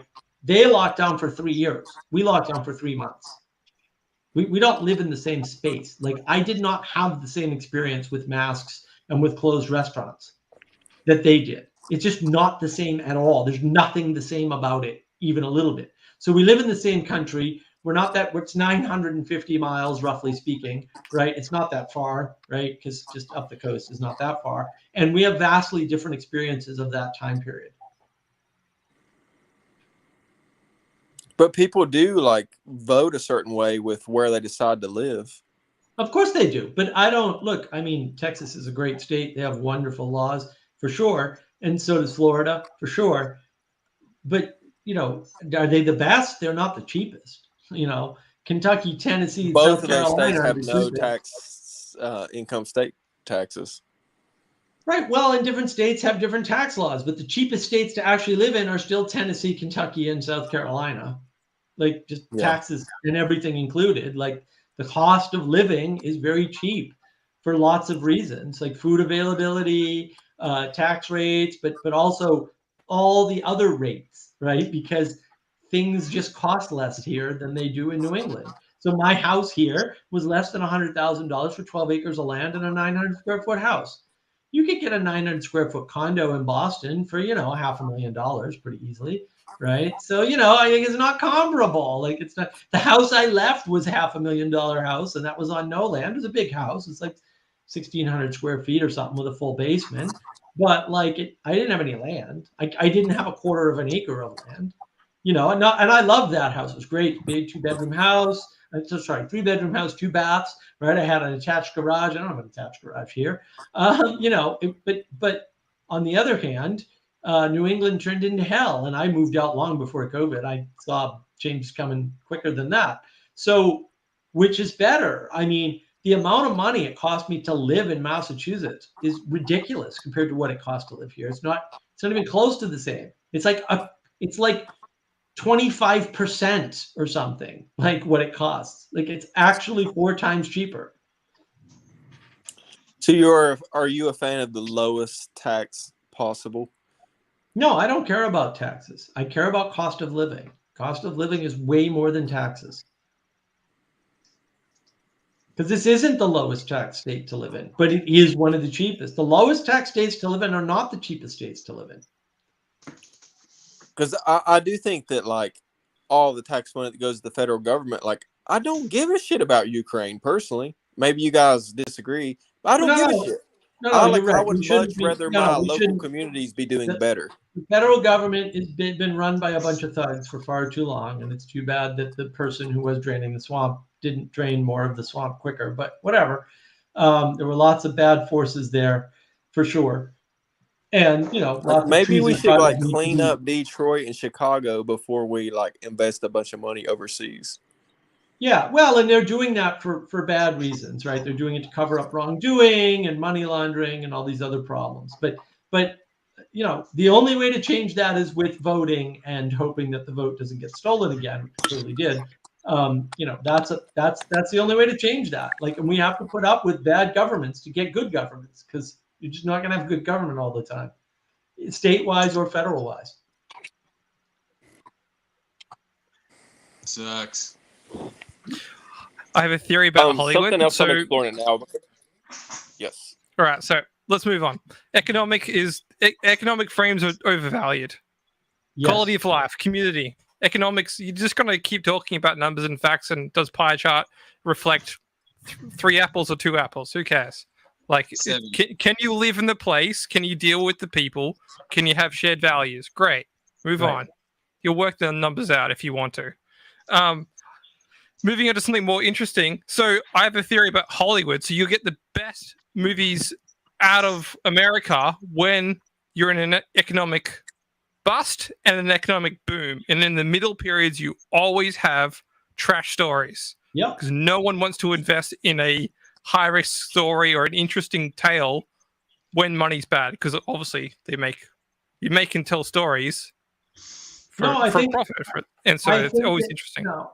I think that when you try to look at the world in materialist frames and everything goes bad, usually because of that would be my argument, then what happens is the frames you start to use are better frames, like stories. And then all of a sudden people are focused on good stories instead of being focused on more money, or instead of being focused on how to manipulate the world economy, or what to do about company towns, right?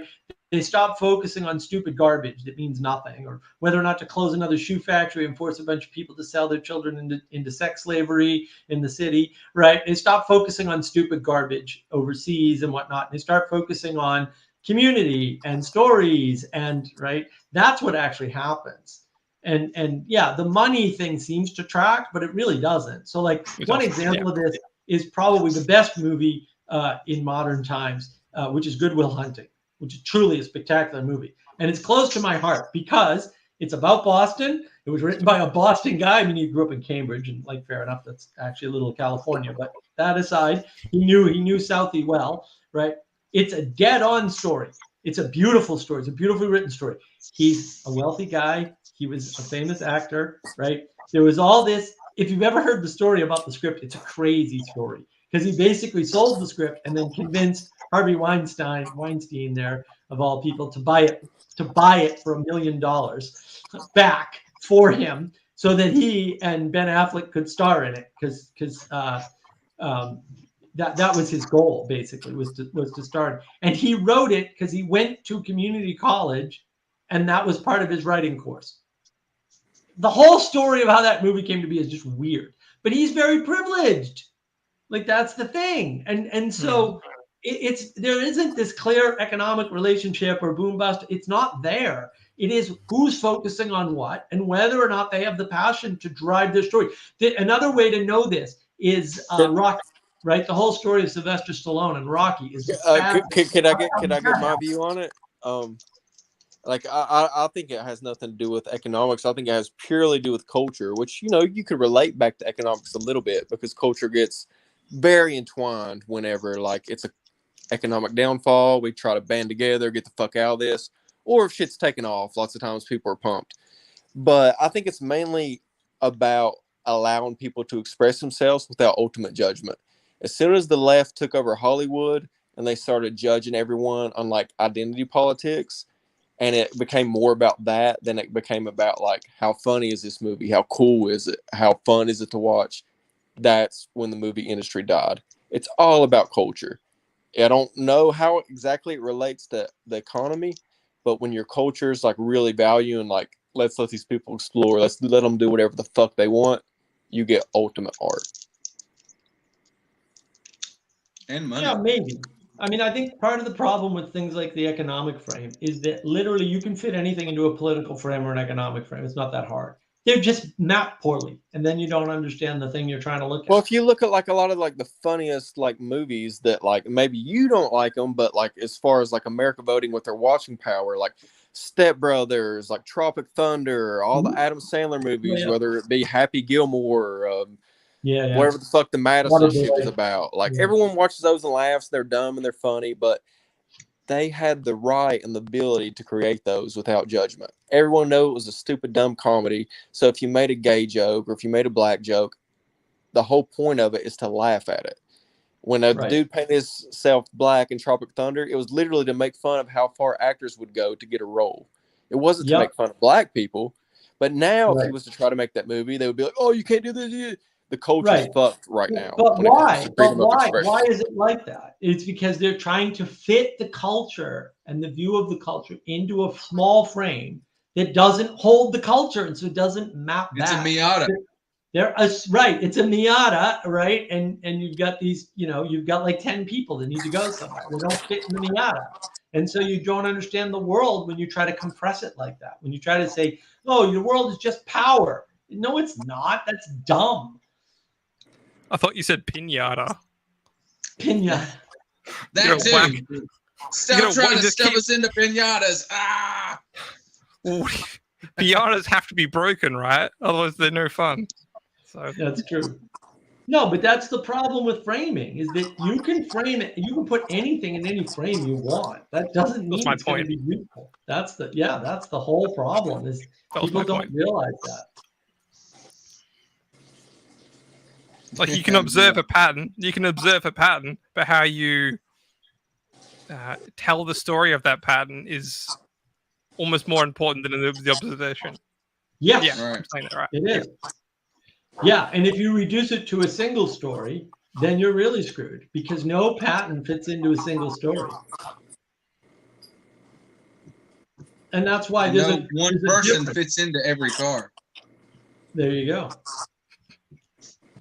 Well, this is like the problem in agent-arena relationship, for example. When John Vervaeke uses that term, it's actually a bad map because it talks about one agent and one arena.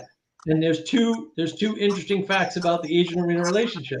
There's no arena with only a single agent, and there's no agent in only a single arena.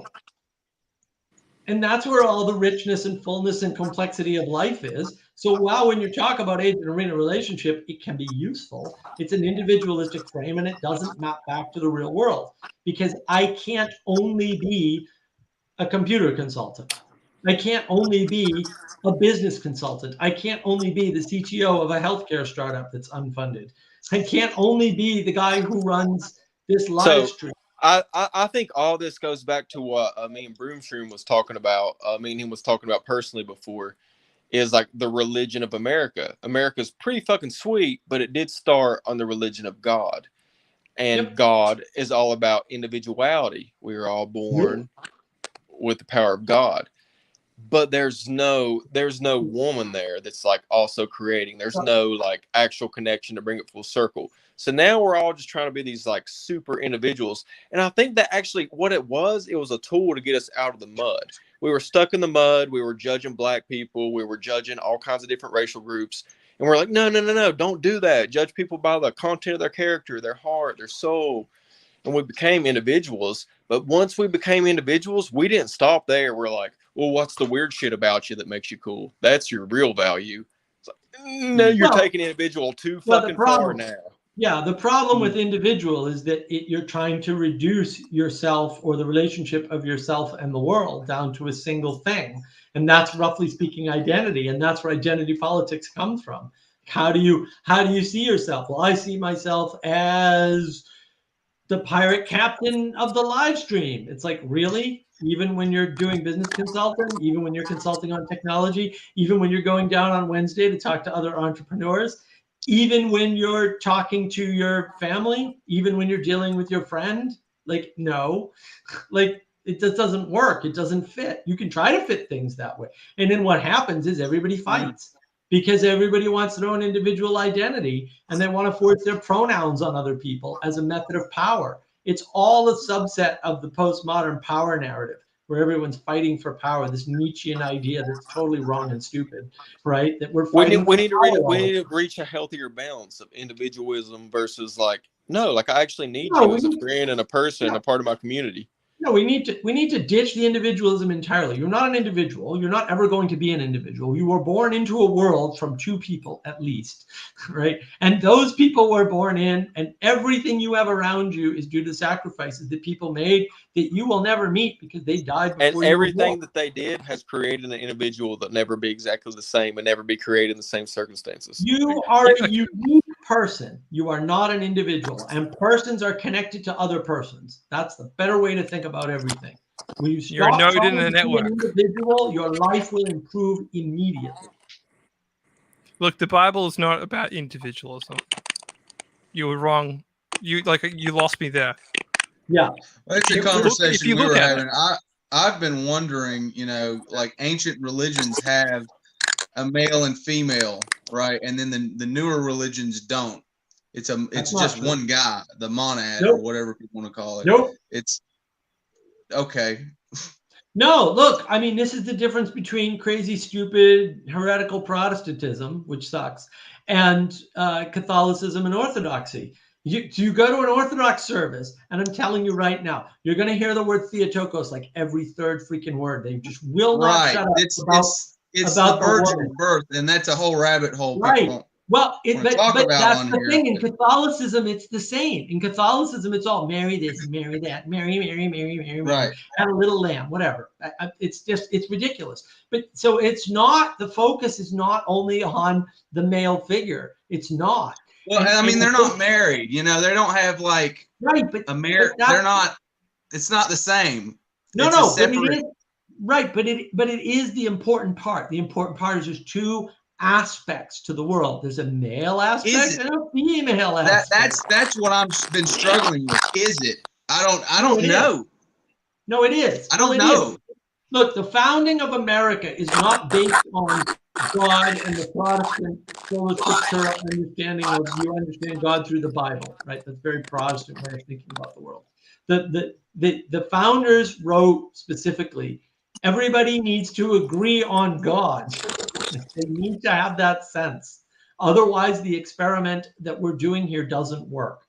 So it's not a specific religion, but it is a specific attitude towards religion and structure of religion, which is the belief in God. It doesn't hold together any other way. They knew that. They wrote about this. It's in the Federalist Papers. You can just read it. To keep getting back on topic too, you think about the stories in the Bible. It's about a leader in a certain time and place inside of a community, and that leader, however flawed, however damaged, however successful he is, that person stands out in that particular time and place as a node or as a connection to the other communities that follow on through. So David is one. The story of David is not about David. The story of David is about a whole bunch of other things that happened around David. Right. We just centralize it on David. My argument is more like God, the highest imaginable thing. Doesn't have a wife or anybody, doesn't need anybody else. And I'm seeing a lot of people act like that. Is what I'm seeing. Right. Right. No, you're right. Because that's the role model. Inevitably, no matter what we do or say, people are going to try to be like God. No, that's not the role model in religion. That's just a misunderstanding, right? Even the transsexual people believe in God in their own way. Like they don't do the traditional thing, but the framework and the modeling is there. Skipping? But what are they skipping? They're skipping the creation. A lot. They're skipping a lot. But the idea. Right. Well, that's the problem. They're skipping the beginning. They're skipping the beginning. They're middle out thinkers. I have a video on that. Right. I'm not arguing that. I don't care about that. What I'm saying is that the idea comes. It's a Christian idea. Or an Abrahamic God idea. No, it's not a Christian idea. You're ignoring all of Christianity by ignoring Genesis, and instead you're just sort of creating a half religion out of it. Right. Exactly. You're right. That's exactly what I'm saying. There's no heresy. I'm just pointing that out. Right. No. The pattern I laid out too. You can trace the pattern I laid out to the Bhagavad Gita. You have a certain person in a certain time and place. Okay. And the story happens, and then there's a bunch of things that happen around that character that reveal other secrets, truths, morals. And so you just centralize a person that stands in for a time and place of a node for a connected group of stories. Right. And that's how it goes. And you can see that it's the same thing with King Arthur. King Arthur, right? You have King Arthur, Knights of the Round Tables, Sir Gawain and the Green Knight. You have the Holy Grail quests. So we say it's just King Arthur, but really it's a whole bunch of other things of a community of networks, a community of stories that are going to get. Yeah, it's not about the individual. For Benjamin Franklin at Jesse, why did David create the xenomorph? I don't no idea what he's talking about. Oh, he's talking about Prometheus and Covenant and Alien. I can go there, but I can go there hard. David created it because he thought that was the new perfection. That was the thing.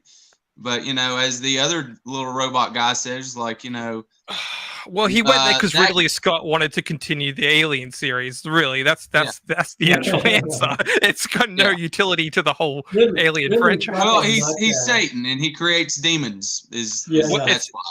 It's a stealing of a bunch of different ideas around, the creature that creates Frankenstein, right? What happens if Frankenstein creates another Frankenstein? Right. It's Paradise Lost, really. That's the whole.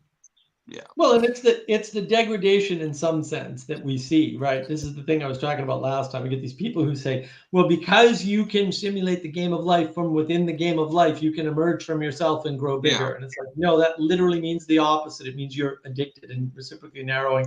Because every time you run a simulation inside of something, it's smaller than the original simulator. Like it just only gets smaller. It never gets bigger. And then they go, oh my goodness, you're right. Like the alien queen, the xenomorph queen, it can't have its own babies. It has to have hosts.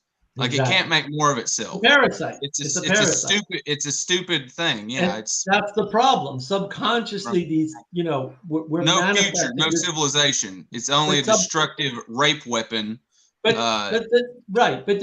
subconsciously we know this, and we're manifesting it in our art, and we're saying we know we're a bunch of parasites. We know that this secularism is a parasite upon the planet. We know postmodernism is a parasite upon the planet. It can't generate. It can't be constructive, right? We know that, and then it's just getting reflected in the art, kind of by accident almost. And if you want to trace the actual thread of Prometheus, Covenant, and those newer Alien movies, David didn't create the xenomorph. No. Guess what? It was another technology of another lost civilization that happens to get into someone in a certain particular way. And guess what happens? Emanation. Something comes out of that, and guess what? Someone steals the emanation, power, and then it goes forward.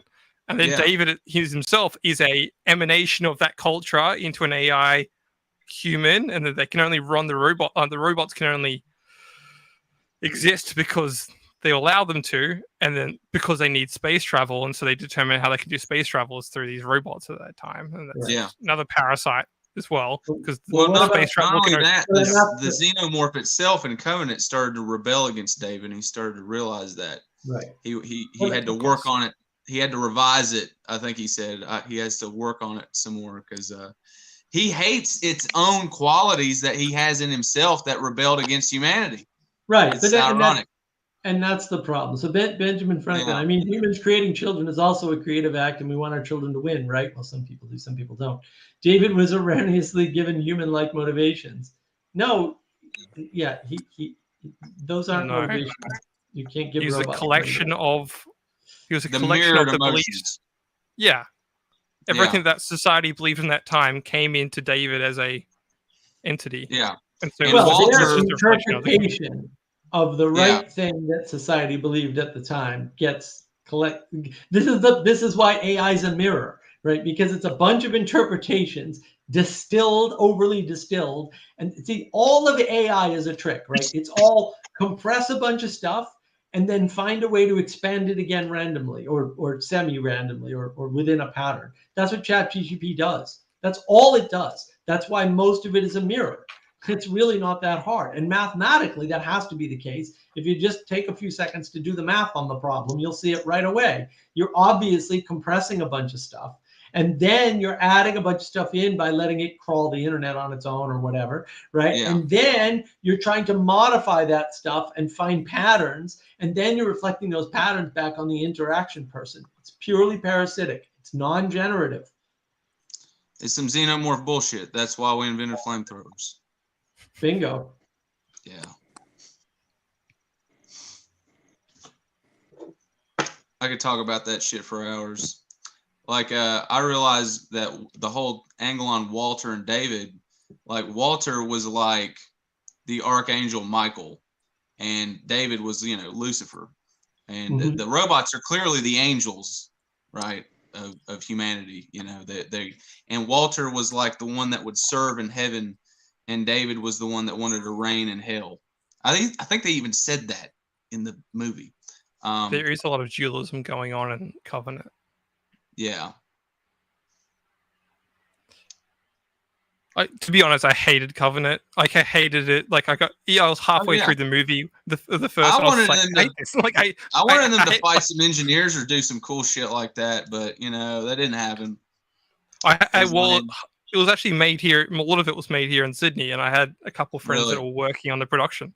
Cool. They have like casting crew, like puffer jackets and things of that nature. Nice. So I was hearing about some of the scenes that were happening, what they were shooting, and I was hearing about how much they were rewriting it on set, and had to fly the screenwriter in and had 3 to 4 different endings. They had to cut a bunch of different things out. They emphasized the lead role of the female character to be like Ripley, even though the original screenplay didn't have that, which was interesting. The John Spates screenplay, I read that whole thing. That would have been a fucking wonderful movie if they would have followed the Spates script. Well, it was good. It's no wonder he went on to do Dune and Blade Runner 2049. One thing that I did think was interesting that they cut out of a bunch of the David scenes that they had from Prometheus and Covenant. They also cut out a scene that was like the Jesus and the 12 Commandments, where they're all sitting around discussing what their hopes and dreams are for landing on the new. And it was like, this is the only scene in the movie where the characters actually like each other and talk to each other. And then they put that out as a promo for the film, and it wasn't in the film, but they put out other things as a promo for the film that were in the film, which I didn't need to know, and it ruined the film. Like they put out a promo how David killed all the engineers when he arrived in the planet with their own weapons, and I was like, I didn't need to know that. Why did you ruin the whole film by just knowing that one thing in the trailer? I do find that really weird. But the creature that creates itself, like we are, as Mark was saying, we're in a time where that is happening a lot more than people understand or can pattern out.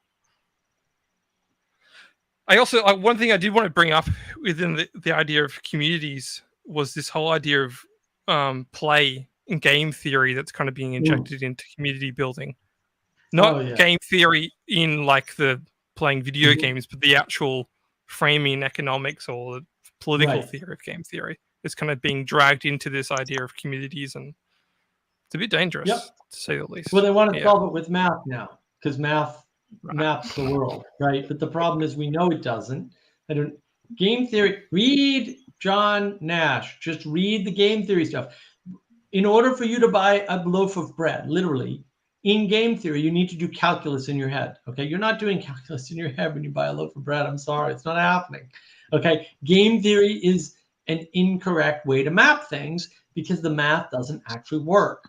It works to do some post hoc, right, hindsight understanding, right? But that doesn't tell you what to do in the world in the present, and it doesn't predict the world at all. You can't use game theory for prediction of what people are going to buy.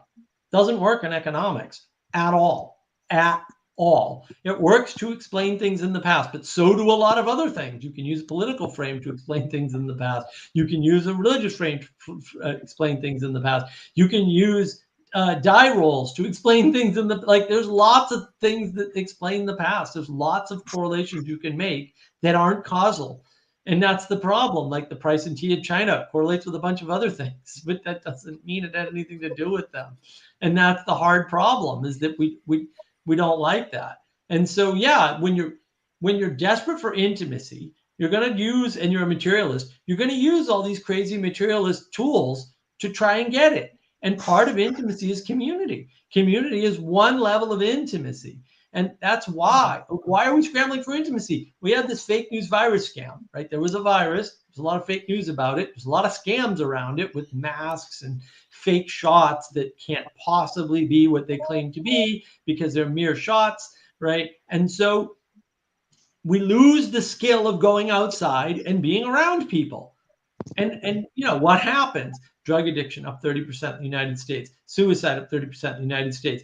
Domestic violence up 30% in the United States. Why is it domestic violence, Mark? Because violent crime didn't move much. In other words, stranger on stranger violence didn't move, but domestic violence went up 30%. Why? Because people had to live together and they weren't very good at it. And look, we need time away from each other. Like, I couldn't run the stream every night. Jesse would drive me nuts. So, you know, that's how it works, right? You gotta have your time off from people too. And if you got into a relationship that wasn't already solid because you didn't have the skills, but you were desperate, because that happens a lot too, then you're probably more likely to kill your spouse when you're forced to put up with them 24/7, like that sort of, or your girlfriend or whatever. And that sort of thing happens. Like, we've lost the skill to be in community. And community, like, if you can't be in community, you can't be in a relationship with somebody. Like, forget about it. It's like clean your room before you try to save the world. It's the same principle. You've got to be able to be in a family. You've got to be able to be in a community. Then you can have a more intimate relationship with people, right? Like, it has to all, fit together and build up. You can't just throw people out into the world and expect them to, like, form these things. All right. Hey, I better head out here and go practice this music. I need to get going so I can play the Ecumenical Pizza song. All right. Do you have a song? Do you have a song? I'm working on one. Yeah. Okay. Send it to me. I can help you. Okay. Right on, man. Yeah, let's collaborate. You can find my email on the website, or just DM me on Twitter, and we'll share some details. Excellent, dude. Right on. Well, I'll see you guys. You have a good night. It's great talking. Have a great night. Ciao. See y'all. And then there were two. Yeah, I like talking about community. I wish I had better words for it, because it's hard to explain to people. People seem really confused because we've just been throwing around the word left, right, and center. I talked about it before. Yeah. The whole community around the people who own the gorilla cart. It's like, what? It's not a community. I didn't catch the opening. I wish I did, but yeah. I was that trying wasn't to. In the opening. I did that. Okay. Should have been. I was trying to point how much our discussion of community came back to this idea of commodification and commercialization of spaces. Yeah. Which I found really interesting. So, aren't we meant to be talking about community? No, let's talk about taxes. I'm like, no. We're meant to talk about. It matters, but it matters because it's a block to people, right? They put the cart before the horse. Yeah. Well, look, I mean, this is an open forum. I I started off with a topic, and if that's only discussed by me in the rant in the beginning, that's fine too, right? But yeah, I prefer to keep it on a topic anyway. Intimacy, that was another interesting.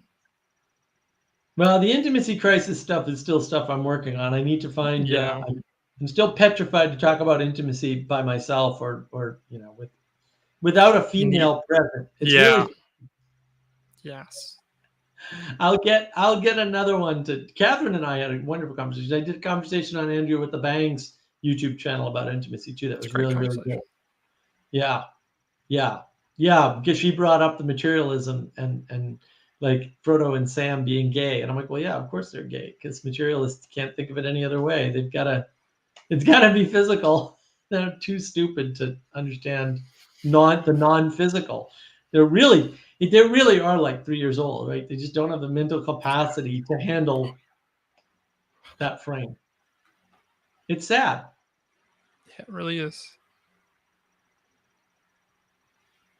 And building hard, right? It definitely is hard. So thank you for trying. Yeah.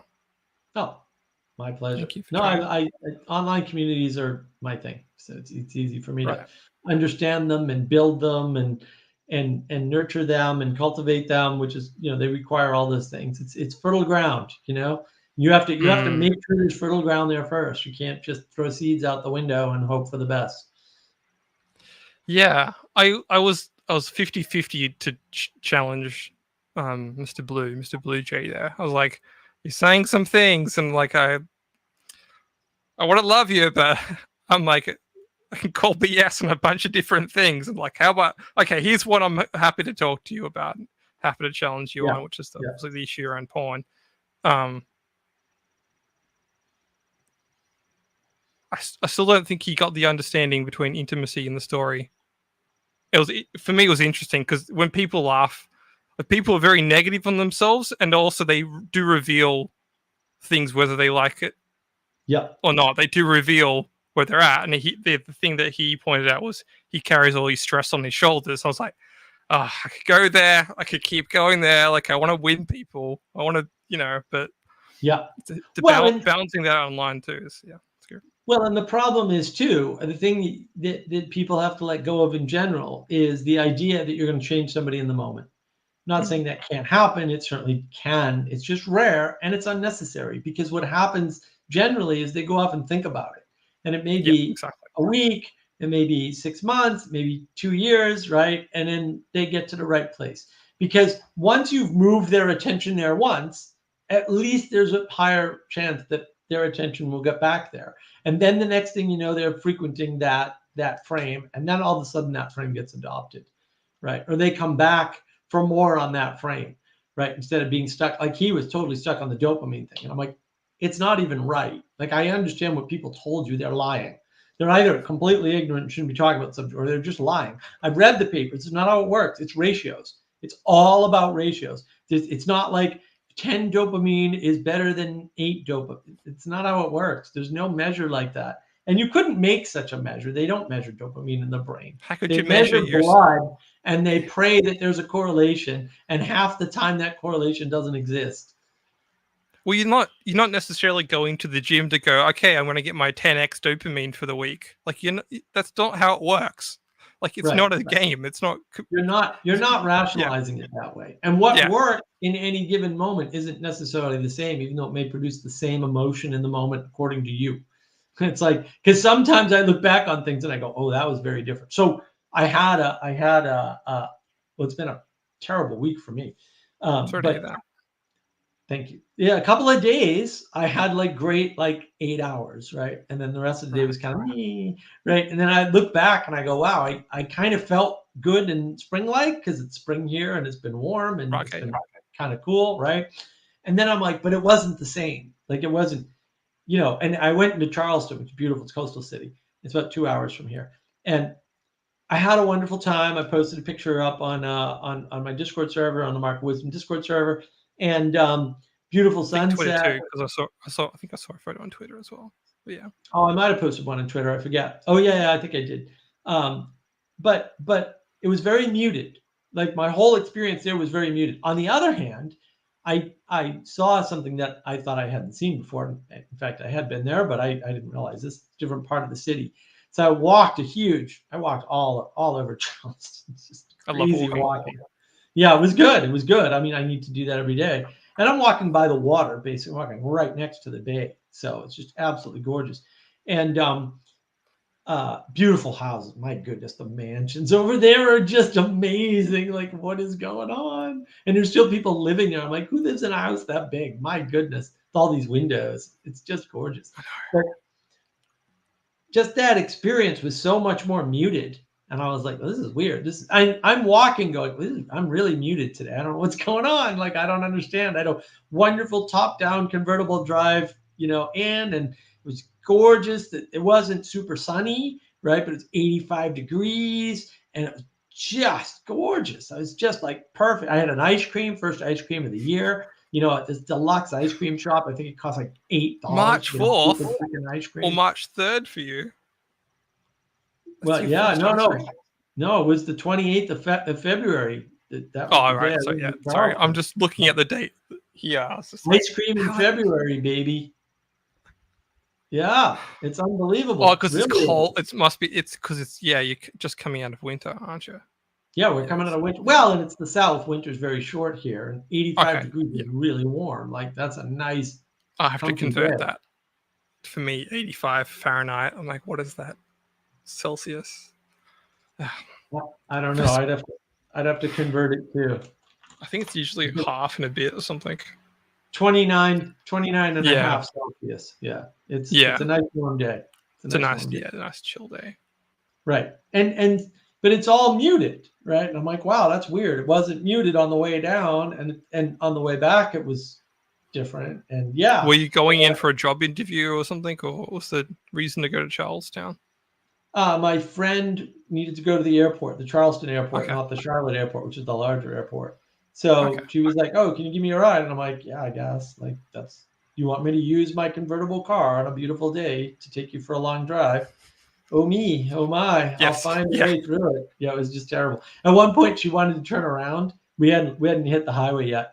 So we were right near the house, right? And she goes, can you take a right here? And I'm like, yeah. Wait, did you forget something? She's like, yeah, well, I didn't want to ask. And I'm like, why? And she's like, well, then when you have to turn around. And I'm like, you didn't want me to have to spend more time on the 85-degree day with the top-down driving in the awesome convertible? Is that? I feel oppressed. Help! And she laughed. I'm like, this is silly. Like, who cares? We just got to get you there on time. And we left him plenty of extra time. She's a little paranoid. Right. She didn't understand. No, that airport's going to take you like 10 minutes to go through. Like, it's a tiny airport. Is it like that because airports here are an event? Like, you've got to go, you got to take your baggage in, you've got to check in. No, it depends. It depends where you're going. It depends where you're going. So the Charlotte airport, Charlotte's closer. It's about an hour and a half, hour and 15 maybe. That airport's a big airport, relatively speaking. It's a very large airport. The airport in Columbia, where I live, which takes like 45 minutes to get to for some reason, even though you would think it's the same freaking city.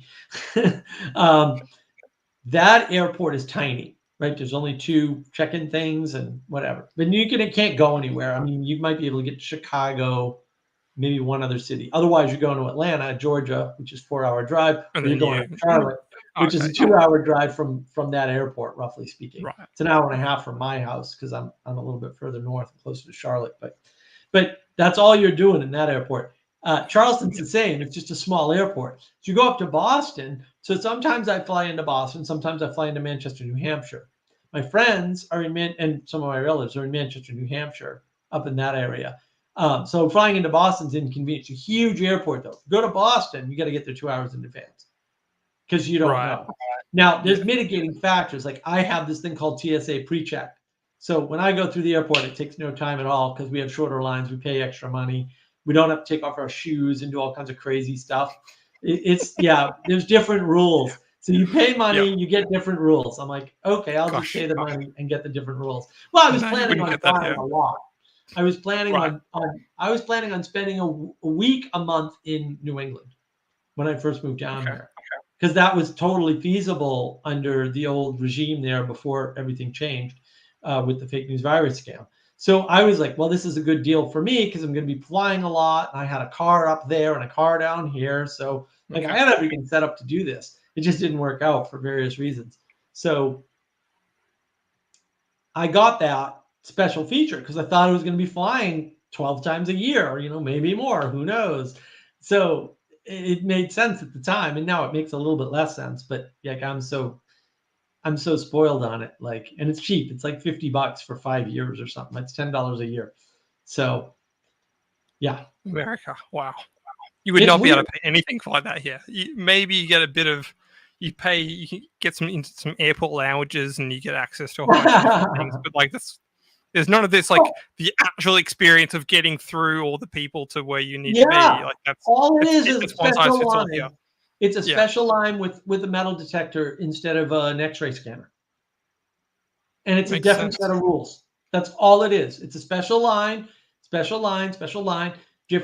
set of rules, right? You got to take your laptops out. That's about it. Yeah, I don't have to take my shoes off or anything. And then I go through the line and it's only a metal detector, right? So they're not scanning you in this scanning machine. It takes 4 seconds or any of that. You just walk through a metal detector and then you're on the other side. And you got to wait for your bags to be scanned. And sometimes there's a line, but the line moves really fast compared to those other lines because you can see the other lines and they're just longer and it just takes longer per person. So the TSA pre-check is a good deal. Yeah, wow. So what made you move down to where you are now? Because you were, I always try to understand the geography with you. You were up in New England. Yep. And now you've gone down south to Carolina? South Carolina, yep. South Carolina, yeah, okay. So I'm still on the coast. I'm further from the water than I was in Massachusetts, but I'm still on the coast. I'm outside the capital city of my state, like I was in Massachusetts. But I lived in a city before. Elgin is like a 2-horse town. It's not a city. It's got it's got 2 grocery stores. Ooh, that's about it. Yeah, it's got 2 grocery stores, a few gas stations. There's some restaurants and stuff here, but there's nothing here. It's a tiny town. But I'm 20 miles out of the capital city of Columbia. So, Boston. You mentioned that. I was 25 or 30 miles out of Boston, depending upon. Okay. But I was in a city. So, like, I lived in the center of Marlborough, Massachusetts, which is a city. Yeah. So I had no land, and I had a beautiful house. I loved my house out there.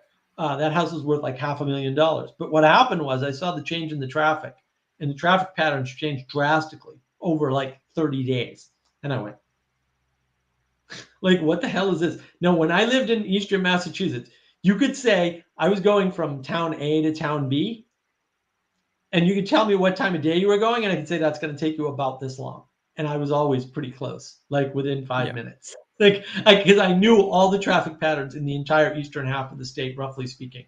I just knew them all, right? And then they all changed in 30 days. So it used to be, for example, on a Friday when I was going to work, at the time I was working, I wasn't in Boston, but I was very close to Boston. So about 7 miles out of Boston. So it was good because, you get the good part of the Mass Pike, you get the fast part. And then there's a little bit of traffic, but it's not too bad. All the traffic gets worse further in. On a Friday, you'd zoom in and you'd zoom home. Wasn't a big deal. All of a sudden, if you left past 2:30 in the afternoon, you couldn't get out of the city on a Friday. And I went, what? And then I wouldn't even go home. I was going 12 miles to my friend's house on Fridays, every Friday. So I wasn't even going home. I was going a much shorter distance. One day, it took 2 hours. And I was like, it's taking 2 hours to drive 12 miles on a Friday afternoon. What the hell is going on? And so I was like, something's weird. And then all the weekday traffic got, the rush hour period got longer and everything got slower. And all of the plates were from New Jersey, New York, and Connecticut at a certain time of day. And I was like, this is like 30 to 35% foreign out-of-state drivers going into the city. Yeah, wow. What's happening? It was a good quiz. This is long before COVID, right? This is, what did I move down 3 years before COVID? I've been here a while, 2 or 3 years before COVID anyway. So I said, well, look, a city can't absorb whatever this change is, it's not going to work. It's going to break under the change, under the speed of the change. So I moved. And I had planned to move before that, but I just couldn't get out any quicker. So I moved, and I, I went and lived with my mother for a while, actually. So I was living in South Carolina in her house for a good 6 months before I found this place. But I made so much money up there that I bought this place cash, because it didn't cost me anything. That's great, man. I was like surprised. So your mom's still with us? No, she passed away a few years ago. I thought you mentioned. The current lawsuit is over the estate that got stolen. That's why when people ask me, "Are you sure there's evil people?" Yes, let me introduce you to her. But she's not the only. I can introduce you to a ton of evil. Like a bunch of evil people stole my house in Massachusetts. Like they just took it. It was mine, and they stole squatting? it. No, the German bank took it. Well, the lawyer for the German bank took it on behalf of the German bank, even though the German bank had sold it to me. The whole thing was illegal. The whole thing's a racket. It's a fraud racket. It was all based on the 2008 housing crisis. Just it unfolded very slowly. So that was 5 years and $50,000 of cash out of pocket. Not to mention lost work and all kinds of other things. I mean, I really got screwed. And then I lost my mother's entire estate. So, and she took it, and she knew she was taking it. She knew she shouldn't have. She was just not a good person. Wow. So that's case closed? Is it? Yeah. I'm suing the attorney. Okay. It's been years.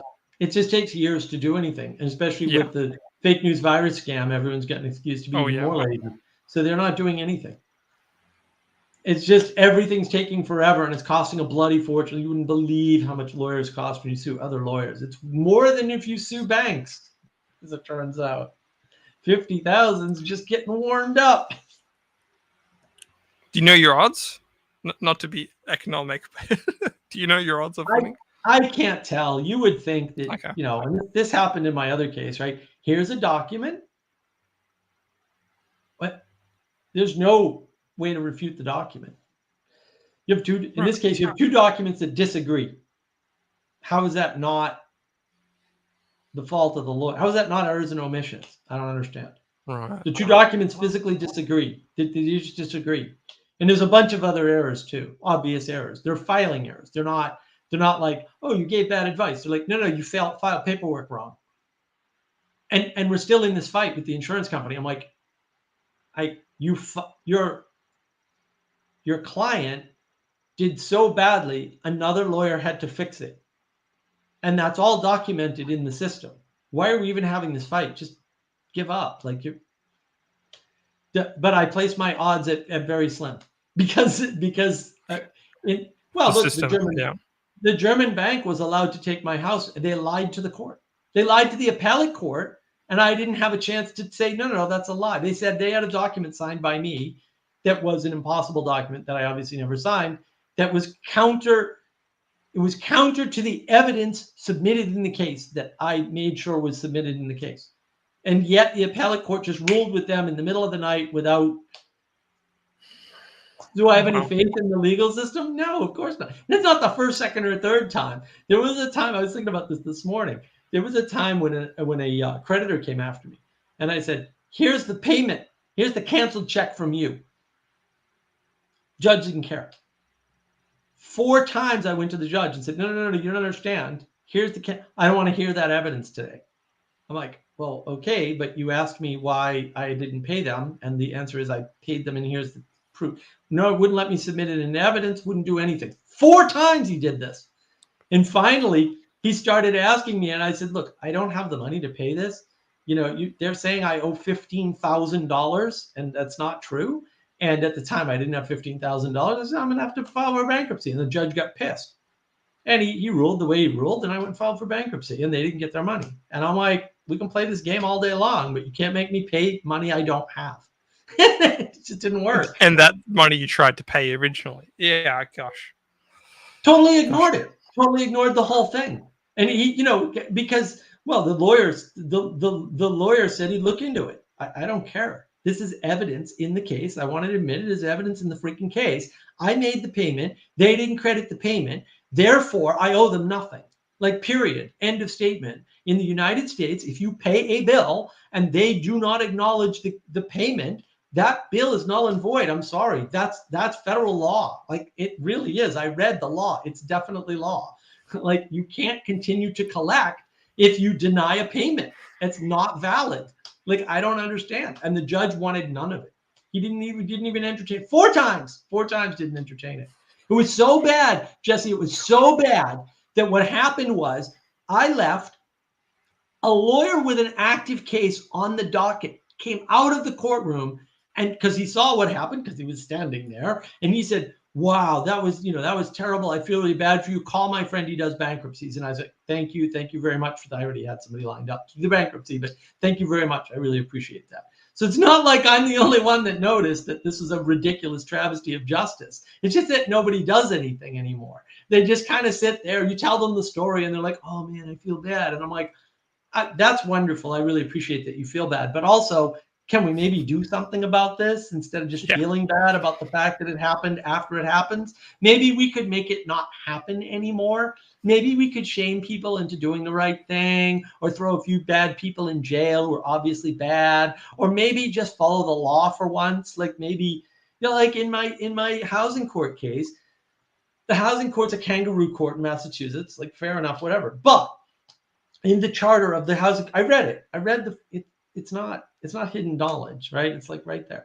The housing court is exempt from many court rules, but the one rule they're not exempt from, and it's explicit, is the ability for you to depose in the case. Like, you can run a deposition, which means you can ask the other side questions, right? And submit it to the court.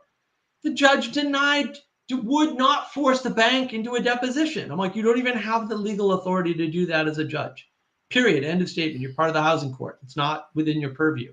And I complained to the Massachusetts, people who oversee courts. Here's a laundry list of things the judge did that are invalid, like writing orders that literally nobody could read, scribbling them on pieces of paper. Like, that's not valid. Like, we can't even read this. We don't even know what it says.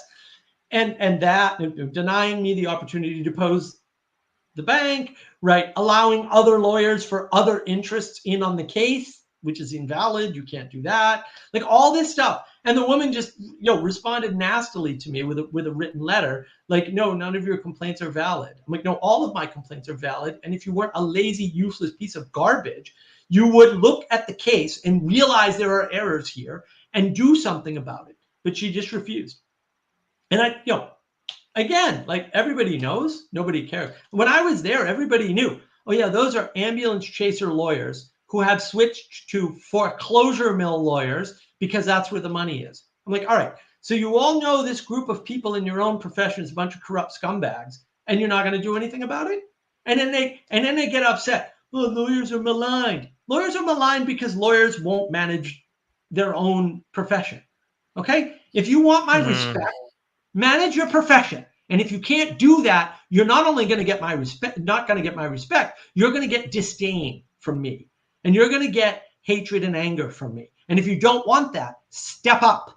And if you can't step up, deal with it. Sorry.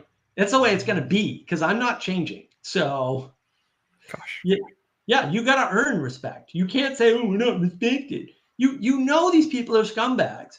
And you're not willing to, like my attorney was a relatively good attorney. He made three errors, which isn't bad, actually, in a case for 5 years. But he was like, my brother here. And I'm like, no. He's not only not your brother, he is our enemy. I want him treated as an enemy. He's an enemy. He's a bad person. He's doing a bad thing. He has no justification for what he's doing. They're playing tricks on the court. They're breaking all kinds of laws and rules in the court. Do not treat him nicely. Treat him like the scumbag that he is, and win the damn case by any means necessary, because goodness matters. I didn't do anything to deserve losing my house.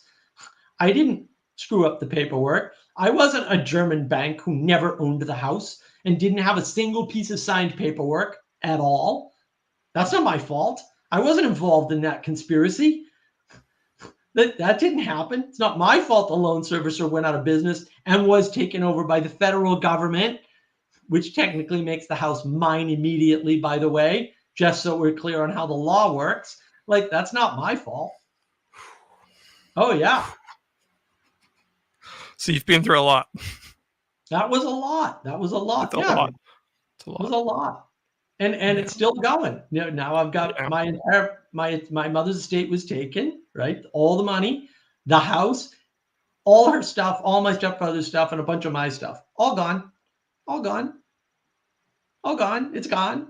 And now all I can do is sue the lawyer. That's all I can do. And then that's dragging on forever as usual. And yeah. And like I said, what are the odds? I have no faith. I have no faith. You know, and people are like, well, you know, maybe you should drop it. And I'm like, no. It doesn't matter if I go bankrupt trying to prosecute this lawsuit and it doesn't work even. It doesn't matter if I go bankrupt and I go bankrupt before I can even get them to court. What matters is that I try. That's what matters. And yeah, you know, look, it's probably going to cost another $50,000, which I don't actually have at the moment. So that's going to be interesting. So it could be that I'm going to just be out what I've spent so far, which is more than 50,000, and it won't happen. I don't know. I hope that's not the case. I hope that I start to get some income soon so that I can afford the lawsuit at the very least. But there's no guarantee on that, you know? So what are my odds? They're not looking good. They're not looking good at all, you know? But not doing anything is also not an option, because then you're just contributing to the rot of society at that point. And my not trying is not good. It's not about the money. I mean, even if I don't get any money, the fact that I tried to do this is important. It's important to see people fighting against injustice and fighting for goodness and fighting against evil and calling out evil. The woman's evil. I know she's evil. She's clearly evil. She knew what she was doing. She did it anyway. She made foolish statements like, you'll never see this document. And I'm like, well, you're going to have to file it with the court. So I think I will see the document. Thank you very much. Of course, I did see the document, right? And yeah, she didn't want me to see the document because she knew it was forged and incorrect and invalid. Well, of course you don't want me to see the invalid document, because then you know you get a lawsuit on your hands. No kidding. Gosh. Yeah. And then it's a lot there, Mark. It's a lot. There's a lot there. And then people ask me, oh, do you think people just have good intent? No, I know they don't. And if you don't know that, or if you can't believe that, you're delusional, and you need to wake up. You need to take action in the world to start to prevent this stuff. We can't. We cannot let this go this way. What destroys communities, right? Things of this nature. When the general level of trust. The general level of trust. How can we trust people when we have bad people we're doing nothing about? And that's at every level. Look, you can look at maybe the president of the United States, you know, doing bad things, or Zelensky, right? Who says the U.S. also needs to send their sons and daughters to die in Ukraine. No, they don't. The U.S. does not need to do that, dude. You don't need to do that. You could stop the war tomorrow, you piece of garbage. He's not a good person. He was never a good person. Sleepy Joe. Well, there's all kinds of, and look, Fauci, I am science. Okay, you're on treason charges now because you committed treason against the United States. Now, how science are you, buddy? Why are we letting any of these guys get away with this? I don't understand. We shouldn't be letting them get away with this.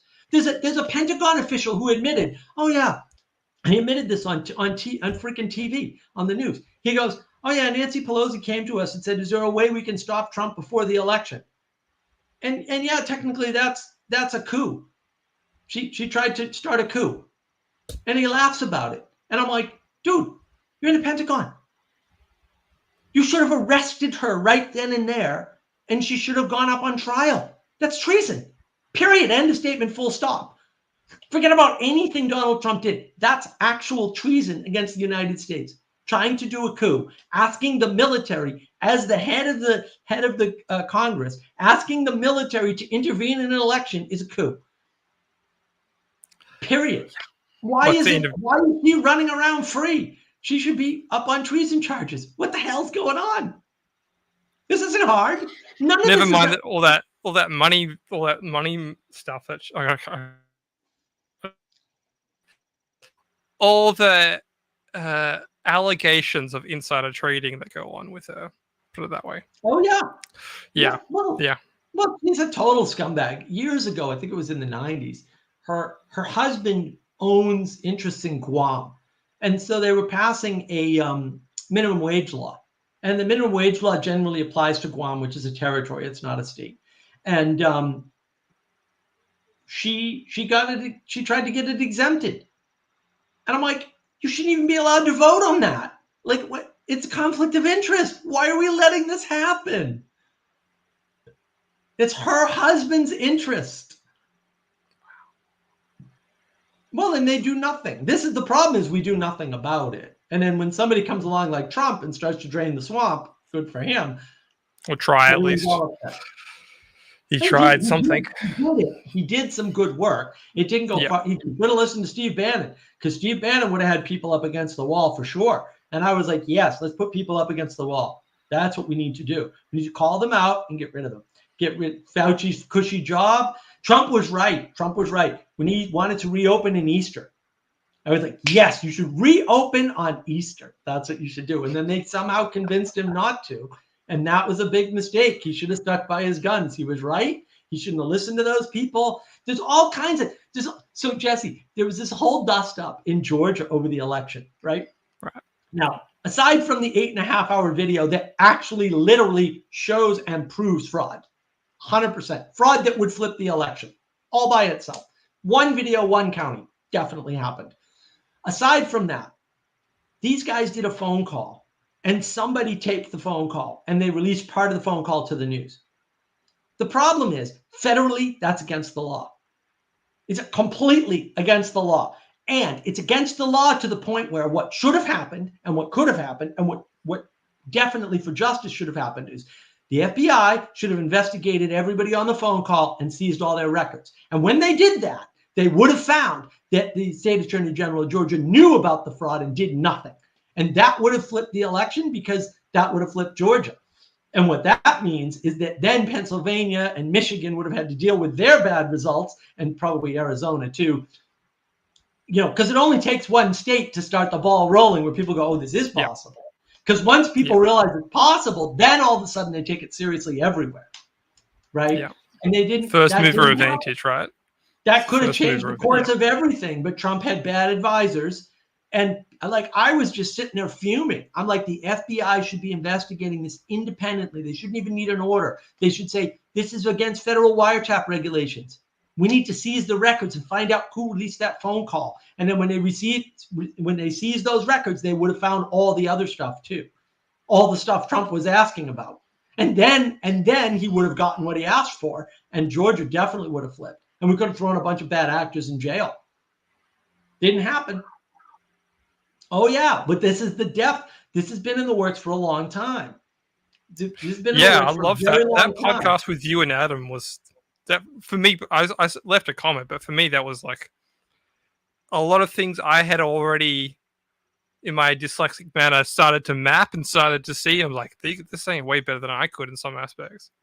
I would point out different examples and describe different problems for different reasons, for different talking points, but from a you almost presented a rational frame without even saying that. Like, here's a rational frame for Europe American relationships and how history. I'm not sure if Mark realized that he's basically stuck in rationalism. Okay, you did. Oh yeah. Right. Okay. No, because who am I convincing? I'm not convincing the the people with intuition. They're already in the right place. It's the rationalists who don't understand what's going on. And that's the the problem. Yeah. Well, and Benjamin Franklin, we have to find WMDs in Iraq. We already did, dude. I have a video on that on navigating patterns. You should watch it. There's another light the thing on fire, like the myth of no WMDs. Like, it's so ridiculous. It's completely absurd. You can look it up today. I looked it up when I did the video. All the data is there. There were definitely WMDs, definitely. But it's irrelevant, because we had the right to go in at any time we wanted, because they were breaking the treaty from the first war.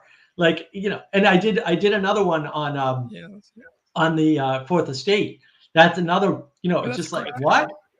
Yeah, that was like, wait, what? And yeah, people are like, oh, yeah. That one's in your top 5, Mark, by the way. I think there's something about the manner in which you delivered it the quality of the information you presented and the level of summary that you provided. I think if I was going to pick out 3 things, it's all there in that video. Like, you don't need much more to understand in that video than what you did. So, oh well, thank you. And do you ad lib a lot? Are you working from some notes, or are you ad libbing? Or I can tell you what the notes look like on that video if you want. I generally do not work from huge outlines. There are a few exceptions. The Game A, Game B video was a huge outline. That was an insane amount. I think I've watched that. Maybe I will. That video is awesome. But then, I had Manuel's help. Okay. I generally work through. Hey, Manuel, by the way, congrats on the girlfriend. Seriously. Yes. Yeah. Well, we'll see if he watches this. So, Follow the Fourth Estate has. Oh yeah, look at story form. Dan Rather, G.W. Bush at the time in National Guard, known forgeries. Yeah, published anyhow. No. So that's 1, 2, 3, 4, 5, 6 lines. It's not even half a page on my notepad. So, and yeah, some of this is summary after the fact. But usually when I'm dealing with my long videos like Fourth Estate. Oh yeah, see the trigonometry video one, Sam Harris highest value, which is my second most popular video somehow. That's like a page of notes, right? So some of these are a page of notes. Evils of Postmodernism is a page of notes. Yeah, some of these are quite long, but most of them are shorter. Yeah, Follow the Fourth Estate is a. So you have something kind of that you've either been thinking about for a while, or you've got notes that kind of collect your thoughts, and then you. I have a page. I have a document that I don't know how many pages this document is. That the top half of the document is actually an outline, which I haven't been following. I do need to go over it again. And then just below the top is a bunch of topics, and the topics sneak up when they sneak up. Some of them are very long form topics. So I've got this whole thing on skeptical cynicism and Socrates, and I've been working on that video for like 4 months, right? And just it's not going to get done next, right? What's going to get done next, which came up today, is I'm going to do a video called Batman versus Superman.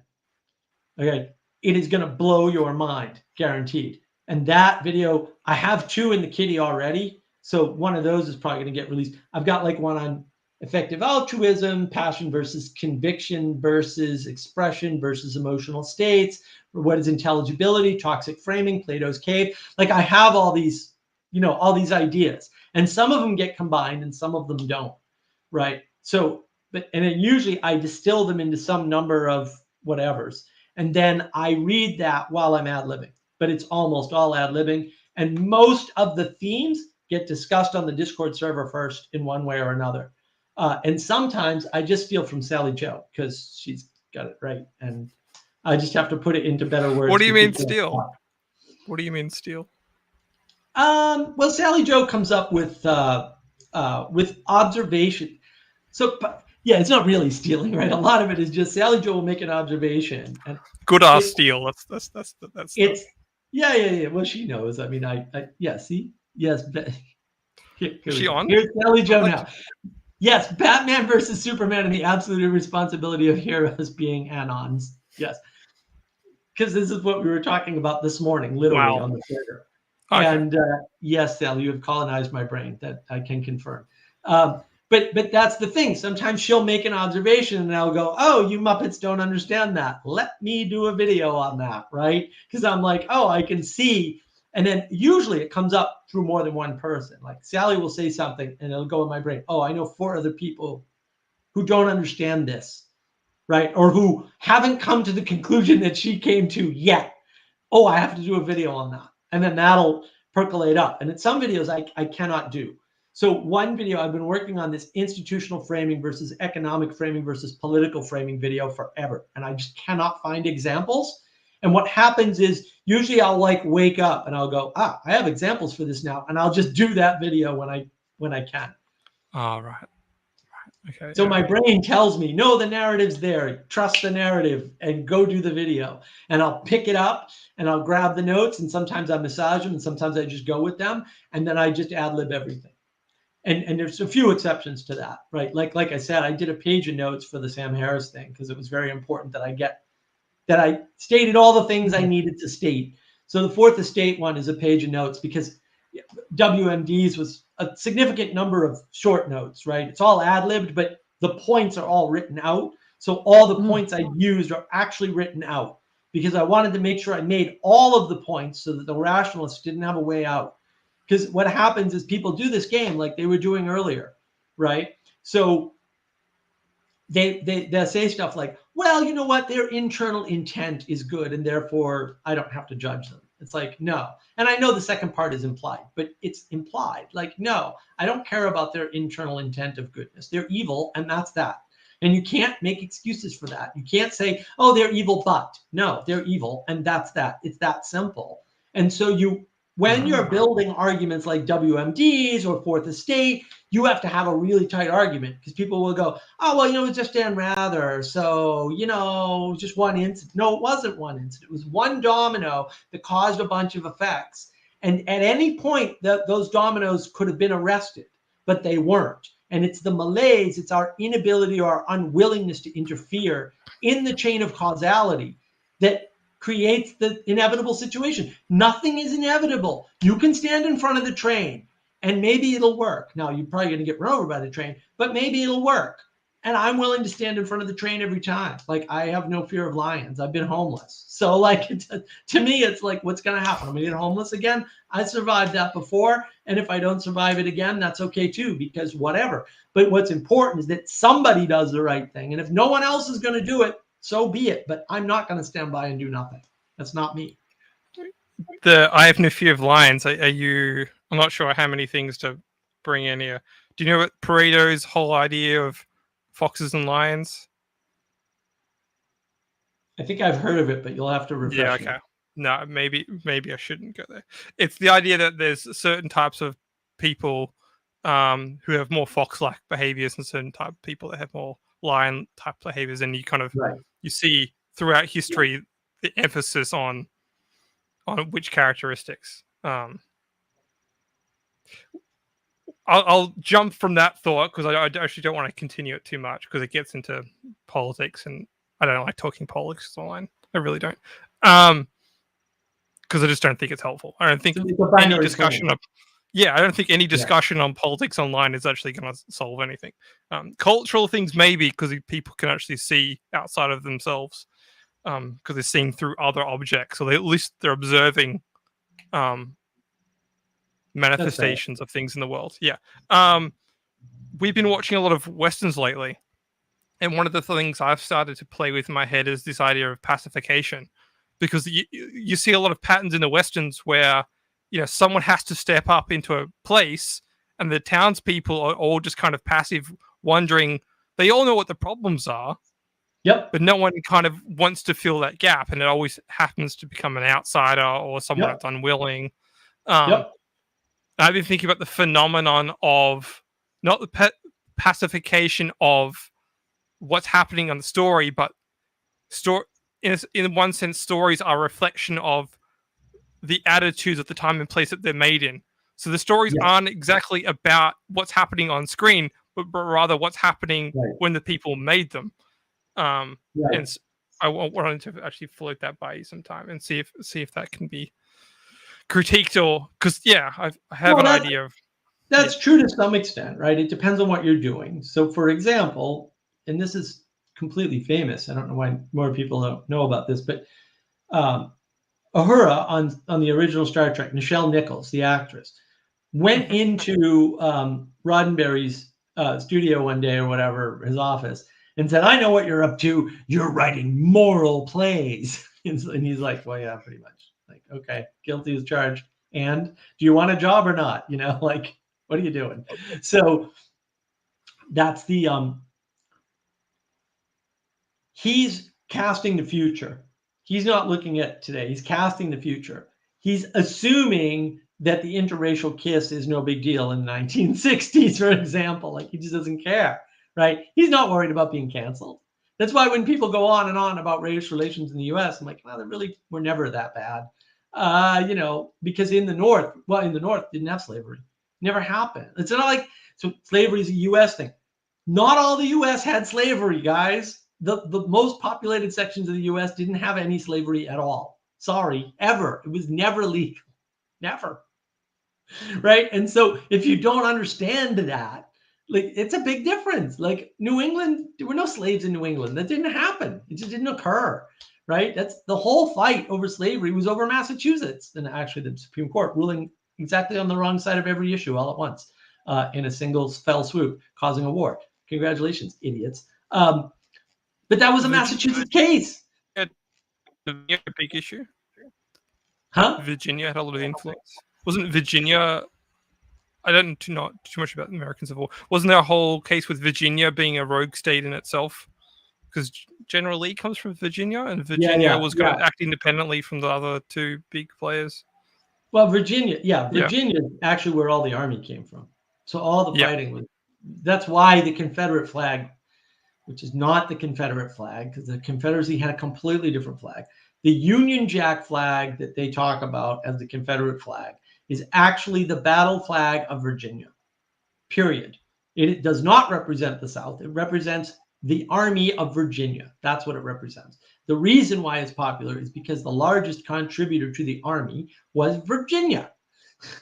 They had the population, and the rest of the southern states have no population to this day. They just never had a large population.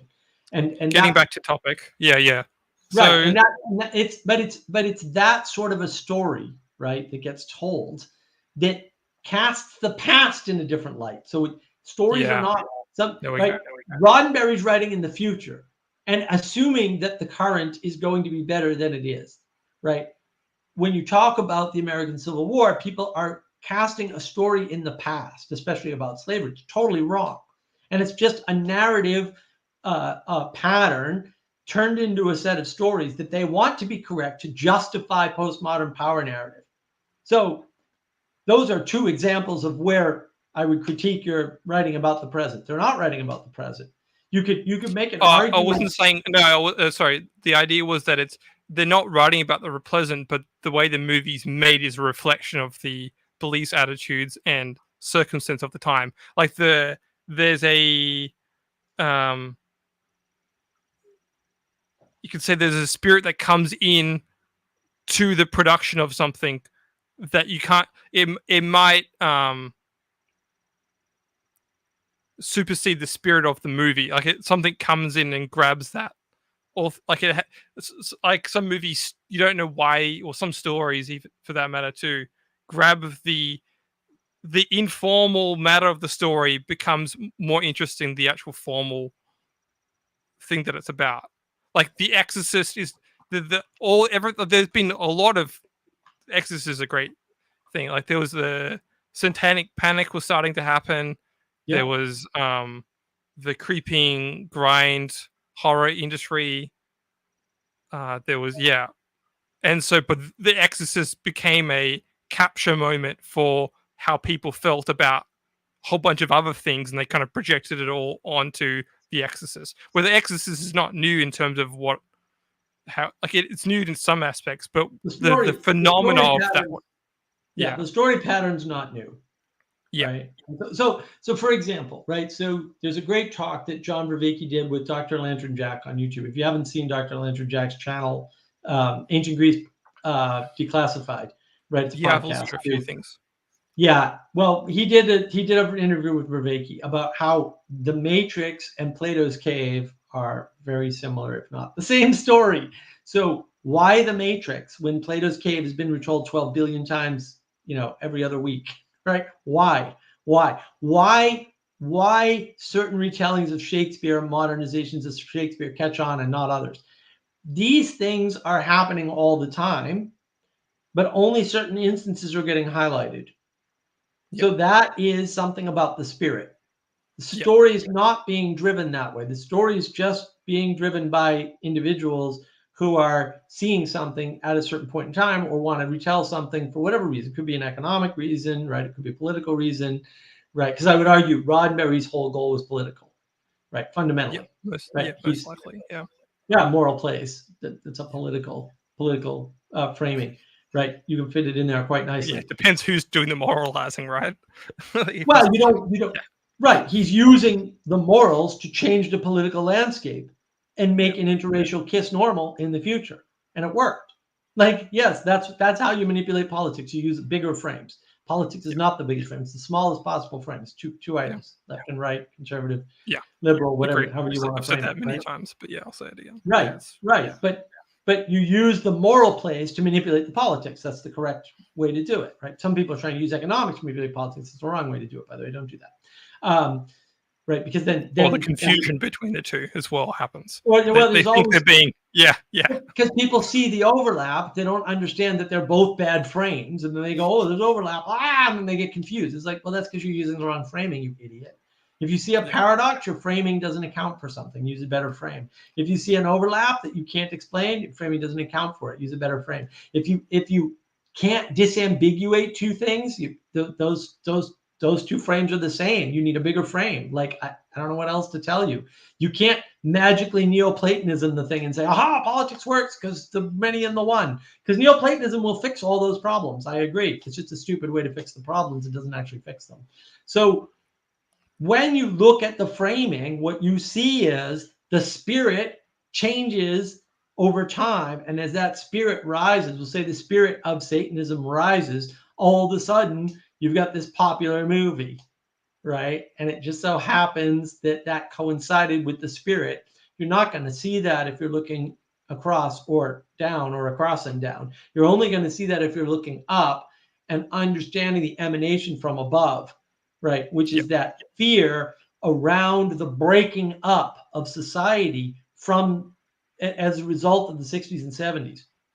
And then it's like, oh, there's this latent fear about the loss of community, right? Because no one discussed communities and no one cared about communes until the 60s and 70s in the United States.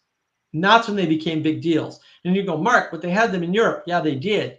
But we didn't know about them. We didn't talk about them. Not ever, but they weren't a big deal. Now, all of a sudden, everyone's trying to create them. When I lived with the hippies, they were constantly talking about creating communes. We were in a group house. I mean, there were lots of problems. Man, did I want to murder people when I lived with them. It was tough. But there's a disconnection between the beatniks as well. People don't trace what was happening with the 60s revival energy of pagan romanticism. They don't trace, well, I know, Burns also. Yeah, he does a really good job of pointing out that Jack Kerouac wanted nothing to do with the beatniks and the hippies rather, and Timothy. They wanted everything to do with him. They loved his idealistic sojourning around, free spirited, and that was not the point of On the Road. The On the Road was the direct critique of that. Right. He's like, I've made a misery of my life, and I have to put it all down because too much has happened. Exactly. And they just totally misread it, and that happens a lot. Like, look, I mean, I make the sort of the funny argument, right, that effectively we're using novels like 1984 as handbooks instead of cautionary tales. Like, that's one. It's a quick and dirty way to think about it, but it's not wrong. That's definitely has happened. Same thing with Brave. Well, there's a lot of.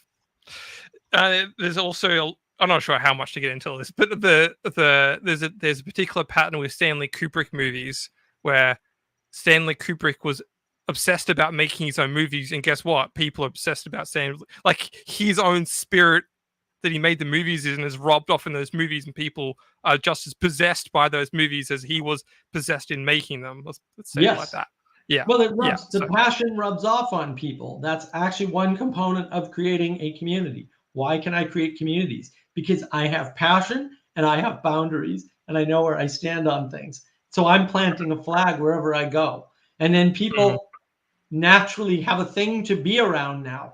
And that's a big deal. And, it's not even charisma. Oh, wow. We're having an informal discussion on something, but I could employ charisma. I can be a charismatic leader. That's possible for me. I've done it before. Like when I go into the hospital, you would be amazed. I'm a totally different person. I make a personal connection with every single person that I meet, no matter how short I have time with them, my brain flips into a totally different mode. I am unrecognizable, and I make personal connections. I'm making jokes with people. I'm super calm, even when I'm in super amounts of pain and want to shoot people because they're being retarded. Like, it's amazing. Like, I go into a wholly different mode because my brain's like, you need to make friends with absolutely every person you come in contact with, because if one person doesn't care enough about you, that one mistake can kill you. And my brain is well aware of this, and it just flips me right out of my normal mode and right into the super agreeable, super friendly, super connected mode where I'm making, important jokes and everything.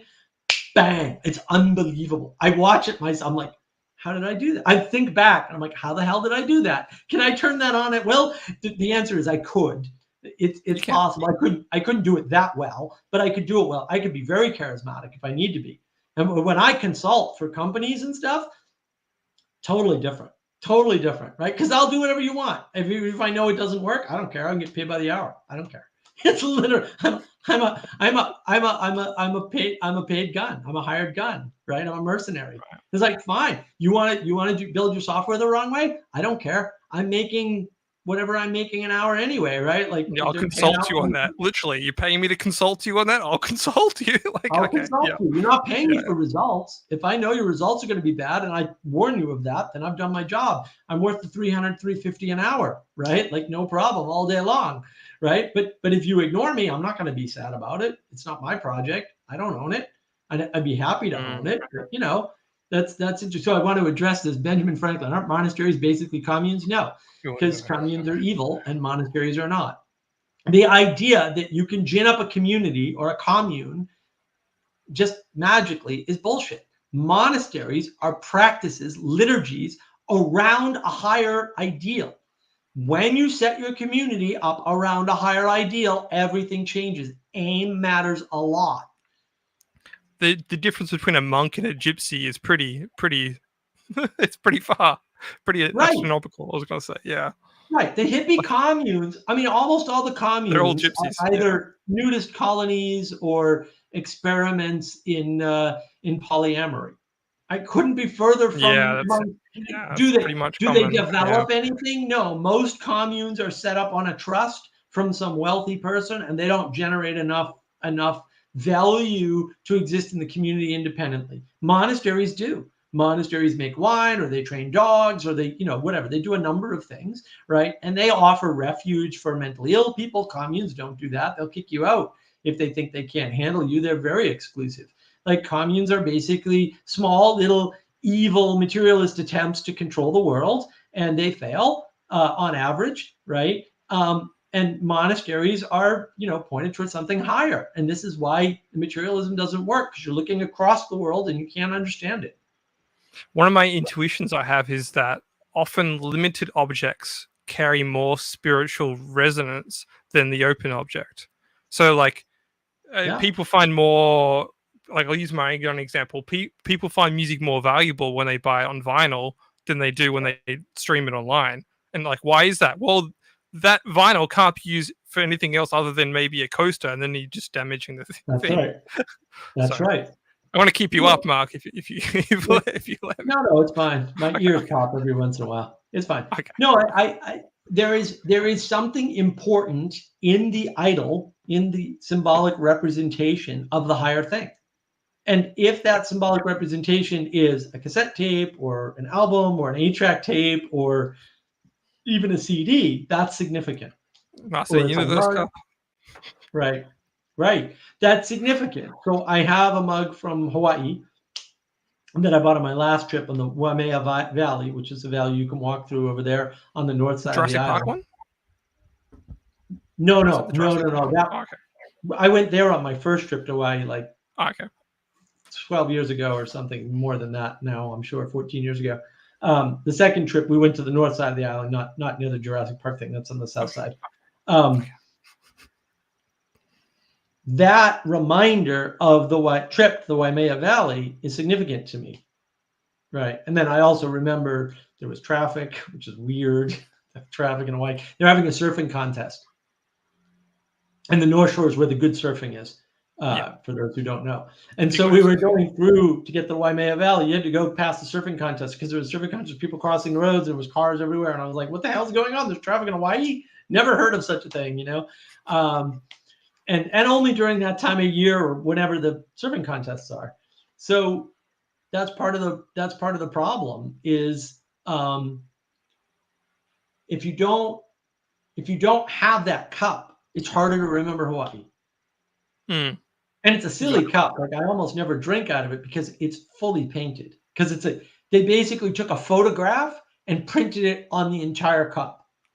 Mark, we need to see the cup. I need to go to the bathroom, and you need to get the cup. I will get the cup. I'll go get the cup right now. I'll go and check everyone. All right, I'm gonna. We'll be right back. No, I'm gonna wait till Jesse gets back, and then I'll go get the cup. That way, you're not all alone. Benjamin Franklin, I'll answer your thing. I agree communes are evil. Good. I may be wrong, but I thought monasteries were reliant on donations and tributes. No, they're not.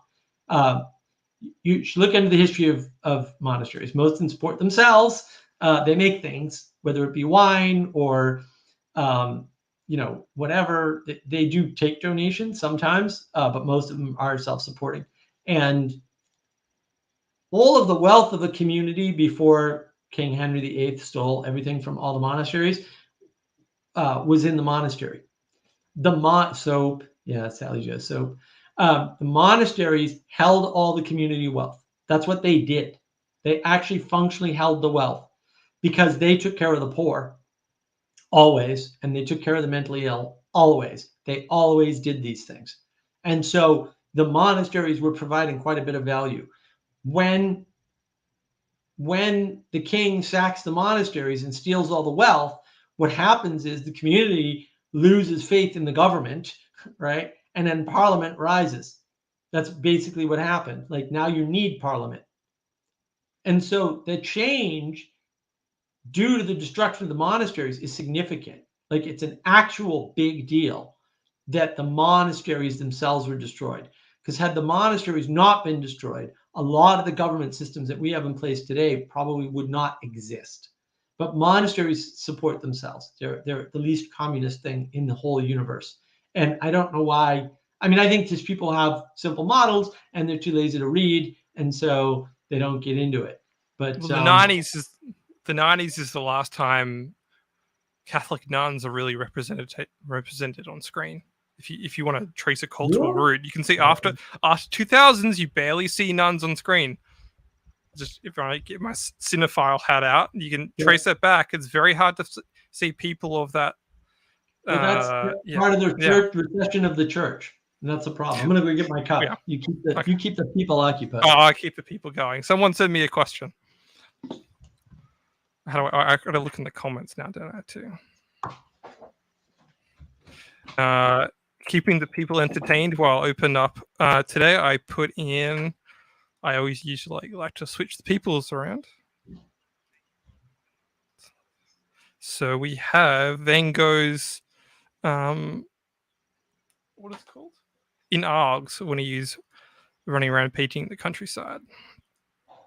So I'd like that. Are the people entertained by that?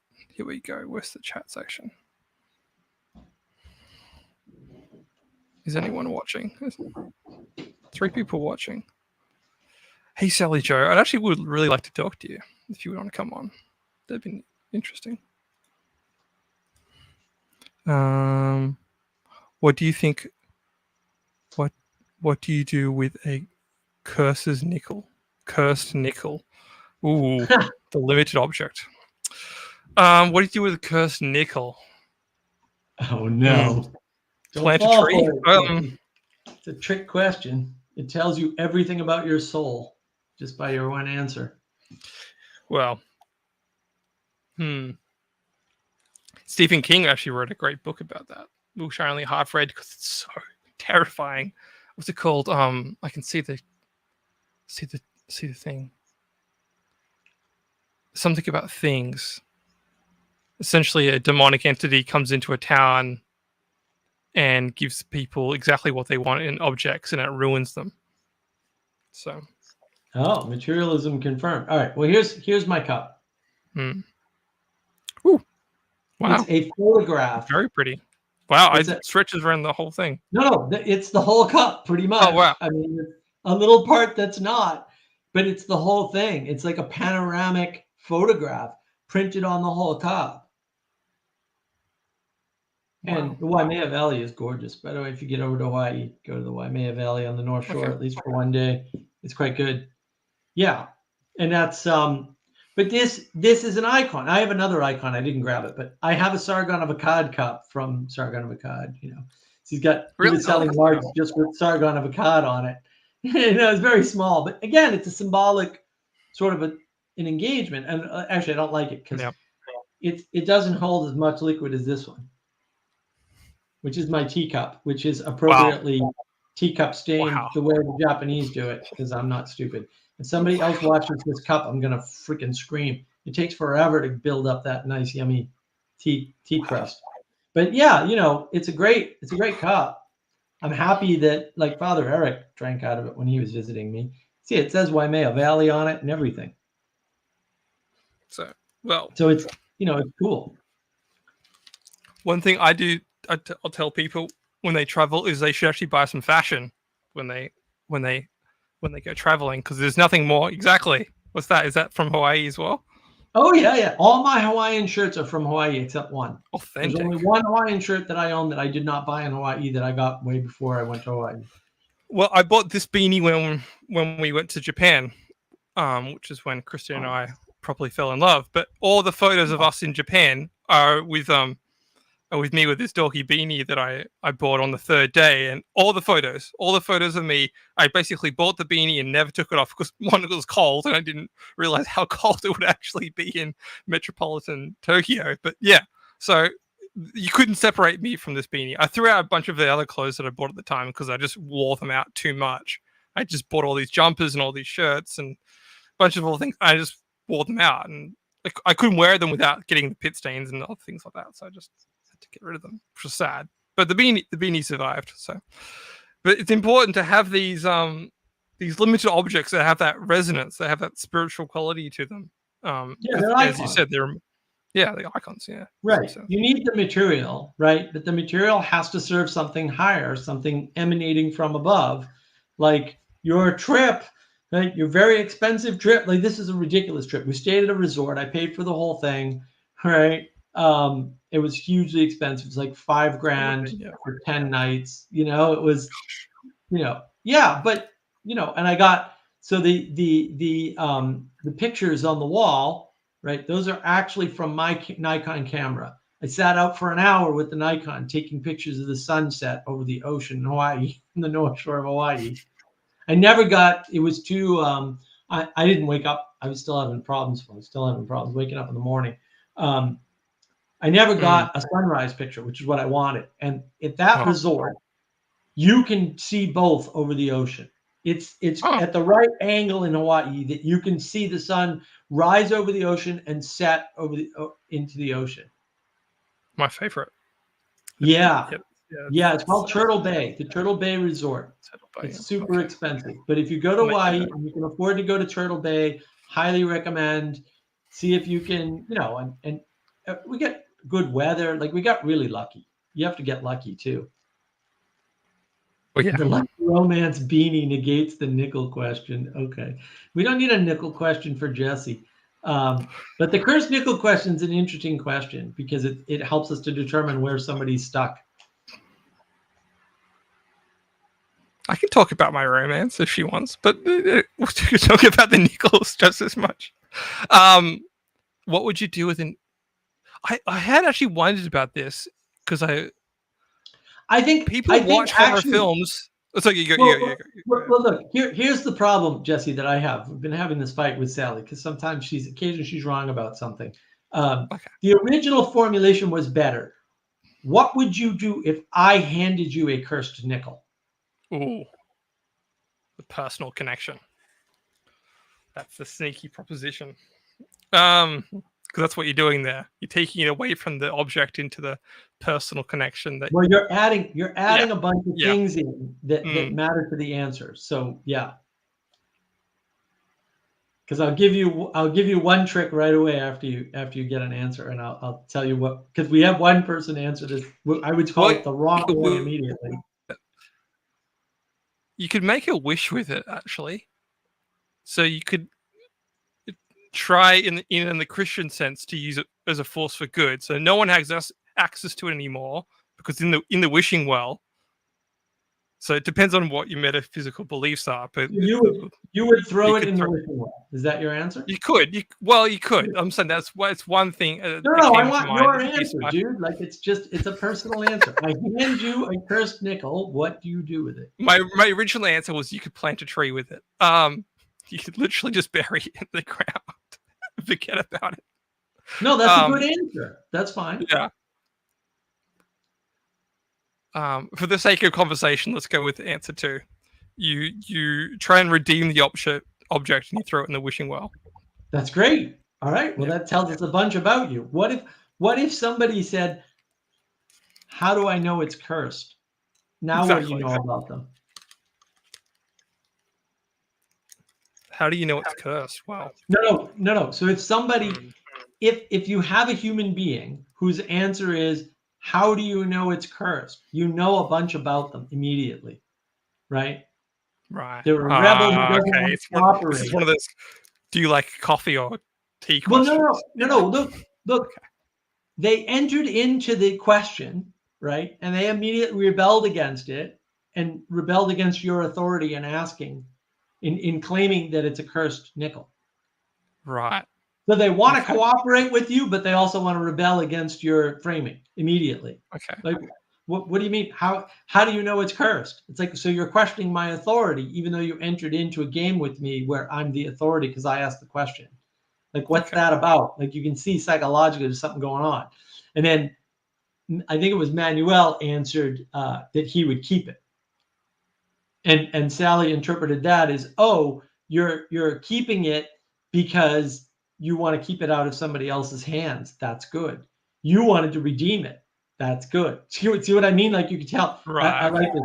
Or if they say, "Bah, nickels cannot be cursed," right? You know something about them. They're materialist, right? Right. So you can find out all of these interesting things just based on how they answer that question. One small question. That's interesting. Isn't it fascinating?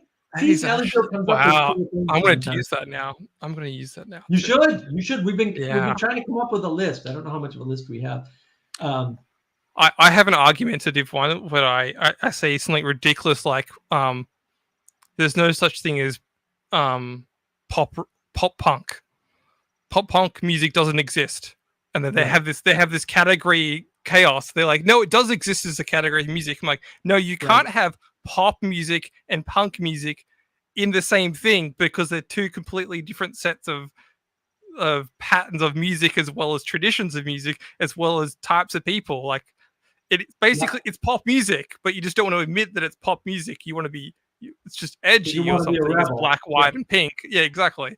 And how people talk.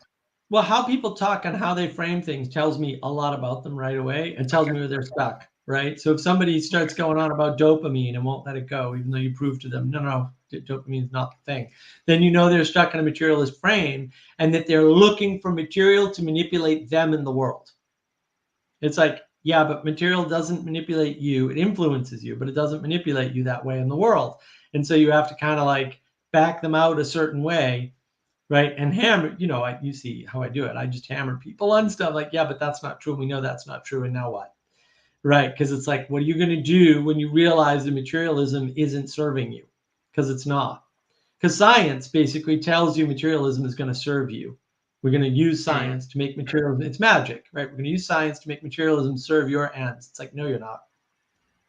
One of the things I do, and I'm not sure if it's the right move or a move that I should always do, but I always try and enforce some sense of authenticity. I say, okay, you've said something. I can talk authentically on this. So I'm going to call you on that, because what you want is intimacy, right? You want a genuine connection and a genuine communication. It's like, okay, so you said porn. Great. That's a buzzword for me where I go, I can talk confidently on this. I can actually help you with this. And so, great. And he's like, gave me the first flat answer. I was like, no, bullshit.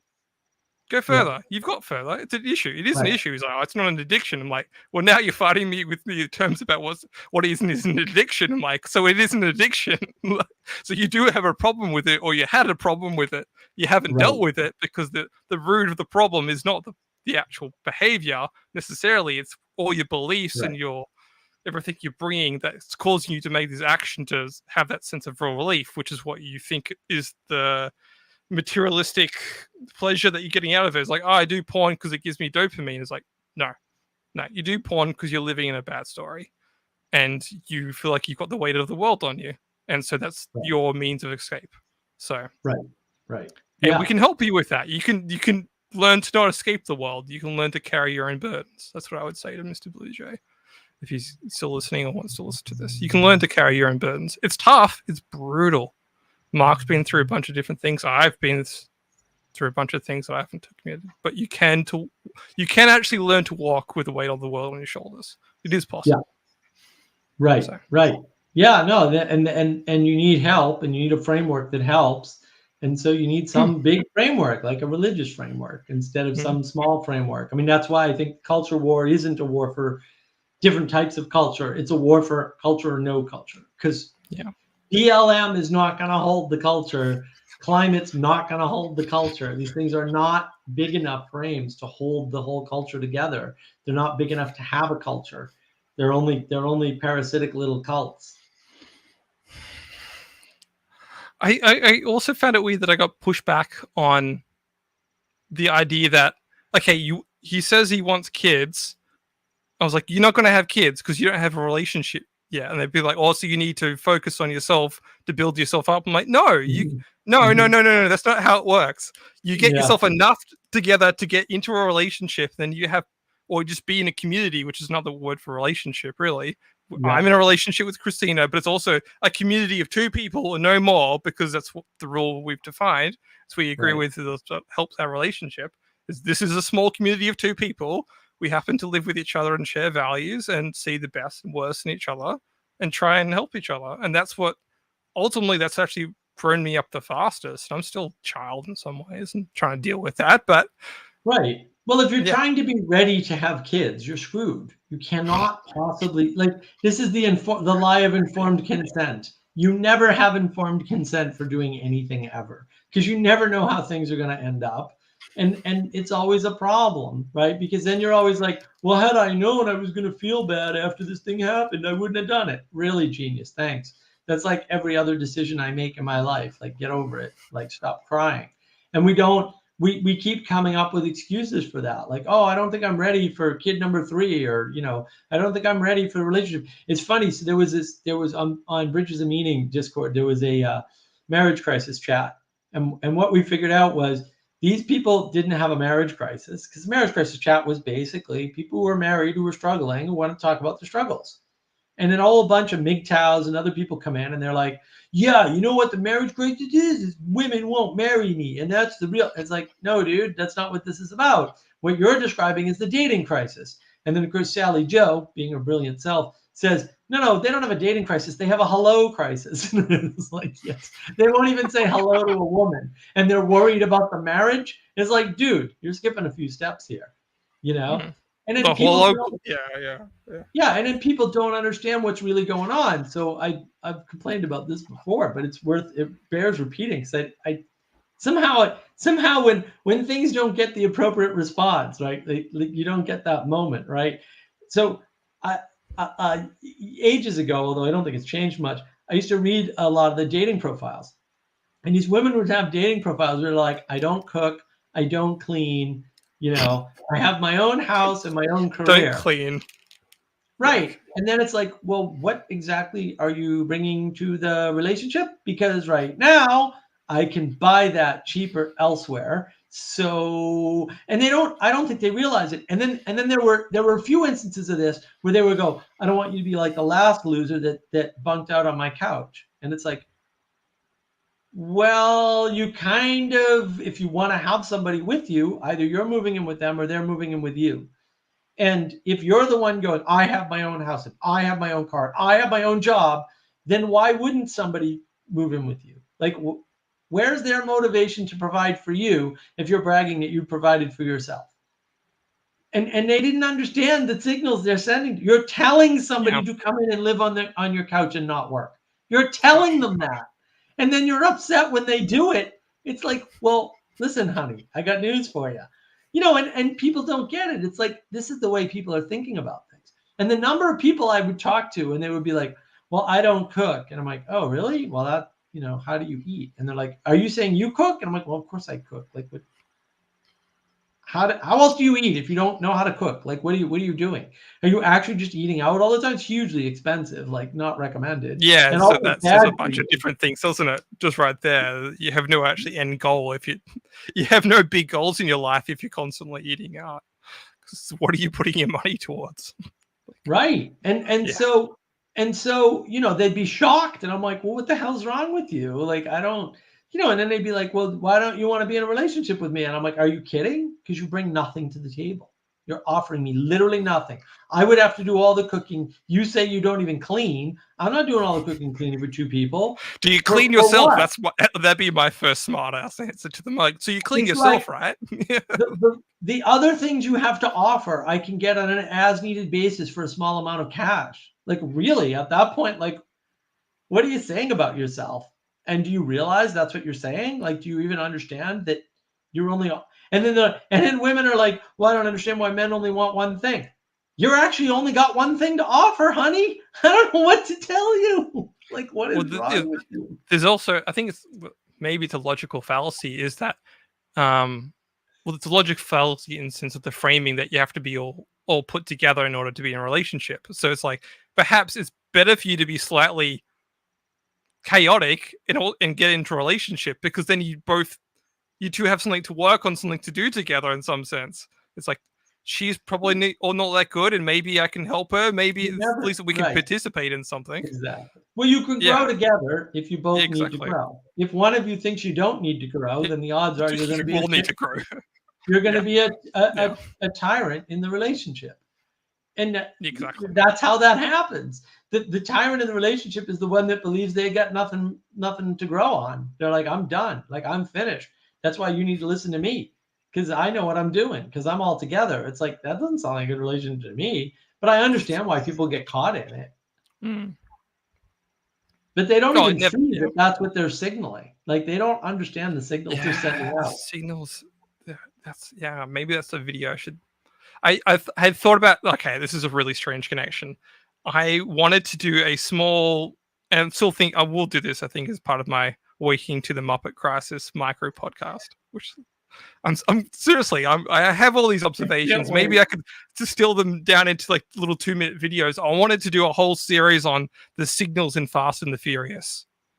I wanted to go through all the little signals in Fast and the Furious and trace out. Basically, all those movies are about global homogenization.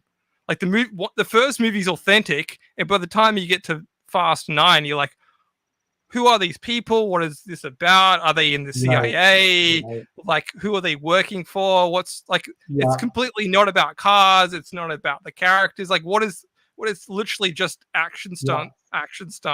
Get to the next. Like, it's crazy. But people, it's the biggest movie franchise now of all time. I think if you stack it up. It's like in terms of franchise, I think it's just beaten out. Like the first one was a really good movie. I love the first movie. I don't like it. We just rewatched it. Yeah, I think number 5's okay, but it's a real 70s dirty sort of like hard hitting movie. We haven't gotten there yet. We just finished Tokyo Drift the last night, and I pulled it.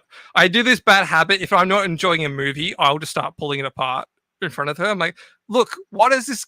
This is not the this is not on. I'm like, oh, did you notice the emphasis here in the 2000s already on social media? With you.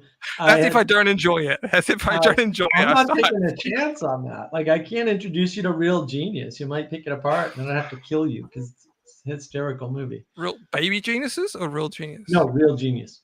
What's real? I haven't seen that. It's an 80s film. It's freaking hysterical and fantastic, and it's based on it's set in the West Coast, but it's actually based on MIT. Okay. Well, to be fair, I only do it with Christina, but because Oh, great! You only make her suffer. I'm sure she likes hearing that. Well, it's true. She has to put up with you. Oh my goodness, how does she do it? You're so imperfect. Shouldn't you be well, perfect before she's you really get into a flexible. relationship? Like, no. I told you, I'm still a child in some ways. I'm calling myself a Muppet, of course. I'm still working a whole bunch of things out. But we have that mutual trust, and that's the most. And you have to, like, if we didn't go to Japan together, we would not have that mutual trust when we were separated. Like, I had to be here in Sydney. She had to go back to Canada because of her visa, and we had. She flew here twice, and that was great over that 9-month period. And we just had to work out, okay, like a relationship like this online. Hey, it's like, hey, we've been dating for 6 months. We went to Japan at the end of that year. We had 3 weeks of intense getting to know each other then. It's like, okay, it's Valentine's Day. You're literally leaving the day after Valentine's Day, and I'm driving you to the airport. We've had the best date ever, and now we're having the worst day together the next day, and you have to go. It's like, I don't want you to go. She doesn't want to go. It's money and visa and all this. We'll work it out. And so high trust, that became the key lesson. You have to learn to trust the other person. And it's a thing that's lacking with millennials. We just don't trust anything. We've taken on that Gen X jaded nature and kind of I know you're Gen X. But the jaded Gen X thing, we've adopted that as the norm, and it's not the norm. Like the norm should be, you should be able to live in harmony with people in some sense. Or the goal should be to live in harmony with people. Right. And actually try to trust them. Yeah. Well, it's great that it worked out for you. Yeah, I tried something similar, it didn't work. But it was a trust, and Yeah, exactly. It's tough. I got lucky in some sense, or got blessed in some. I recognize that. So. That's fantastic. That's great. When you make something like that work, that's really special. Yeah, and there's no formula. It's like you can have the big fight and then the big get back together online and the whole thing, right? You can have really great experiences, because I went to Croatia and then I went to Scotland, and it was really nice, right? And then if the other person can't break free of whatever, then the trust is gone and it's all over. And it's hard. It's hard. And everybody wants their perfect person. And it's like, there's no perfect people. Like, what? Oh, yeah. Whenever I heard that, I'm like, who talks like that? But they do. And I was like, what? Like, you're trying to find your person? Like, that's like, what the kind of thinking is that? Is that even thinking at that point? I don't understand. It's crazy. My dad's only one dating advice to me that I've actually remembered, or maybe the only one I care to remember, was find someone who's the appropriate amount of flexible for you. Oh, there you go. Yeah. So I think I was like, yeah, because you can find people in being relationships with people like, okay, you're kind of flexible, but maybe it's so much, and that's a give and take. But you need, in a romantic relationship, you need to have that. Okay, I really can be flexible with this person, because things happen. And that's the problem with online dating, which Sally just said, earlier, is a filter. Yeah, it's a filter. Like that is the problem, right? It's the problem of how flexible are you? Like, if you're sitting there talking about, I have my own house and my own car and my own awesome career, where are you going to fit into somebody else's life? Because you're not signaling flexibility. You're signaling all the things, the material things that you have. And it's like, well, what kind of a person are you? Like, if you value, being 15 minutes from work, it's like, what? Why? Like, what? I don't get it. Like, I mean, sure. Yeah. Well, you can do that, but you're signaling your inflexibility. It's like, well, that's great, but like, do I want to be around somebody that inflexible? Because I mean, maybe I do. Like, but then they're like, oh, the guy's freeloading off me. Well, yeah, you're inflexible. Like, he's conforming to your world. You outlined your world and kind of indicated you were happy with it, and then he comes and lives on your house and in your house and smokes pot. Well, why wouldn't he? Like, I don't understand. Like, it sounds like you got exactly what you wanted. And of course you didn't. And now you're pissed off at him. You're the one that sent the signal. women are the ones that pick. Like the men don't have any real choice. I mean, we have some agency, but really not much at the end of the day. I was going to say that the Sally Joe's framing of the hello crisis, I'm like, it goes both ways. Like you watch any of these old movies, like they're both. It's not the guy.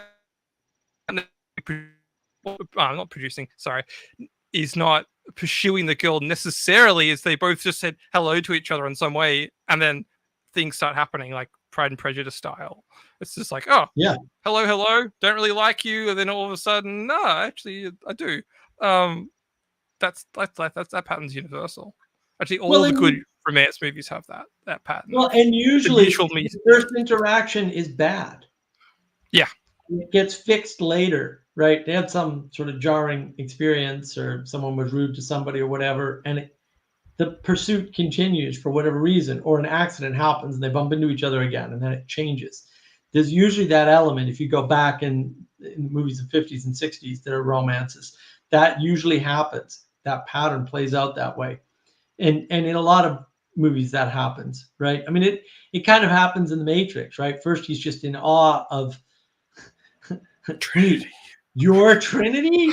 Right? I thought you were a guy, right? And all that. And then, yeah. And then later on, it's this whole like connection and, you know, and there's so many things wrong with that movie. I really want to do a breakdown of The Matrix. Can we do it together? Hold me on, because I love The Matrix, but I can also pull it apart just as much. Oh, like I used to have the movie poster. That movie was an idol to me. I had the movie poster from the DVD store. The DVD store Nice. people. My dad knew that I was so obsessed with that movie. I came home from school one day and he torn it down in the typical Protestant sense, and I still don't let him down for that. I literally every other Christmas, I'm like, Dad, just remember you tore down my Matrix movie poster. And do you know how much that would be worth right now? But yeah. No, we could do that. That would be fun. That would take a little research. Did you see the Jonathan Peugeot breakdown? I had to watch it. I did a few times. Yeah, a few times. 3 times I had to watch that, and then I watched The Matrix, and I got more out of it. I think so. Another movie that struck me too that I always really loved was Tron Legacy. Tron Legacy is absolutely fantastic film on so many levels. And then I rewatched it recently, like 3 months ago, maybe something like that. It was very recent, and it just like a bunch of stuff clicked, and I went, "Oh, there's the rejection of individualism in Buddhism right there. Western Buddhism is denied in that movie. It's a very Christian film, very Christian, and it's like." Holy macaroni! I saw it before, but I own it on Blu-ray. That's how much I love that movie. Right. And yeah, I mean, and I've watched The Matrix probably 100 times, and Peugeot's framing sort of escaped me. But there's certain things like they'd rather live in a dingy, ugly metal tube being chased around not a dead city, but the sewers of a dead city. It's like, how low can you go by the machines? There's one critique too that Neo never stops. Neo, even at the end of the film, he never stops tumbling down the rabbit hole. Like, because there's the whole thing about Alice in Wonderland, and he's like, how Alice goes from the top part down to the bottom and countering the world of shadows and everything. Right. Neo never really, that movie, if you take it as its own thing, because the second and third ones are kind of their own thing, and I think that's the best way to understand it. He never really escapes the Matrix. He ends the Matrix as basically he's an agent now. He's an agent. That's one way to he's tumbled down the rabbit hole so much that he's become an agent.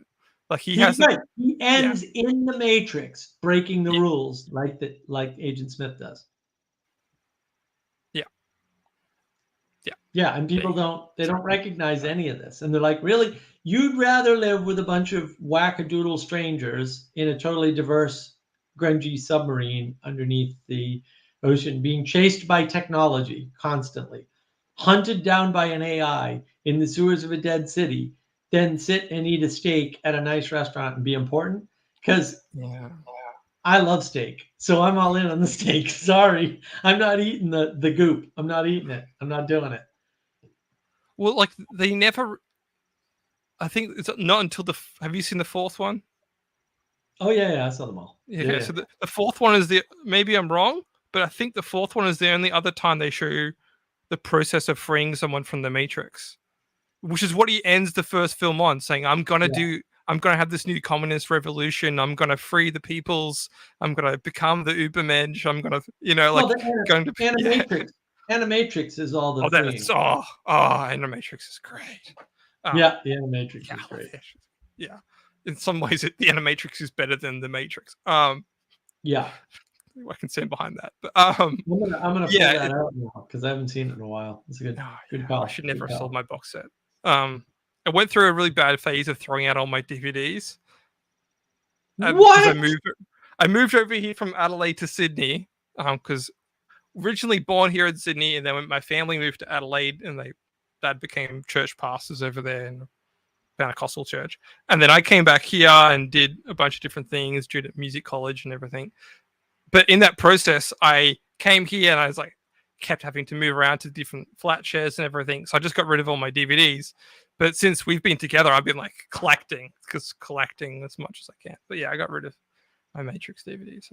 I had the whole special edition box set with all the nerdy little interviews and all the philosophy things. And should never have got rid of. I've lost all respect for you, Jesse. Yeah, that was it. That was all of it right there. That was fine. I never had the box set. I probably should have gotten it at some point. No, I just bought the movies individually. But I think the Matrix just has a lot of philosophy, and the second one has less philosophy but deeper questions and way too many special questions. And the third one just has fewer philosophy thingies, but again, deeper questions. That's the way. What's the deepest question in the third film? Well, oddly, the third film is correct. It's all about cooperation and community. Oh, okay. Yeah. Okay. Yeah. It's that acceptance. Okay. You're not getting rid of the Matrix. You're not freeing everybody from it. That's not going to happen. Your communist manifesto from the first film was a stupid, idealistic, utopian dream, and it's unnecessary. Instead, you can just get along with this enemy that you have, quote, enemy that you have, and come to some compromise, and everything will be fine. I mean, in many ways, it that's really the end, right? And that's why the fourth movie is an abomination. It should be scrubbed from the planet, and the minds of all the people that saw it. In fact, do Men in Black on me, please. Just. I know. But although I do want to watch it. I do want to watch the fourth film at least one more time, just so it's did I miss? Did I miss? Because I knew there was one moment with the French. They bring back the man Merovingian, and they're having this post-French critique, sort of Duchamp, and what's the other guy? The guy who used to like to do things in graveyards. What's the guy? Who, Foucault? Derrida. He has the sort of Derrida argument when they're doing the kung fu, and the kung fu's crap, and the argument's crap, and then there's a meta argument happening outside of them. I need to watch this again just to make sure. I don't. Yeah, I can't. Okay, even, so you're saying don't even waste your time. I can't even entertain that garbage. Well, it's all people mishap. I think honestly, because Foucault and Derrida were just wrong. They were just writing garbage at some point. Attention seeking. Yeah. Yeah, they were attention seeking, writing garbage. Because it's so bad, people project into it. And so everybody argues about, well, no, what he really meant was, and I'm like, this is mysterious. If somebody writes a good point and everybody argues about what that point is, then maybe they didn't do that. Maybe that point didn't happen and you're just arguing over your own projection. And that's why no two people can agree. Ooh. That's all of postmodernism, by the way. Every postmodern thing ever written has that quality. Some other things have that quality too. Turning the dialectic on itself, actually. That's because Hegel was retarded, and it's really that simple. Well, he was retarded. He was a 3-year-old. I only know quotes from Hegel, and I've already read them, and even breaking everything down into the thing and its opposite, and then saying, "Oh, you turn it into this synthesis. It's like, all right, well, who does that? Oh, well, it always happens to be you, doesn't it? What a weird coincidence. It's almost like you're the smartest guy in the room. It's like, oh, so now you have a method of making yourself the smartest guy in the room. That's fantastic.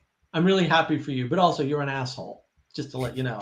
You're an arrogant piece of garbage. So you can take your Hegelian dialectic and shove it where the sun don't shine. And they all see, now this is where it gets funny, right? Hegel's just Socrates all over again. It's just critique, argument. Socrates okay, Mark, you said the loud part out loud. So right. So Socrates never makes a claim.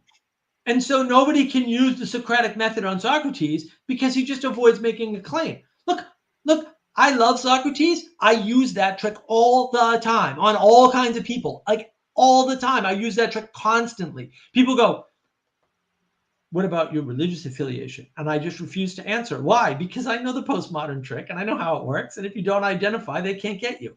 It's that simple. Like this isn't hard. This is a stupid game.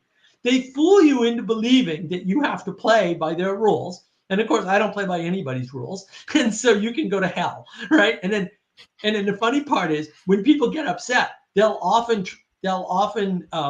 try to trap me into answering. And I go, no, I'm just not interested in that. And then they scramble to get my attention again because they don't want to break the intimacy, the connection. And I'm like, aha, who has who? Right? It's like, that's right. I'm in charge now because you're asking for my attention, right? Because a lot of times people want the passion too, right? They want that. They're attracted to it. So they want that on their side. And when it's the dopamine. They want the dopamine. I'm going to dope slap you for that one. Right. But they want something, right? And then they can't, it's against them. And then they like the rebellion, but they want the thing. But they want the rebellion, but they want the thing. So they get caught in the dialectic. And I don't because I stand my ground. There's no dialectic. Because I'm like, one of us is right, one of us is wrong. There's no dialectic between right and wrong. One of us is on the correct side of this argument, and the other one is not. And I am happy to find out which one it is. And you know, look, some of the time I'm on the wrong side of the argument. They're not good enough to make their argument.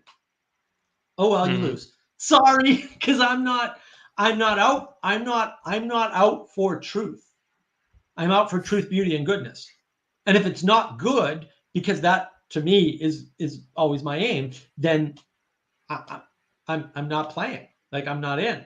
So I always put the goodness first because I want to get the good. I'll worry about the truth and the beauty later, right? Because if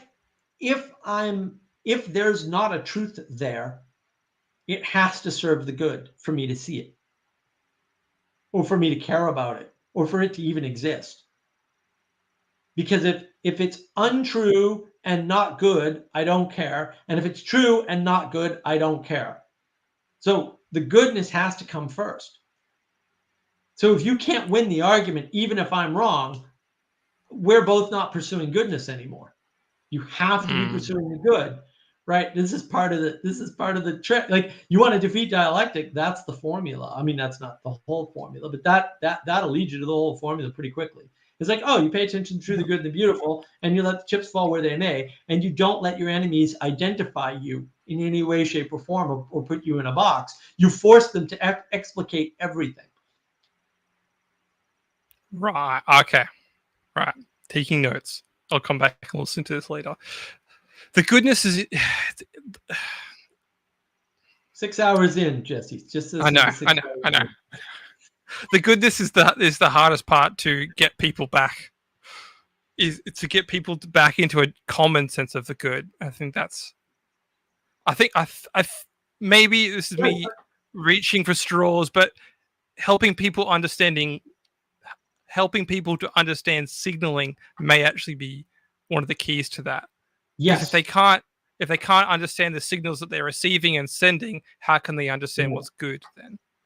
Exactly. So yes, signaling is the most important thing. That's why the model, if you look at the knowledge engine model, right, you should watch it again after this, actually, right? I will. It starts with signals from below. It goes into perspective. And there's a bunch of breakout for perspective. I got to do more slides one of these days. It breaks out into perspective, and then it goes into information, and then that information gets shaped into the into knowledge up above, right, into the 4 buckets, and that's a negotiation. It's a cooperation, right? And then it gets the 4 buckets get shaped into one of the 2 buckets of knowledge. So it all starts with signals. And when we don't discern signals, like literally, like these women are writing things that are signaling basically that they're whores, and they're not even understanding that they're doing that. They have no idea.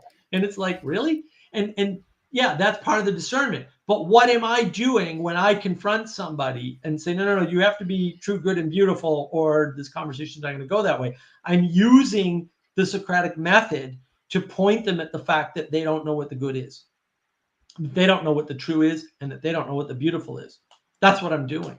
I'm really not like, this is not new. It's just Socrates. It's not John Vervaeke's incorrect anticipation of Socrates. I went over this earlier. He's just wrong. Like, I don't know what else to say. It's just wrong. Obviously, observably, completely incorrect, right? Socrates said, I know nothing.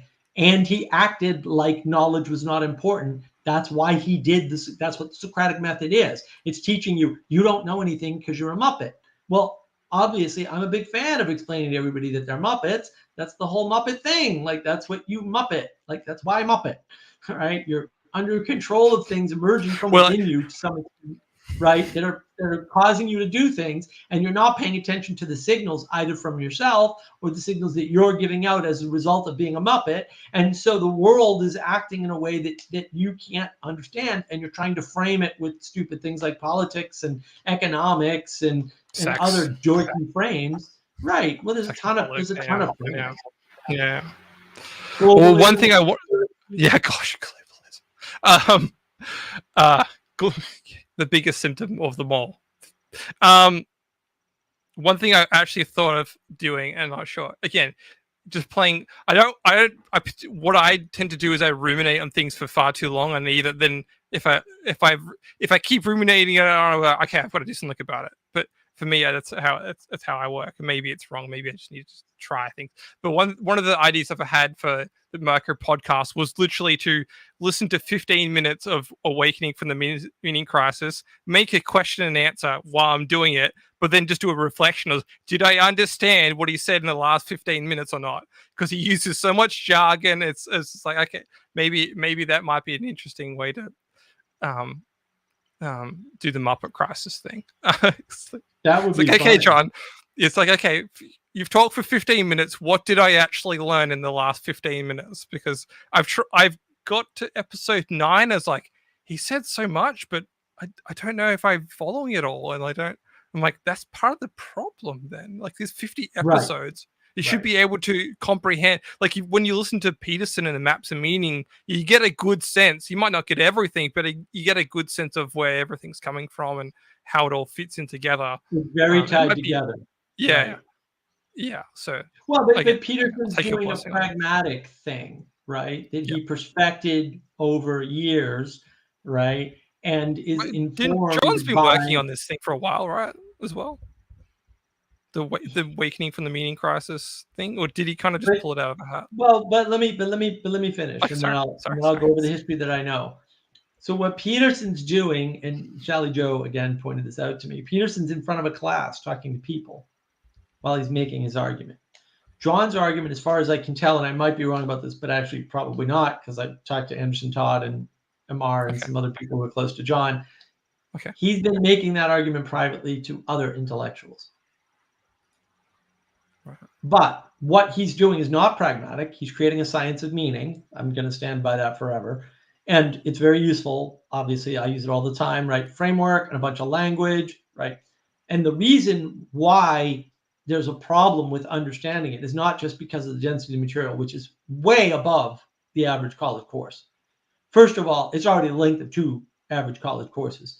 But second of all, the density level, if you don't sit and take notes, and that's not what you're doing, you have no hope of really understanding what the hell John's talking about.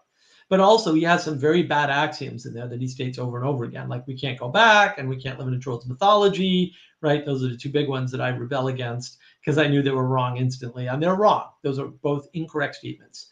They're just observably just wrong.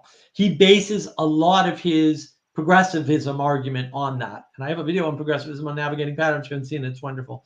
Right.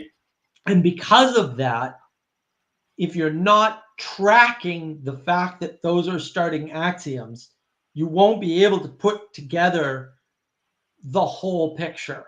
The science framework that he has won't make any sense, because the science framework is a progressive framework. It's not just a framework for understanding. It's also a framework for building. That's why it's misnamed, right? Because it's called Awakening from the Meaning Crisis, but there's no from there. It should be called Awakening to the Meaning Crisis.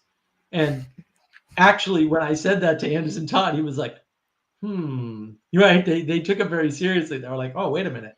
Maybe you're right. Because the Awakening 2 is the meditation series and the Cultivating Wisdom series. Those are where the tools are, the practices to help you with the meaning crisis in particular. And my argument is that doesn't help, because although John says communitas 6 million times, he doesn't actually talk about how to build communitas, what that should look like, what good communitas is versus bad communitas, because I think there's both, right? And that gets into the postmodernism that he has, because he takes the, quote, postmodern critique, which still is not a critique, see my video on postmodernism, too seriously, right? And he doesn't understand. It's not charismatic leadership. It's not bad story. It's not narrative. That's not what happened. That's not what Hitler and Stalin did. The narrative thing runs me up the wrong way. The two worlds thing is also, for me, just because on a personal level, you're always in two worlds. Like once you deny two worlds, so you deny this whole Christian notion of born again. Like you're all like the sense that you make these fundamental changes in your life, and there is the old world that you were living in, because your consciousness changes, right, over time. And so there's the world that you thought you knew back there, and there's the world that you're living in now. And then he also starts the whole thing with the God of the open future, which is like, okay, that's how I got that name. Right, but for him, the two worlds are the natural world and the supernatural world, or the material and the ethereal is what I divide them into, right? And so that's the ancient Greek conception. So on the one hand, he says, I like Platonic forms. And on the other hand, he says, I want to collapse that into the material world. And nobody notices that he's doing this, by the way, but he's doing it implicitly by how he's framing things, by removing the two worlds mythology. He's trying to collapse the Platonic forms into the scientific realm of materialism, because he's a scientist and all things are solvable with science, according to science, which isn't true, by the way. It's just a lie that science tells everybody, because they're basically fundamentally have turned bad. They're no longer good, right? And they're no longer good because they're no longer Christian, roughly speaking. When Einstein said God doesn't play dice with the universe, that's a very Christian sort of thing to say, right? Back then, 80% of the physicists, in fact, 80% of the people in science were Christian, and 80% of the population was Christian. And that split is no longer the case. Now scientists are largely atheists, or claim to be, even though that's not a possible configuration. They're just lying to themselves.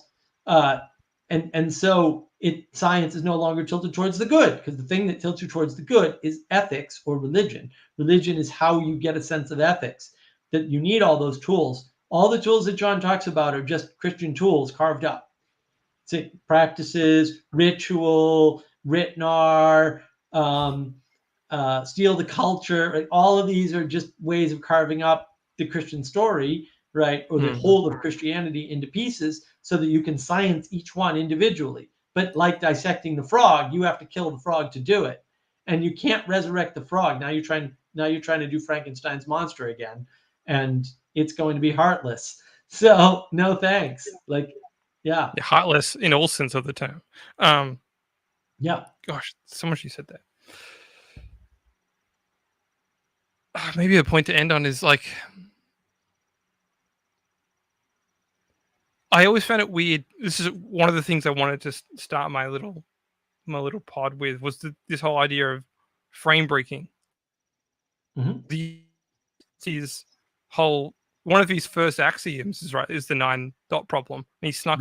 He's in some sense, I'm not sure if I'm going to say this all right, because these are all just intuitions that I've got, but he sneaks that in as an axiom very early on, but he doesn't name it as an axiom, but he's actually putting forth an axiom, and he refers back to it as, oh, but you remember the 9-dot problem, you got to see outside of the frame. You're like, but this is itself a frame which means it is an axiom, means it is a tool that you're using to try and comprehend the world with, which means it's a worldview, which means that that worldview has implicit assumptions within it. So what is it? What is it, though? Yeah. Jesse? Yeah. What do you think it is?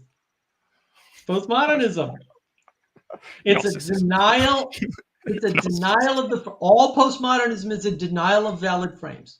That's all it is. It's just always that's what deconstruction is. It's we're going to take apart the frame, which you can't do. It's impossible. It's an absurd word. It doesn't work in language, right? It's non-communicative. It's really destruction. We're going to destroy the frame. Why? Because we want our own frame. Because you can't do without framing, right? But they don't say that. They never insert their own frame. So how do you defeat that?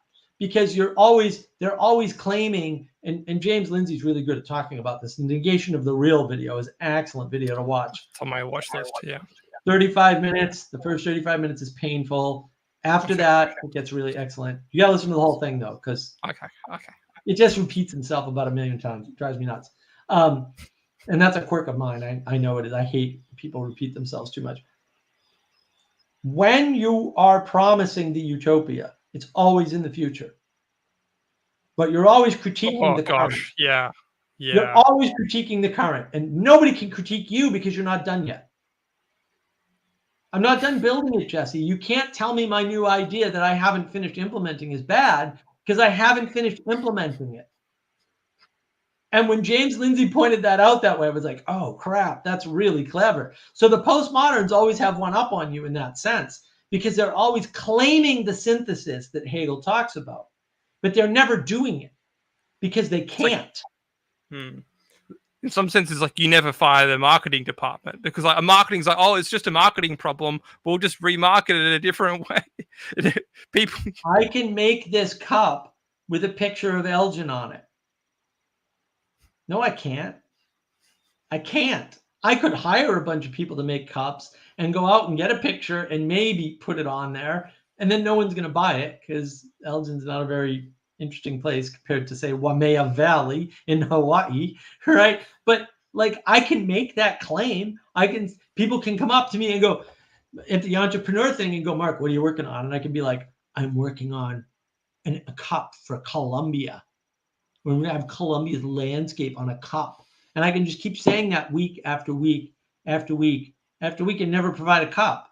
And then they're like, well, how good is the cup? And I mean, it's going to be the best cup ever.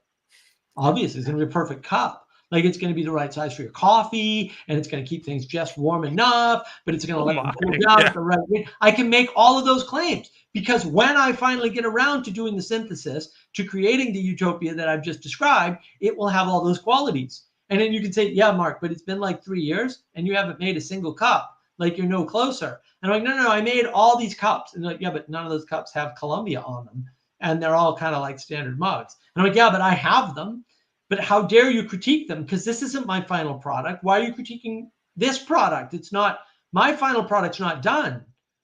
But the cups we have now suck. That's why we need the Columbia cup. And I was it's like, a never-ending circular problem. Never-ending circle. You can never nail them down because they're never done. Yeah. And it's like, okay, but like we have something now that kind of works, and maybe we can fix it, but maybe we can build on that. Yeah. Because then we don't have to boil the ocean. We can just fix one or two things or tweak one or two things. Like, wasn't that a better idea? But the postmoderns, they just want power. They say this explicit. The other trick they play is they say, life is just a battle for power. And the solution is you should take it. It's like, wait, what? So it's still a battle for power. It's just who's in power changed. That's all they're saying. They're not giving you a solution. They're proposing a problem and saying the solution is that you need war. It's like, what? Wait. And they call it revolution, but it's really just perpetual war. Right? Or That's why the rebellion never ends, right? Well, it's the other side of the thing that says to say the same thing sometimes, which you just made me realize. But yeah, it's good to heal that. It's good to kind of validate some.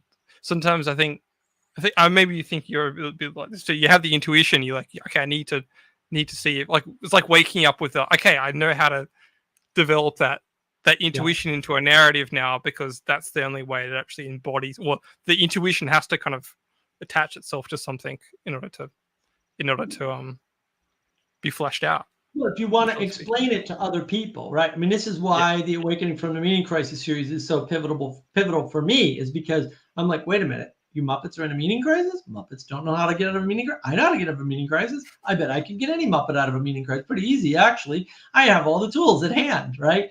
But I couldn't give them to anybody because there was no science of meaning. There was no framework and vocabulary to talk about meaning with other people. So I would look at things and I would go like, how are you even stuck here in materialism? Haven't you gotten to the end of materialism and realized it sucks? Like, I don't. And then I realized people can't do that. And I'm like, oh, this is why I lose people. Because I see these threads and they can't follow along. So you watch Peterson, like I just watch Peterson just like enthralled. I'm like, this is so beautiful. I do this all the time. This is so much fun, right? And the only reason why I was watching him was because I saw a Kathy Newman interview. And I went, oh, that's my trick. How's he doing that? This is great. And then I thought about it more and I went, wait a minute. I can't do that. I can do some of that, but I couldn't do that good a job. And then I realized if I knew all of her questions up front in the order she was going to ask them, I wouldn't have been able to do what he did. And I went, teach me, oh master. I was like, this is somebody using my tricks that I've never seen anybody else use and doing it better than me. And I was just like, well, damn, that's pretty damn good. Let's find out more about this guy. Like, that's how it all started for me, was that Kathy Newman thing. I was like, that's amazing. And not that I hadn't run across Peterson before, because I did actually. I just, of course, they're like, oh, psychologist, that's one strike against you. Canadian, that's 2 strikes against you. Taught at Harvard, no, I want nothing to do with you. That's like the 3 worst things. That's the worst combination of things in the world, right? Do you want me to talk into my personal Peterson stories? I don't want to make you jealous. I have personal Peterson. Okay, please. So like I was as you know, I did some of the. I flew to and got blessed to do the Peterson tour and take the book signing photos. Let's call them that. The gig itself, just taking photos of the general event and everything. But I can tell you, I was doing my day job. Knew that I was going to the Peterson on the Thursday night. The Thursday, it was Wednesday, I think, in London it came out, or it was a day or two time difference. And I was doing my day job, sitting in a food court, knowing Peterson, I was going to see and take pictures of Peterson later, and then looking around the food court and seeing maybe 1 in every 3 people was watching that video clip that I had just watched of that Sally Newman thing. I was like, okay, I've somehow stumbled onto like the global event, and no one recognizes that this is a global event right now. Like this. Yeah. And then it started to make me think about other things too happening in the sequence of networks and nodes, and how, that really, but that was fascinating. But there was only like 500 people in Chatsworth. Like, it was not a big event. Right. His first tour over here was not big at all. Right. I always find it strange too that I met John Anderson and basically didn't care and didn't know who he was. So I was just like, oh yeah, you want to take a picture of you? Oh my goodness, that's too funny. Because I don't follow politics. I don't follow Australian politics. I do more now. But at that time, I was like, all right, guy in costume, guy in a suit. Like, you want me to take a photo with him? Super Australian dude. That's like mega Aussie right there. Aussies just don't care about nothing but their thing, and that's it. They don't pay attention to the rest of the world. It's great. It helps though. It helps. Well, Europeans in general are more focused. Like, man, the music scene up in Scotland was all personal and private and around people in Edinburgh. And I was like, what? And they had all this wacky music I'd never heard. And they hadn't heard of any of the popular songs, even really famous songs that came out of England, in the past 10 years, they hadn't heard of. And I was like, what the hell kind of weird pocket of universe is this? Amazing. It was so bizarre. But Europe's like that. Whereas in the United States, you're just kind of exposed, not everywhere, but, a lot of people are exposed to a lot of things all the time. Yeah. Well, we're mostly a de facto US state at this point in terms of culture. Like, anything the US does, we tend to follow. Well, I don't think Australia is that. Maybe we could go into this offline. But yeah, I don't think Australia is that. I don't think it has as much of its own authenticity, put it that way, anymore. Not, It doesn't. not anymore. Yeah. Well, we've warped the world, unfortunately, and that is the U.S. fault. Yeah. Yes. It's all concrete now, as I like to say. It's all concrete. Gosh, we could keep going on, but yeah, the Peterson thing was surreal. It was surreal to me. Okay, so I don't think I explained this last time too. The same time that Peterson was doing his tour, Ed Sheeran was doing his tour of Australia. They're literally playing it like there's like 2 or 3. Yeah, if you want to talk symbolism happens and synchronicities, that was crazy. You've got the complete distraction of the West and kind of like the hero of something of soon to be hero. Yeah, exactly. And I was like, this is crazy. Literally on the bus. I'm here on the bus with my camera, and then most of the bus is full of people with Ed Sheeran t-shirts. I'm like, you guys are looking at the wrong answer. Like, yeah. Wow. Yeah. So, particularly if you want to go down, if Ed Sheeran is a good musician, or if he's got some sus beliefs and et cetera, et cetera. He could have been in the Deftones. Yeah, a whole bunch of different things. No. Yeah, he could have been in one of the tour bands. He could have been in some dark metal band, but he chose not to. But that was another strange thing that was happening, because I was meeting people what I was doing because I was excited and passionate, and they're like, "Oh yeah, I'm just going to Ed Sheeran. I'm from Sydney." I'm like, "What? Like, what are you doing with your life?" Like, well, they didn't. They didn't see any of it, right? Whereas I saw Tim Pool immediately. I saw Sargon of Akkad immediately. Not when they came out. I mean, Pool when he came out, but Sargon I got introduced way after 2014, right? But once I saw him, I'm like, bang, he's big. That's it. I got a bunch of shirts that he was doing back in the day. I supported him, right? And I don't watch him anymore, but I still pay attention to him. But the political stuff is just poison. I can't engage with it. Right? I'm too busy trying to help people. I can't be bothered with, because it takes a lot of time to track that stuff. Yeah. It's a crazy time. But yeah, that was it's a crazy time. I'm not sure how much I want to go into things. But yeah, the Peterson tour was a very interesting, because I had to stop. I stopped and I just observed. One of the first times in my life I observed the country and the landscape that I was in. It was no longer just in Sydney. I literally followed a global event around to Sydney and got to see and got to meet all these different people that I would never in contact. Like, I talked to Tammy for a couple of minutes. And that was intense. She's one intense lady. She's really, yeah, she's lovely, but she's intense. What did you talk about with her? I did the pleasantries, like, how are you, like, like, how was your flight? And she started talking to things, and then she instantly knew that I was wanting more than that, and she stopped the conversation. Like, she just like, oh yeah, but we don't watch that. Done. Next. Click in. Oh, you're trying to be real with me, and so you're not making pleasantries to just be Australian. Like, I'm trying to get your. So she got my attention that way, and we talked about. Are you still there? Yeah. We talked about. I think it was something to do with relationships. Mm. I think I asked her, like,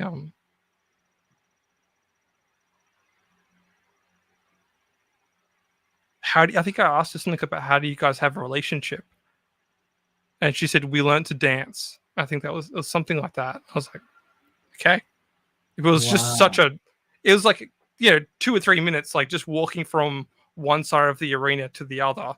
Sure. With her, and to go into the main hall, and I was just like, okay, that was intense. That was So yeah. Interesting. Yeah. I can imagine he'd have to be intense around. Oh yeah. Because he's a nut. He's a crazy person. Yeah. Yeah.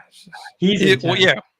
He's literally, when I met him, he was in, like, okay, so you imagine I'm this gullible, not quite a proper photographer yet, coming in with my little Canon, just flown into Melbourne, come in a bit late because of just traffic and everything, and I'm like, met the event organizer who I hadn't only talked to him on the phone, so I met him, called him up, was like, hey, I'm here now. He's like, okay, we'll go upstairs and meet everyone. I was like, okay, all right. So come in, and we go through all the levels all the way up to the top floor of the Melbourne Arena. And then we went from all light, all the typical, and then the back room where Peterson is, and the beautiful scenery over Melbourne looking that way. And he's in this dark room. All the lights are down. He's on a couch with his legs crossed, like literally Freudian type like energy, eating like bacon strips. And he's like, oh, hi, you're the photographer. I'm like, it's just intense.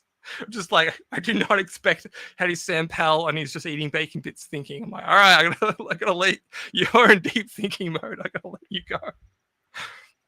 So yeah, we bounced. But yeah, that was my first real interaction with the man. But yeah, that was something. You like Sam Powell, so that's a plus. Oh, definitely. But yeah. As I said, one of the best and most surreal moments of my life was being in a security elevator with him at almost 1-ish in the morning, just going, what is life? Like, what am I doing here?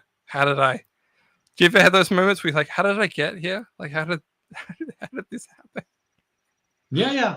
Oh, yeah. So yeah, that's now I'm riffing, but yeah, like riffing. No, that happens to people sometimes. They're like, wait a minute, what led to this? Like, what led to me, eating ice cream and walking in Charleston on Tuesday, on the last day of February, 85-degree weather, right? Just kind of hanging out, and it was a weird day. I saw Fireball in the sky, and it was a strange, surreal day. And I don't know what happened. I don't know what to make of all this, right?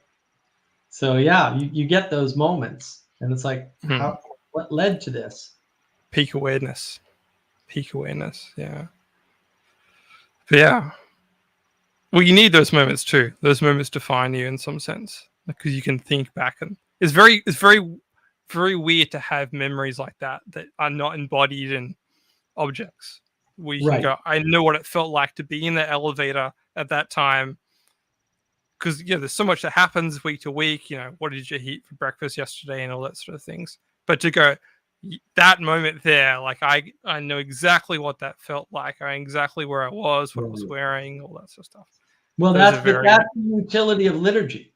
When you have a regular pattern, when you're broken out of the pattern, when you're doing that 9-gap moment, as John might call it, right? Then it stands out. But it doesn't stand out if you're always breaking the frame because you're a postmodern idiot. It doesn't stand out. Now you don't know when you changed. You have no idea. And you don't know what's changing you. And you don't know whether or not you're still changing because you don't have a liturgy to measure against. Right. And one idea I've been toying with, which I'll throw out now, why not? Almost 7 hours, almost. Yeah, we should wrap up soon. I love these chats, by the way. Thanks, Mark. Well, thank you. Thank you for joining. I wonder if the fact that people won't do banal, rote, sort of regular work, like just I won't sit out in direct traffic, or I won't go and collect carts, is causing anxiety. Because one of the things I tell people is if you suffer from anxiety, do the Zen sweeping thing, like literally sweep, right? And it'll calm you down because the motion of your body, it can be dishes, it can be whatever, right? But having something where you're doing a lot of muscle memory, your body tells your brain it's okay and it's safe physically. And then your brain calms down and that fixes your anxiety problem. But what if just having a boring job where you just come in and like type in a bunch of stuff, right, also did that for you, and we need a certain amount of that per week in order to stay not anxious. Yeah, well, most of our lives are entertainment based, right? They're all based on like phones and like they're all frame breaking devices. There's your dopamine problem. Yeah. Bring back. Well, that's what they say. And it's like, well, yeah, to some extent it is dopamine hijacking. But what's really going on is you're taking time, energy, and attention away from the regular calming activities that anchor your life, that anchor your daily activity, that give you the contrast to appreciate the flowers outside, the hummingbird out the window, the dragonflies flying around the pond, right? the flower coming out of Turtles. nowhere. Right. That's, all that's important. Yeah. I'm still surprised that this turtles just showed up in your pond. Just magically, turtles, they just show up, and they're wonderful. They're wonderful little critters. Yeah. I mean, that's the thing. Like, Peterson talked about this. Introverts need to go outside to recharge. I'm like, hell yeah. Why do you think I have 12 acres of land? And a pond. That's why. This isn't where I wanted to live. I wanted to live outside of Charlotte. Would have been an hour and a half, or maybe an hour from mom's house, right? But I was going to be outside of Charlotte. All the banks are there, right? In Charlotte, the only city that has more banks than Charlotte is New York City. So it's like the mini banking capital of the United States, or probably the world. And so there's all these jobs up there. I could get a job in 4 seconds up there at one of the banks. Piece of cake. That's where I was going to move. But then when I saw this place, and my mother found this place, not me, it was like 5.5 miles from her house, and it's outside Columbia, which is kind of cool, right? But it wasn't where I wanted to live. But then I was like, I can own a pond. Because in New England, you can't own a pond. You can have $1 million from a pond, and then you have to take care of a pond in the winter, and it totally sucks. You don't own ponds in New England. That doesn't happen. You have to be wealthy. Down here, you can be a poor person and own a pond. It's great. The life. I don't want to. I could keep dragging this conversation on, but I feel like you need to sleep. No, I think we're at a good point. So I mean, it's worth thinking about. Does rote work actually, or the lack of it, actually contribute to anxiety in society in general? Because I think it might. I think there's might be a connection there. It's a new theory, but I think there's a lot of things to that. As I said, these things, these phones are all frame breaking devices. It literally is a broken frame.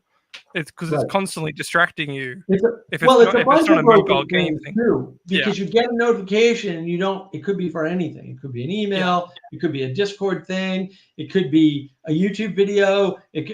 I don't know what it is. And some of the notifications are a little bit different, but I can't always tell. Sometimes I just know I got a notification, and then I got to go figure out what kind it is and whether or not I need to care about it.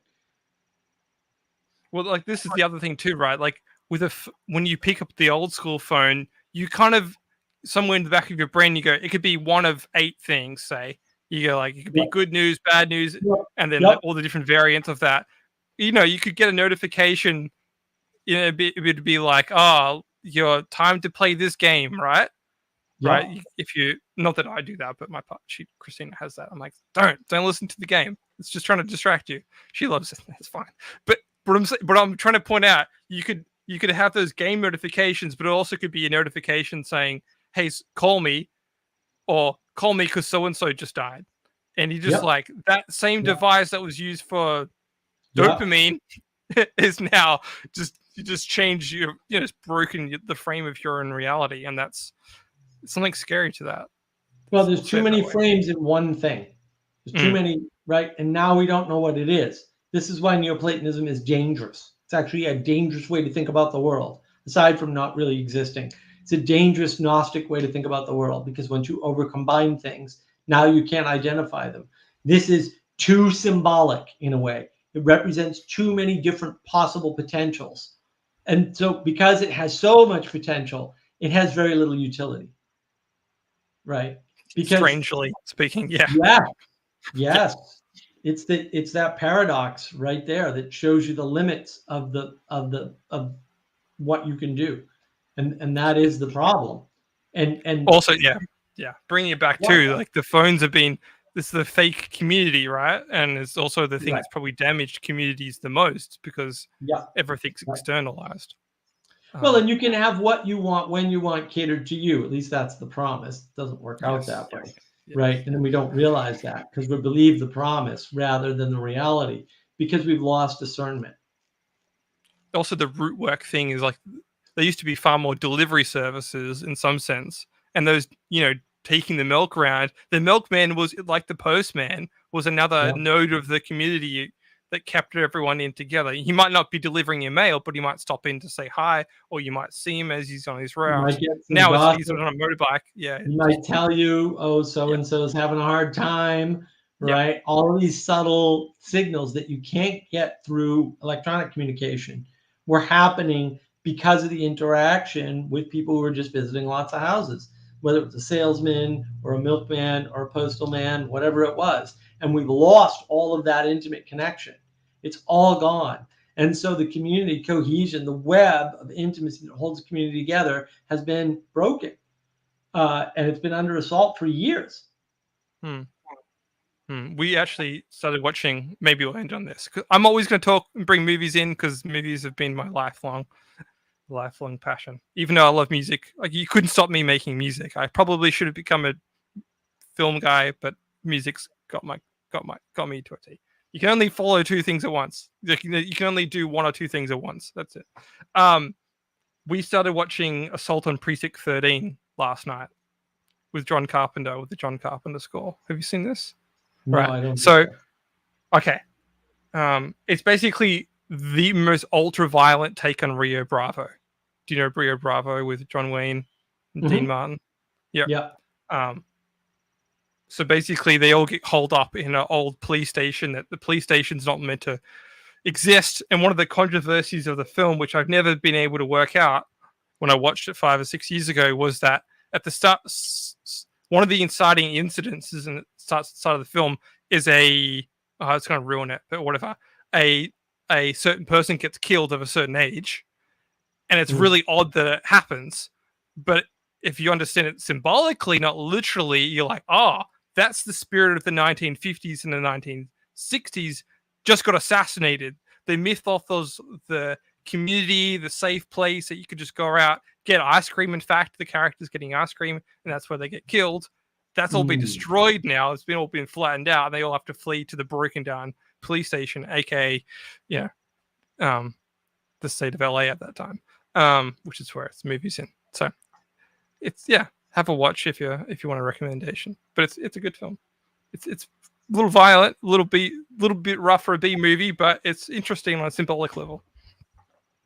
I will check that out. And on that note, I think we're gonna shut it down, or we'll go forever. But I like this idea of collaboration on a matrixy thing. That would be fun. Cool. Yeah. So let's try to make that happen. And then we're working on some stuff. I got new branding coming. I took some photographs because I'm a photographer too. I just have a real camera Nikon, not one of these crappy Canons. I'm actually super jealous of the Canons because they do the high dynamic range, and I always wanted that. But the R5's great. When do you guys do your Mark of Wisdom Discord things, by the way? When do you have those all the time. I'm on there like pretty much all the time. It won't be true forever. But look, we've got a bunch of text channels, we've got a bunch of art projects, right? So if you hop into the Discord of Mark of Wisdom, you can ping me or whatever, or Manuel or Sally Joe or whoever. Hi, Ethan. And they can, or Ethan, hey Ethan, good night.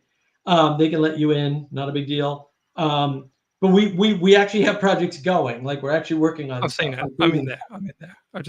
Including music and all that, right? Like so it's an interactive place to build stuff and to get stuff, going, not just talk. And we do have like working channel and stuff like that. We do have meditation hall that we're not using because I'm lazy. But yeah, we are doing stuff in that Mark of Wisdom community. I've got the Mark of Wisdom community doc that I'm trying to work on, although I can't get any feedback from anybody. But I do chew on that every once in a while. So I'm trying to get that rolling, because once we have that doc to the point where people can take it and run with it without, needing me to explain everything long form, then I think that launches, the real thrust, which is to get this community stuff down so that people can build wisdom communities. I think that's the best way it's the best way in. And there's a bunch of theories about why, and I'm not going to go over that on video for various reasons. But once that happens, I think that's sort of the key to fixing, we'll call it the Peterson problem, where he's leaving people off and the church isn't picking them up, or no one's picking them up at this point.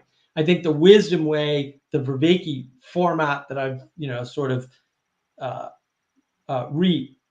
recapitulated in some sense, right? And revivified, I think that can really fill that gap for people and get them to the next level past the pragmatism of Peterson without falling into the romanticism of somebody like Vervaeke that's just too abstract. Oh yeah, I wanted to ask. Maybe it's another time. I wanted to ask why you use that romantic. Because I love that painting. I love the Friedrich Caspar Noé, the man standing over the wanderer standing over the cloud of fog. I think the sea of fog. Yeah, I wanted to know why. That was why did you use that? Oh, it's not Gnostic. It's it is. No, it's super Gnostic. Mystic. It depends how you want to cut the mustard. I guess. Individual above everybody else. Oh, okay. Yes. Seeing Okay. the world Yes. clearly, That and everyone okay. else is hidden by the fog. He's got the forbidden knowledge. What's not Gnostic about that, Jesse? Right, okay. Yeah. Explain It it that took way. me years to figure that out. And then one day I just looked at it and I went, what the hell? And I was pissed. I'm like, how did I not see this all along, that this was John's project, was Gnostic? It's right there in the image he chose. And I was just blown away by my stupidity. Right. I'm like, man, that's like next level Muppet right there. Yeah, Muppet confirmed. How did I not see it? It was right there the whole time. Man standing above the obscuring clouds that obscure everyone else's vision, seeing the world clearly, objective material reality. I see it clearly now. I'm a scientist. I can see it. Let me tell you how it works.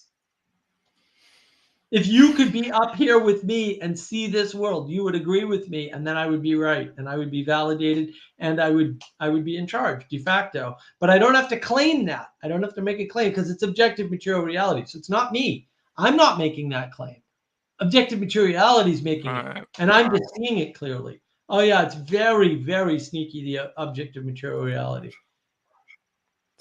Yeah, past me, but that's for sure. 7 hours, Mark. 7 hours. 7 hours, Mike. 7 I hours. actually thought I was going to leave out early. I was like, oh, I'll probably need to get on with some other stuff today on my Saturday. No, you trapped me in. I really appreciate it. Yeah. I ruined your morning. You ruined my evening and my night. It's great. It's perfect. All right, my friend. Take care of Lovely yourself. rest of your day. I hope you're super productive. I'm always grateful for your participation. I hope we get more participants in the community because it's really important. And we'll collaborate more and get more stuff done because somebody's got to do it. What's the document that you need feedback on? Come on the server and I'll add you to it. You need a Gmail I'm on the address. server. Yeah. Oh, okay. Yeah, just ping me your Gmail address on the server and I'll just add you in, and you can look at it and get some comments. And I can spin you up a comment. It might not be helpful, but it might be something, and then it's better than nothing. No, your comments are super helpful on my videos, so all your feedback is really useful. So yeah, let's do that. And yeah. And anybody else who wants to join the Discord project or whatever, let me know, and then we'll get more stuff running because I really do want to get physical communities built with people meeting in person. And it's only not winning the lottery that's preventing me from flying to Australia and visiting, for example, and jumping around and visiting a bunch of other people. I want to get out and see Ethan in his home territory there someday, right? And I'd still like to get out and see Vanderclown, even though he's out of my favor at this point. I'd still like to get to Sacramento and visit Vanderclown and Joey, and of course you will. Yeah. So yeah, thanks everybody for joining, and we'll do it again next week, probably, almost certainly. I'll come up with another topic. We'll see how close we can stick to it, but that's not necessary. And have a great time.